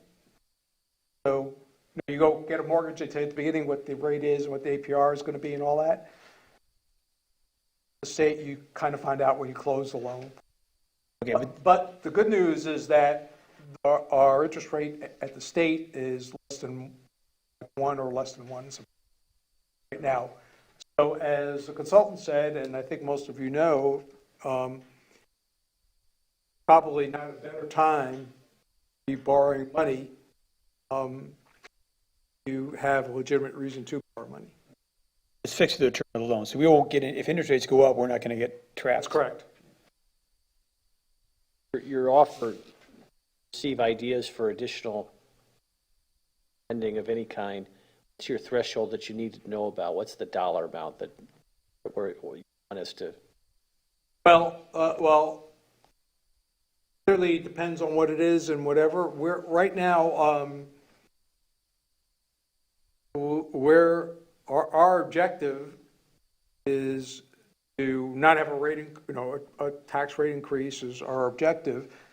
I mean, we don't have a surplus of sort of spare money sitting for ideas. So depending upon the idea, maybe an efficiency, so it may be cost neutral or maybe a minor increase, or maybe we can squeeze it in. Maybe we can't, but we'll let you know that in the form of the add-on list at the next meeting. So what we do is we have a list of all the potential add-ons to the budget. The way we do it is we walk through those individually. Council discusses them individually. The council discusses whether they want to include it in the millage rate individually. Then at the end of that meeting, what the cumulative effect may or may not have been on the millage rate. What you're saying is we're at the cap now, and anything we would add on potentially would increase the millage rate? If we can't find an efficiency way to find an offset, in all probability, yes. Say dollar amounts that you want to know about for an add-on, about 5,000, 50,000, 100,000. What's your threshold? Yeah, that no, gives you pause? well, if it's so there. So for example, in the budget, we have a $15,000 contingency. 50. So 50 is the threshold. In terms of things, we have a contingency item of $50,000. Not assigned to any particular thing. So when you say That's to handle any contingency throughout the fiscal year? 365 days. Okay. That's, beyond that, we have reserves for emergencies and things like that. I'm talking about just example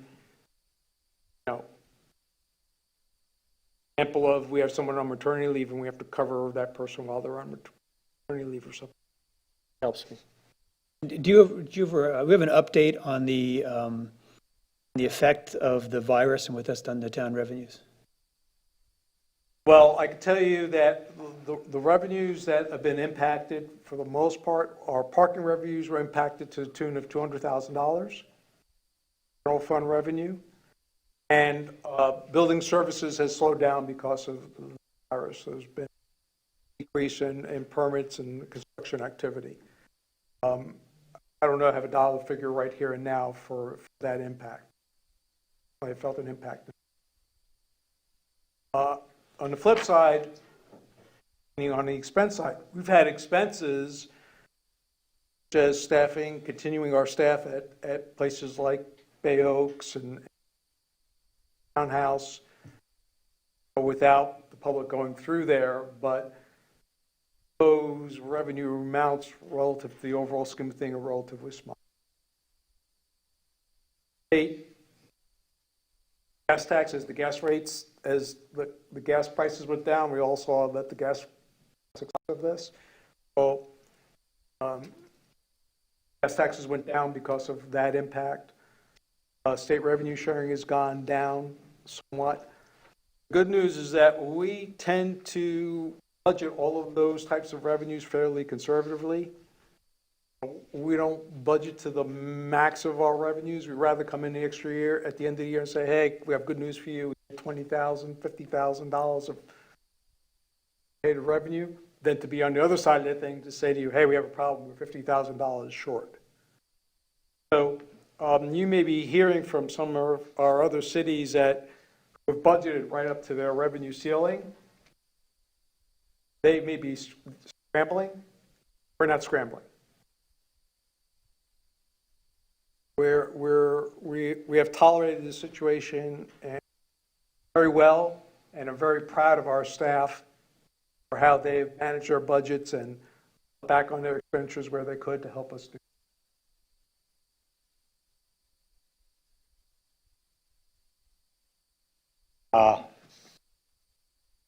Start real quickly. Everybody's seen this sheet. It's been handed out to you. This is what Roger was talking about this year. Property tax sheet from the county Packet? should be It's on page should be 47. part of your packet that you It's on received. page 47, I believe. Or 48, whatever. 47 I and may then take 48. mine. I don't know which one you hold. Here's a different page. Okay. Okay, why don't you use mine so you could. First page. But the pages that I look at specifically is going to be your page 48. And right on the top, you'll see the town of Fort Myers Beach. And if you look at the total taxable, which is the third line down on the estimated 2020, $3,645,126. This is our preliminary property tax assessment roll that we're working on right now. That shows about a 2.3%, just short of 2.4, rounding it up, increase over the prior year. It wasn't as large an increase as I expected. I was shooting for 3%, so I had to readjust my projections for next year. However, just remember, this is the preliminary that we got as of June 1. The final we'll get July 1st. And that's the one that will actually do our calculations for the adoption of the budget. Okay? And from that number, we have to divide it by 1,000, then we have to multiply it times the millage rate, whatever is defined to be used. I used 0.87 for our budget, and it generates a revenue factor of about $40,000 more than the prior year. Take some change. Those are very rough numbers, but it just kind of gives you a flavor of where things are going. So we did not get a big increase in from our property tax growth. That, at least you see what you have right there. My methodology is to take that millage rate, the property tax value, multiply it times the millage rate, divide it by 1,000 because it's the millage rate is per 1,000, and then I take 96% of that because of the 4% deduction or discount people are allowed. And that's the value we use for our revenues the next fiscal year. We could be a little bit higher than that, but chances are we're lower than that. That's the premise that I use for estimating my property taxes. Everybody okay with that, or do you have any questions on it? I'll keep going through the next items if I may.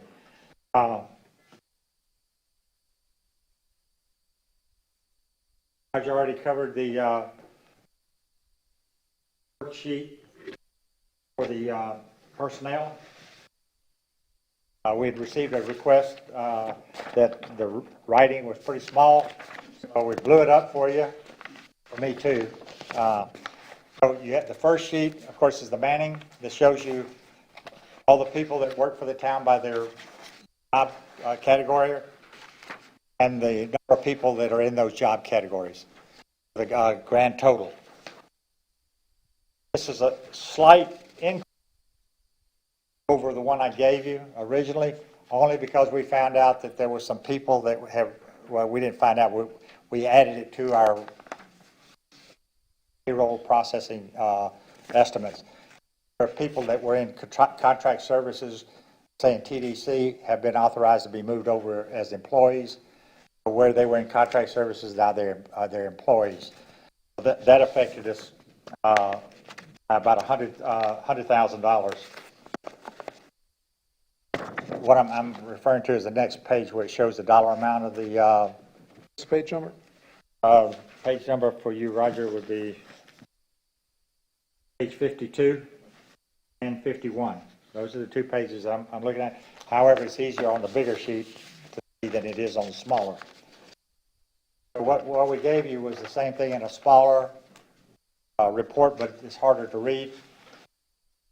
What I did, per request of Councilmember Hospross, indicated that he was having trouble relaying one category to another, one page to the next, from 51 to 52. So we made page 52 look just like 51, only with the dollar amounts associated with their wages, benefits. Okay? And the difference in the first report I gave you and the one here is reconciled at the bottom of your page 52. Did go up a little bit, but that was because it was TDC money, and that money, they authorized us to be able to move that money between contract services and wages. No problem with them doing that. It affects our additional personnel. We also, unfortunately, we left out a vacant position because when we go to our payroll system, we're using people that are already on payroll, and we overlooked a vacant position, and that one related to about $40,000. And then during the middle of all of this, to try to keep it as close to accurate, we had one of our directors leave employment with the town, and we're projecting to replace that position $20,000 less. So it's 19.9 there. I rounded off to 20, but you can see that now reconciles back to what you had given in the handout to what you have now. Was it in the building department? Sir. Yes, sir. Okay. Any questions so far on this? I'd just like to indicate that you're a finance guy and you present things in a certain way.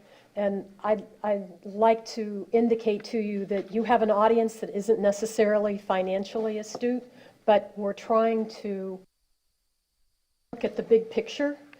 And I also believe in being very transparent to the people of the town who look at these documents.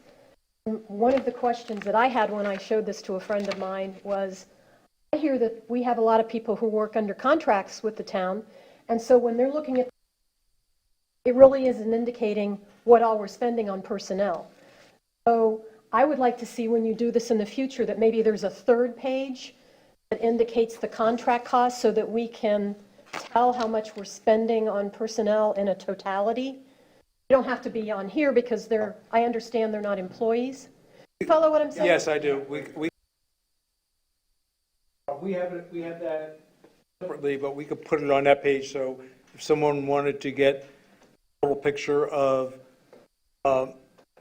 payroll personnel and contract personnel, they're all personnel, we'll have that as one Right. And I understand it may not be part of budget, but it's part of the explanation of the budget. Point well taken, and as Roger explained, it would have been on here, ran out of time. This is the point in time where we have the chance to give you these suggestions. And I appreciate it. So we do have it in the works at the moment. So come June 15th, we'll have this, or that page added to it, so you'll see that. Thank you. Okay? It's a good question. I'm sorry I just didn't have it for you today, but. I have a quick question too. Now, just a clarification. So on your sheet for personnel costs, under beach maintenance, all the people that have TDC as a suffix, those are all paid for by the TDC? They're reimbursable by the TDC.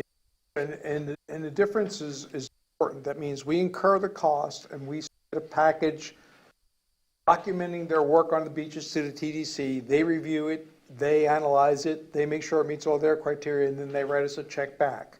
Okay. So we may have an expense that we submit to them that they may reject. That generally doesn't happen. They're very cooperative. When they see something they don't understand what it is, they contact us, and we generally 89 out of 100 times work it out, but it is a reimbursement basis. There could be some exposure if the TDC, like their numbers are way down and they, Well, we have an agreement and a contract subject to eligibility, so. Okay. So it's not that they told us, go ahead and you could submit things for reimbursement, and then they tell us we're not going to reimburse you.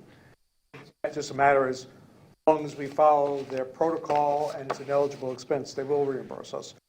Never gotten into a situation where they couldn't, they would notify us in advance and say that due to some unusual circumstances, they had to modify our grant. Other questions? Just that, and Roger made a good point, just so that you see where I stand a lot of times. We have several of these types of grants. We have to spend the money first, then it may be 60, 90, 120 days later when we get the money. It's not just in stormwater and water that we're dealing with these advances and waiting for money to come back. So we're constantly monitoring and managing those causes and effects. where do those grants and things show up on your expense sheet, as an expenditure, you will not see them unless it's a specific grant such as marine grants. It may be specific. FBIB. In that case, we would have a project FBIB and it'd be identified, and then when the money comes in, it goes in to cover that cost. We don't have a line item that says grant expense as such. We have it as a project number, or it may be a reimbursement to us, such as a marine. We have a marine grant, or we've had marine grants, and that's where we spent the money, and they would reimburse us based on the agreement. It doesn't show up here as an expense or a revenue? It'd be an expense based on the department that manages it, and a revenue account that says marine Winston, WINC.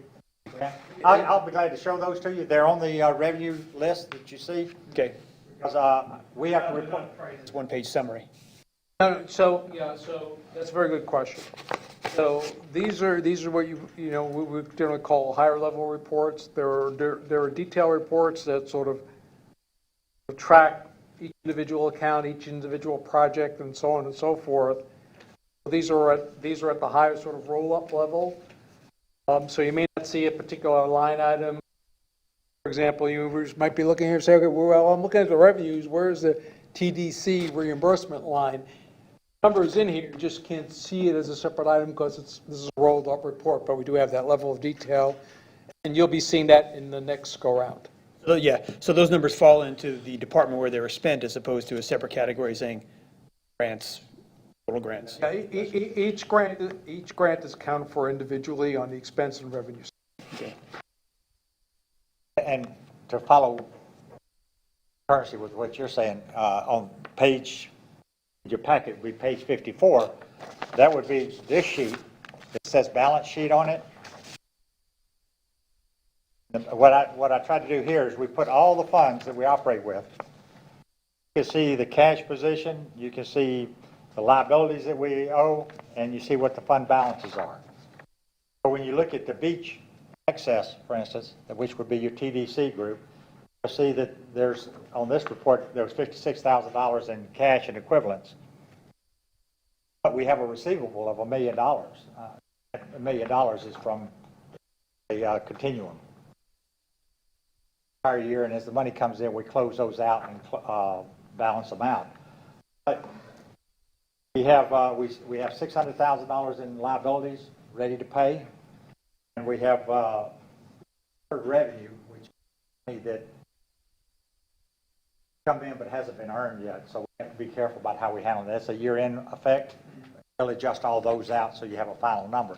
But this is a picture in time of where we are. So when you look all the way to the far right on the totals, you'll see that the town has how much in assets? 13 million in current assets and 52 million as far as total assets. You could go down to see the liabilities.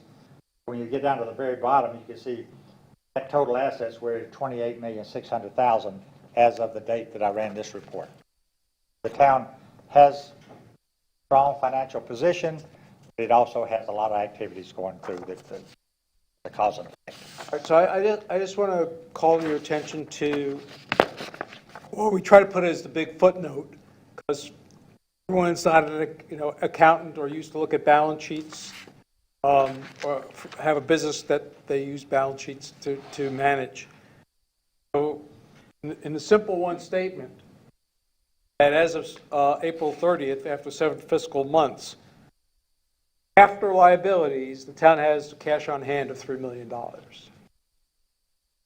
For a town of this size, it's a very strong position.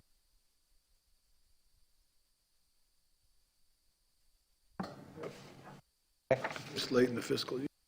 You want to keep moving? Very good, Bob. More? Y'all tell me how much more you want me to tell you, and I'll tell you. Or I'll Just keep hush. going, keep going. Keep going, okay. Run through the packet so they The know next- everything they have. The next sheet is should be page 50. Fine. There we go.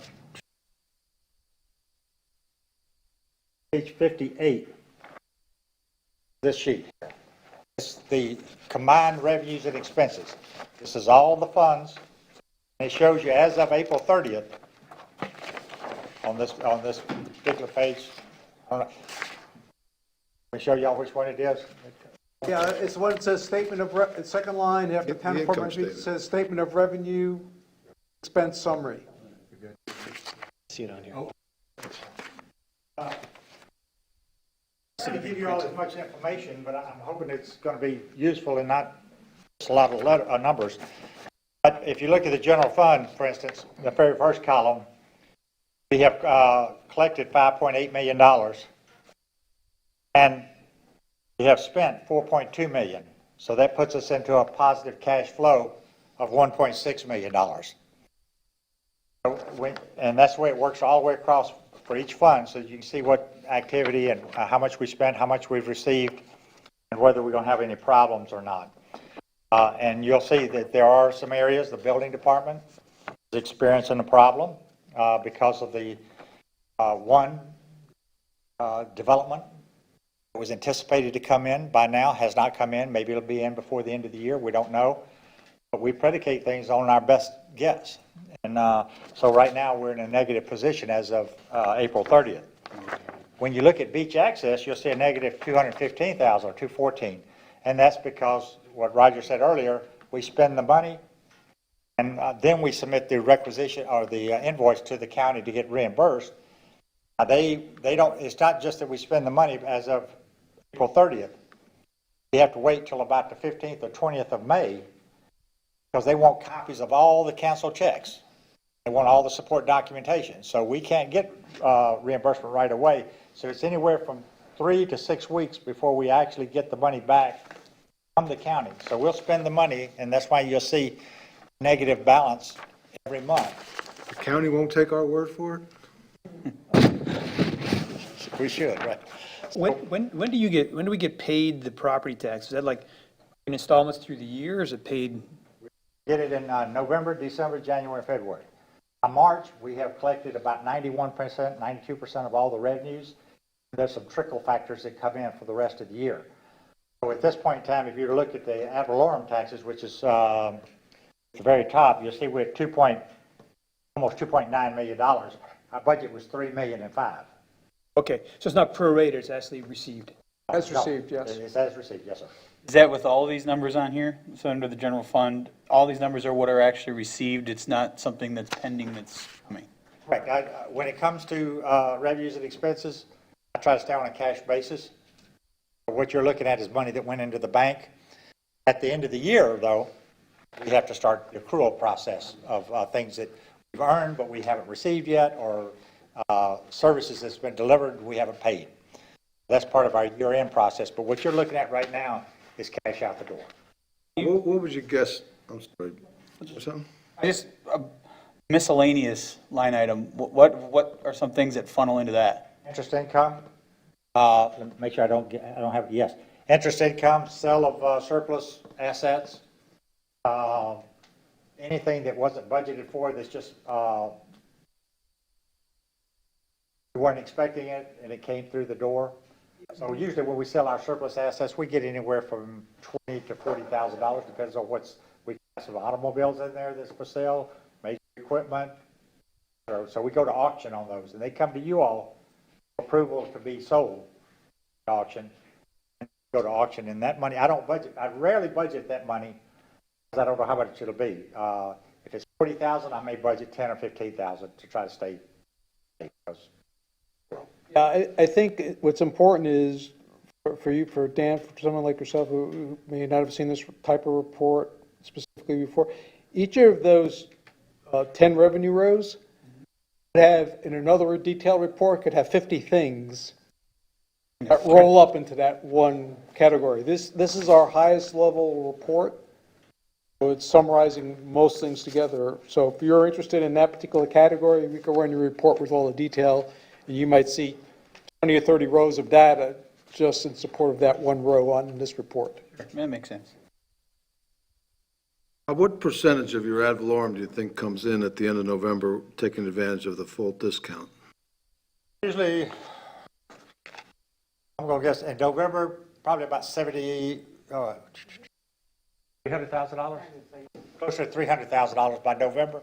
December, we probably pick up 800,000 to $1 million, somewhere in that area. January, we'll probably hit the, up to the 85% area of revenue. And the reason for that, Mr. Mayor, is that all the mortgage companies transfer that money on November 30th.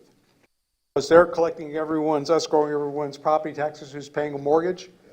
So they keep that money to 11/59. The bitter end. And then they wire transfer it to the county, so we don't get credit for it till the next month. Just curious. Cash flow. Information on your question, page 54, 55 rather, excuse me, and 56 is the revenues for the general fund in detail, showing what I'm projecting for year end. So you'll see those numbers in there. We have what's a piece of information. About a year ago, a little year and a half ago, Roger talked to me about changing bank accounts. We changed the banks.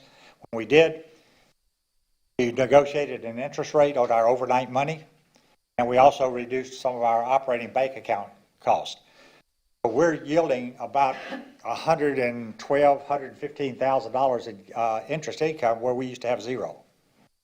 So that was a major impact to us, and we're recognizing it every day.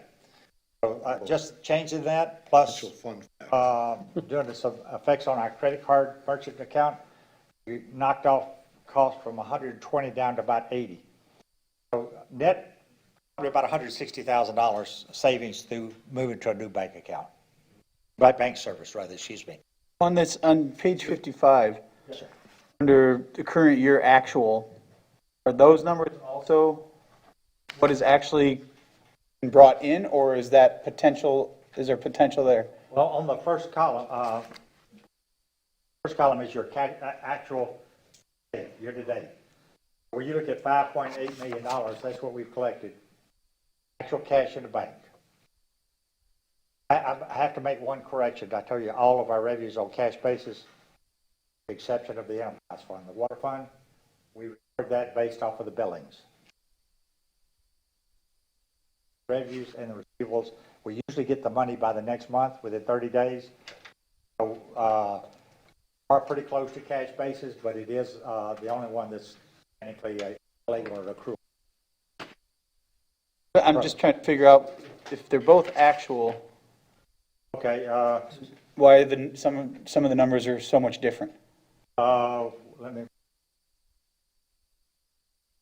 Well, for instance, this one. Okay, this column right here. Yes. This is actual money. It is actually came in. Right. This is what we budgeted. Okay, so why is this number different than this number? I say 150,000. Maybe have to do with the location where it was posted. Take a look and see why. Okay, so maybe it gets broke down more, because this is the cloud view, and this. No, there's 200,000 We have collected $200,000 in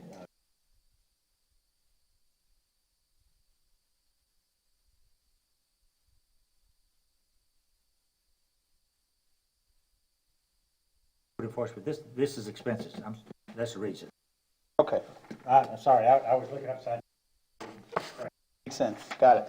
Boy, right there. Yeah, so I was saying, me too. I've got a problem here. I think the important message, counselors, is that, you can spend as much time with Bob and his staff to get into whatever level of detail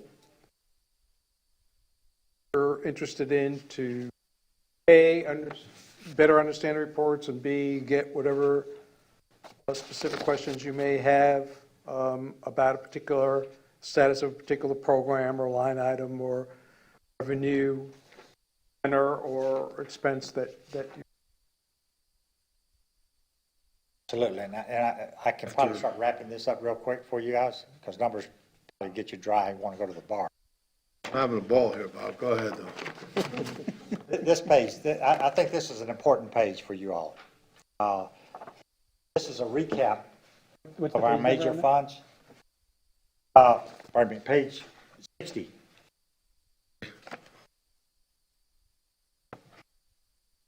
Page 60 shows that I'm projected, based off of revenues I projected on working out different analysis.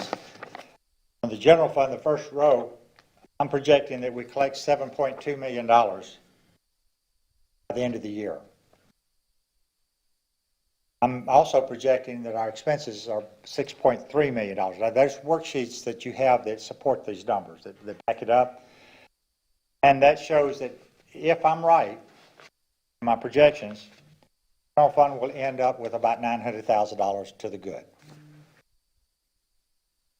And again, that's April of 2020. We have 4 more months to deal with. So I hope my projections, and I've been pretty good in the past years with my estimates. So only time will tell whether I'll remain Defeated. Well, I've been defeated before. You'll see the gas tax fund shows that I'm projecting us to collect about $444,000. We're going to spend $760. The reason being is that a lot of that $760 is contributions to the stormwater fund and contributions to capital fund for things that we're doing for projects. So when that budget was adopted, we used some of our surplus to pay for some of these things. Surplus is money that's already in the bank, so we can't recognize that as revenue again.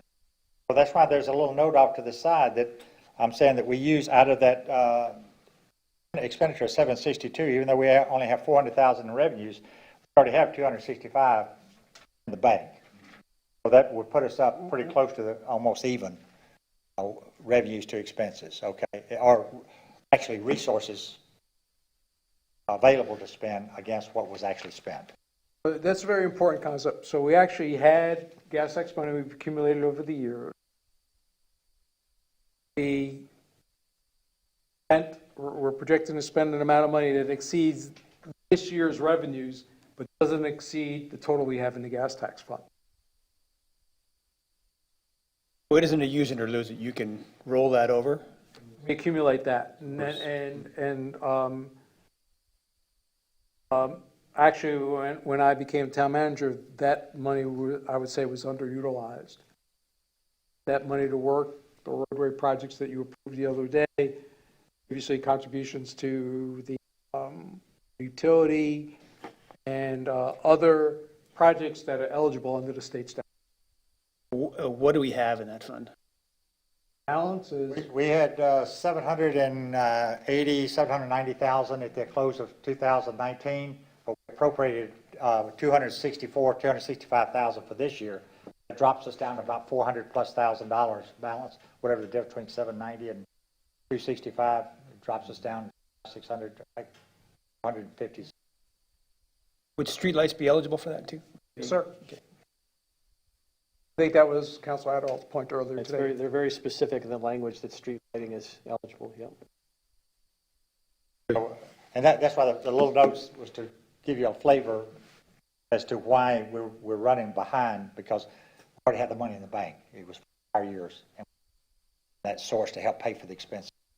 So just to let everyone know that they will, end of the year, fiscal year, there'll be a budget adjustment ordinance will come before the council to take that prior year gas tax money and pay that 265 or 6 if we need to balance that fund out. We have it in the bank, we just have to get it appropriated and balance it out with the expenditure. For real numbers, the curve that we had, the available balance at the close of 19 was $755,000. The council allocated $264,000 this year's budget for those expenses that you all find it to be used. That leaves the balance of the $400,000+, almost $500,000. The gas tax one. Tax. When we close this year, we'll find out what the balance is this year. They'll add to it. And I do project, when I project the revenues out to the rest of the year, I get information from the state as to their projections for the rest of the year based off of what's happened during the virus period. So, when they gave me those numbers, I started calculating everything, and I came up with about an 80% of the future revenues to be projected out. So I think I'm going to be pretty reasonable with that. They say half of May's numbers, half of June's numbers, and there's different ways to approach it. But since I'm projecting all the way out, I said project it based off of my norm, take 80% of it, and I think I'll be there. When's the last time we renegotiated our percentage with the county on that gas? Didn't we? Yeah, they did the distribution based, I want to say, they did a combination of mileage and relation, if I remember, but that was something they adjusted down. We went up going down slightly. Say from 1.7, we were at 1.17% of the total to 1% of the total. And actually, the county actually the county, and if they want to say the Fort Myers and Cape Coral actually took a little less money to make sure the smaller cities didn't get hurt too badly by the formula.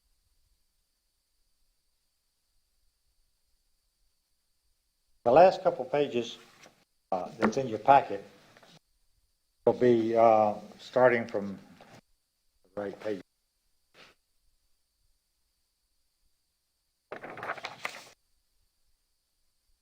B of 61.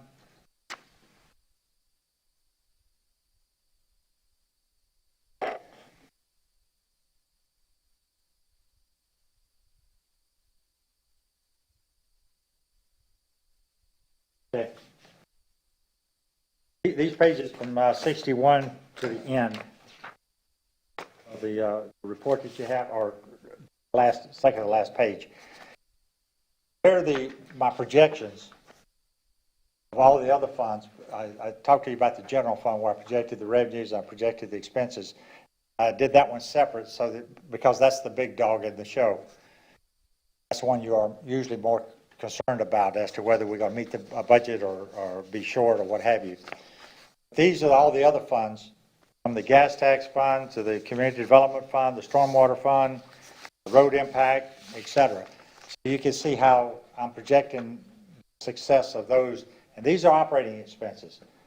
Money basically is going to come in. I've got those budgeted, but I didn't go into the revenue side for you all because the expenses seem to be more of y'all's concern. We can't control the revenues in most of these. They're either coming from the state or they're coming from a source that relies on people's usage. So expenses we can control. I thought the expenses would be a little bit more important to you all. If you want to see the revenues, I'll be glad to run that report and make a copy for everybody. But like I said, we keep an eye on the revenues, because if we're going to come up short, we want to tell you about it early enough. Right now, managing the expenses is what we could really, I can't tell the state to give me more money, or I can't tell the building department to issue more permits to get more impact fees. It's out of my control.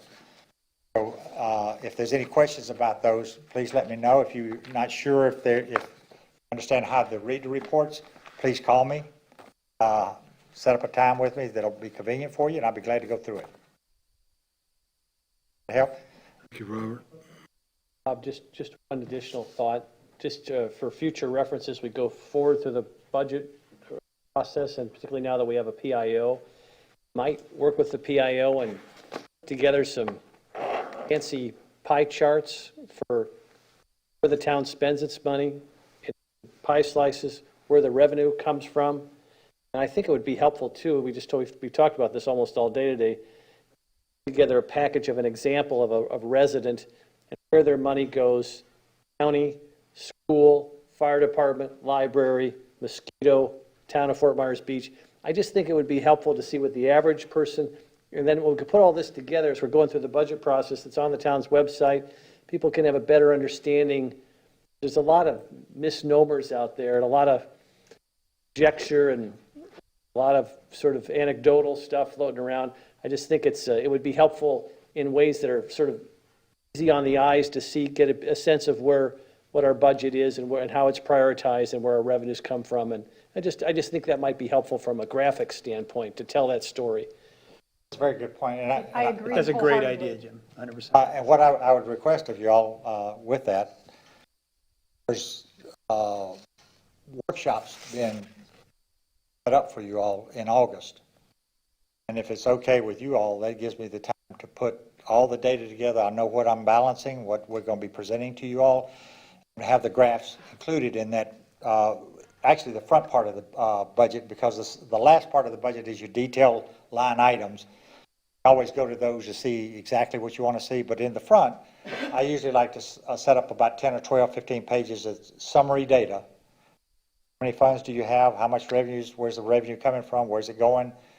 And with the tax side, yes, your tax, whether it's a pie chart, whether it's a graph that shows a bar chart, whichever works for you.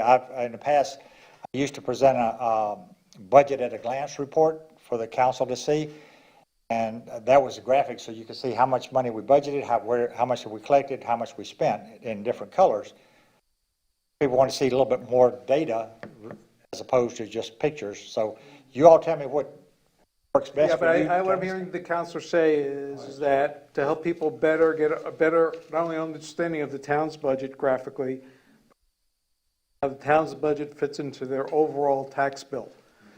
The pie chart gives you a sense of proportion, you know what I mean? It shows you how small when you get that, you're angry, you get that property tax bill, it shows you what a tiny sliver Fort Myers Beach is compared to the others. But I do think of, again, from an educational standpoint, on the revenue side and on the expenditure side for the town, broad categories, it doesn't have to be every expenditure, obviously. The larger ones, categories, just people say, hey, where's the money? Where do they spend their money in Fort Myers Beach? And where does the money come from? I just think it helps people. But we'll have that ready for you if it's okay in August. That'd be fine, yep. And because if I print this stuff out and put it on the webpage and y'all haven't seen it yet, you're liable to get a lot of questions, who, what, when, and That's where. So totally fine, if it's yeah. okay with you all, I'd like to be able to present it to you at the workshop meetings. That way you see the whole thing at the same time and you'll be able to go back and explain And it. if this is evolving, maybe you could just do last year's then, because you know that's concrete, finite. But again, as we progress, whatever you think's best. We can do that. We'll put last year's as well as the proposed next year. Great. That pretty much wraps it up, unless there's some specifics that I missed that I didn't go through. I just don't want to be, I'm too long-winded as it is, so. You were thorough as ever, and your documents were great, and so was your presentation. I thank you very much for that. The one question I have is, what percentage of our income comes from property taxes? I think of the entire operating budget. One second, I'll have you an answer.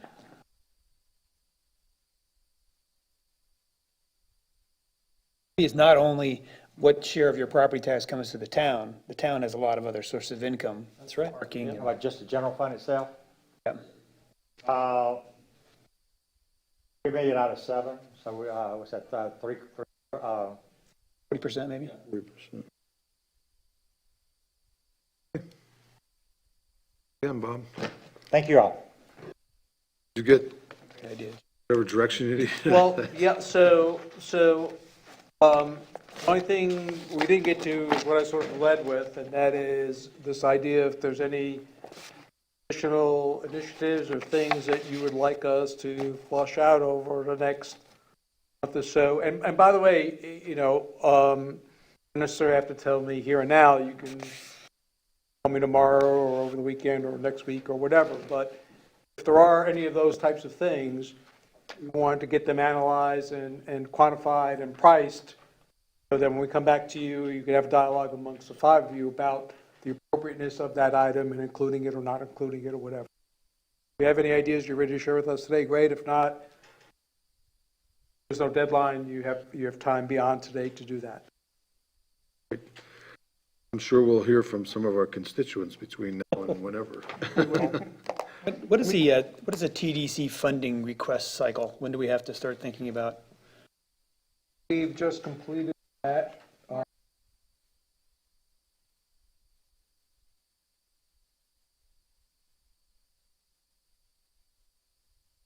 do you get the results of what the request was versus what they're willing to give you? It usually is less than 2 months. Usually less than 2 months. It really depends how many things that are submitted, as well as how many have to be vetted by the county attorney to make sure that they qualify, because I usually tell everybody at the same time. So, depends on how many submissions all the stakeholders submit, how many require further or detailed analysis by the county attorney to make sure they're eligible. I think next year is going to be a little tighter, though, because the bed tax went down by a huge percentage. I mean, in terms of money available, of course, that's up to them, and you know, they'll work with us like, well, you know, can we give you, well, I don't know how these guys here in the county do it, but I know most of them, what they will do is the type of money to say, well, can we bridge this? Can you give you half of it this year? We'll give you the other half of next year, and you have a project that costs us 2 fiscal years if they're running tight on money and things like that. So they try to work with the stakeholders to try to include as many projects as they can and put that money to work, because at the end of the day, self-perpetuating by drawing tourists, and therefore you then increase the tourist dollar spent, therefore you increase their coffers. So is that a fair statement, Vice Mayor? Beds and beds. Okay, let's move on to the next and last item. We get to the agenda management. And that's fiscal year 21 contract employee.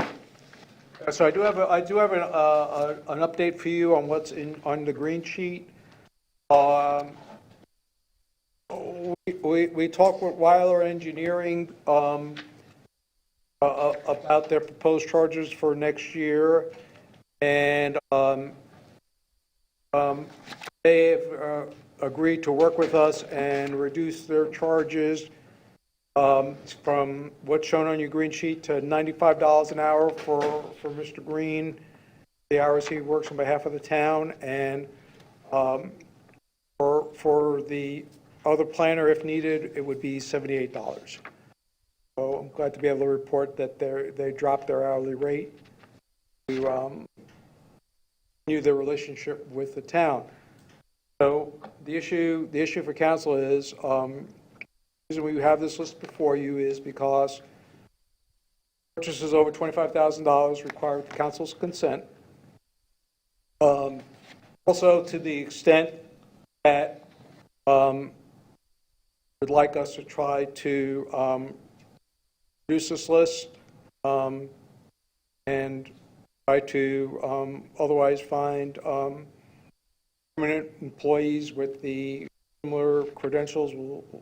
At your direction, we'll be happy to do that. Something that I've been mentioning since I've been back on council is, I think when you look at who works for the town, you have to make a decision. I'm not saying I never want to use contractors. There's times that contractors are appropriate. I think the default should be for employees, and then use contractors where that's I would like to see, and this is not a complete list of our contractors. We use contractors for inspectors and other things. That's a, This really is a little deceptive as far as the number of contractors that we have. These are just the ones that we have to approve because of the amount that they cost. So that's something I'd like to let my fellow council members know that I'd like you to think about and weigh in on in the future as far as whether you agree with me that we should use employees and fewer contractors. And I'm not saying this because I want to get rid of anybody we have. I'm not dissatisfied with their performance. I just think that there is more loyalty to the town if you're our employee.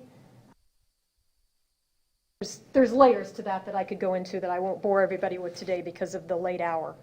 But I'd like everybody to think about that. The other thing that I've told Roger repeatedly, and again, this doesn't have anything to do with Bob personally, but it makes no sense to me that we have a part-time finance director. Our finance director should be full-time. So those are things that I've been saying to Roger. Quick question, and you don't have to talk about this publicly, but I'm curious, I'm asking as a new member, folks all have a litany of other clients, or are they serving us exclusively? May vary per person. That might be something to talk about at some point, because I just don't know. I'm not saying it's necessarily bad, I'm just more curious than anything else.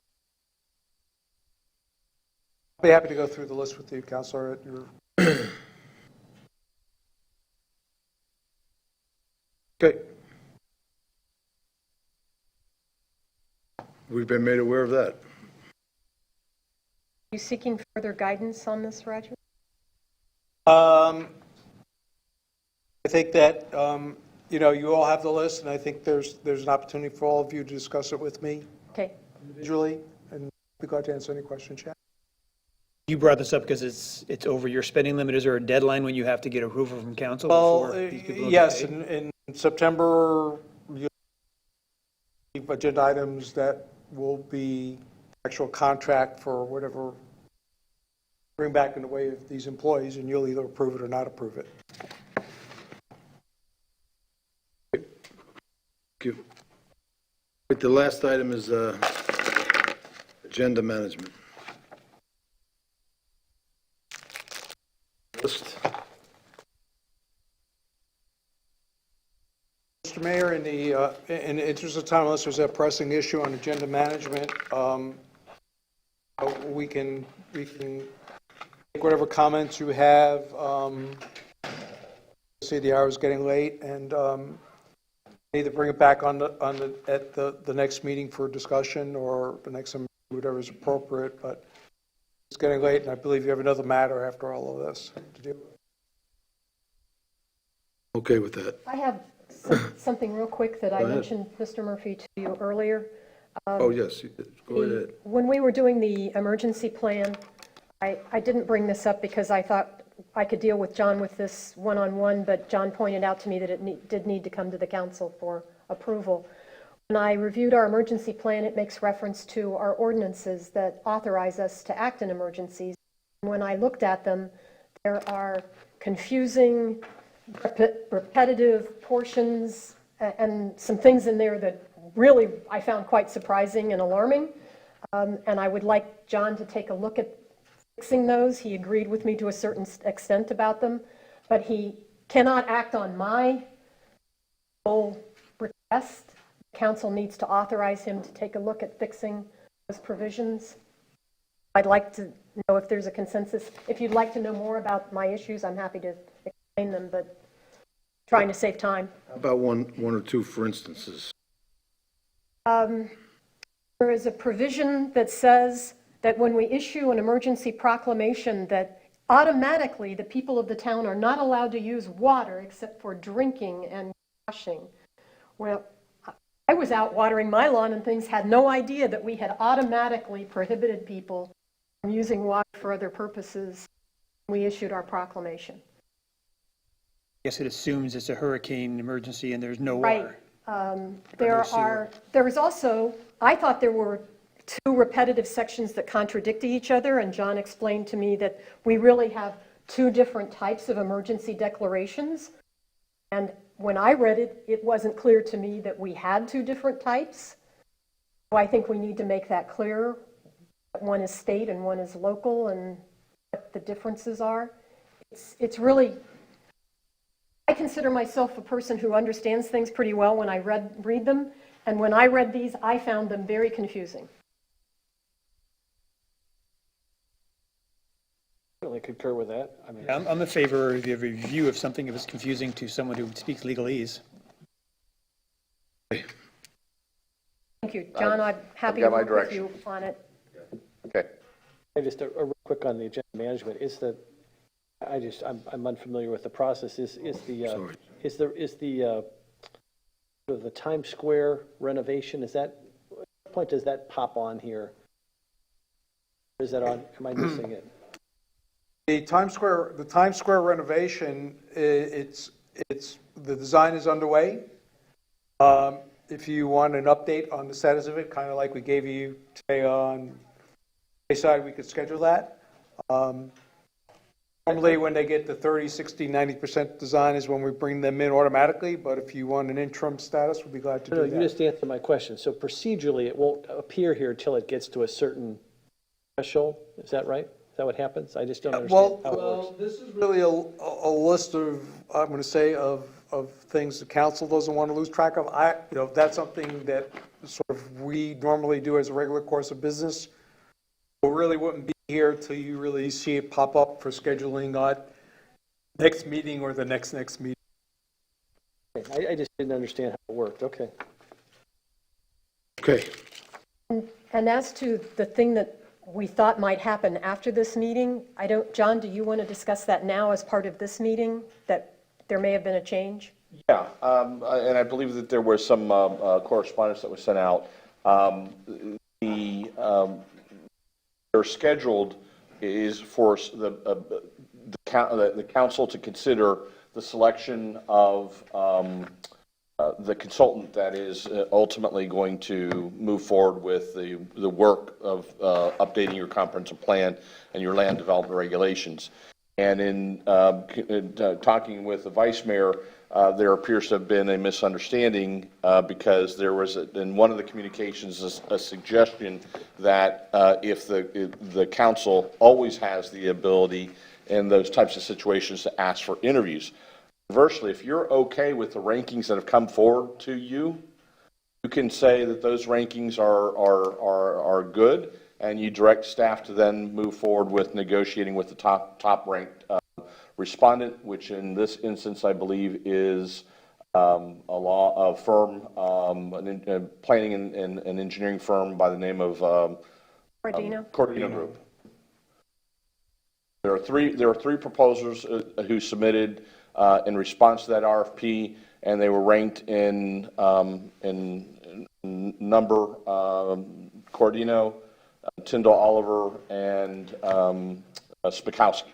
And that came forward to you, and in the transmittal documents there was a suggestion that you might want to consider interviews, and that got misunderstood as being a specific request for interviews. When this was on the agenda, I believe somebody actually started to make a motion to approve the top vote getter. And I interjected that staff had recommended that we interview, and because I always give such deference and respect to our staff, I figured they had a reason that they did that. And it was a miscommunication between me and them. They really were not meaning to put us into this meeting as a selection advisory group. I don't know how we got here. Right. I was thoroughly confused. I'll take the fall that I interpreted something more strongly than I should have. And if we want to go back and just say, we'll take their recommendation of the top vote getter of Cordino, I no longer have any issue with that, because in communicating with staff, I learned that I had misinterpreted their words. These blank forms we got were not for us to fill out. Yeah. Yes, they were, because we were going to... Potentially. They were going to move us into acting as the selection advisory committee. Okay. And that's not necessarily, if you wish to do that, you can, but I want you to understand that I misinterpreted their guidance. With that said, if, what I would strongly suggest that what we do procedurally is to adjourn the MMP very quickly, take up as a regular council meeting, as the selection committee, that item and dispose of it as has been suggested at this point of this meeting. Unless, of course, you do in fact want interviews.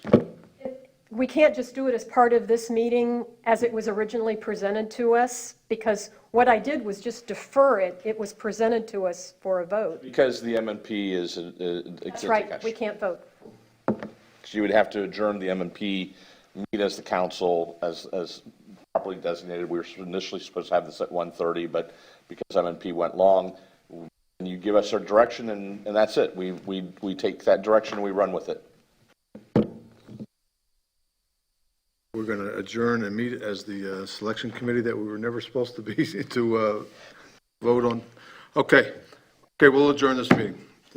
This meeting is adjourned. Thank you very much. Okay, now we'll reconvene as town council.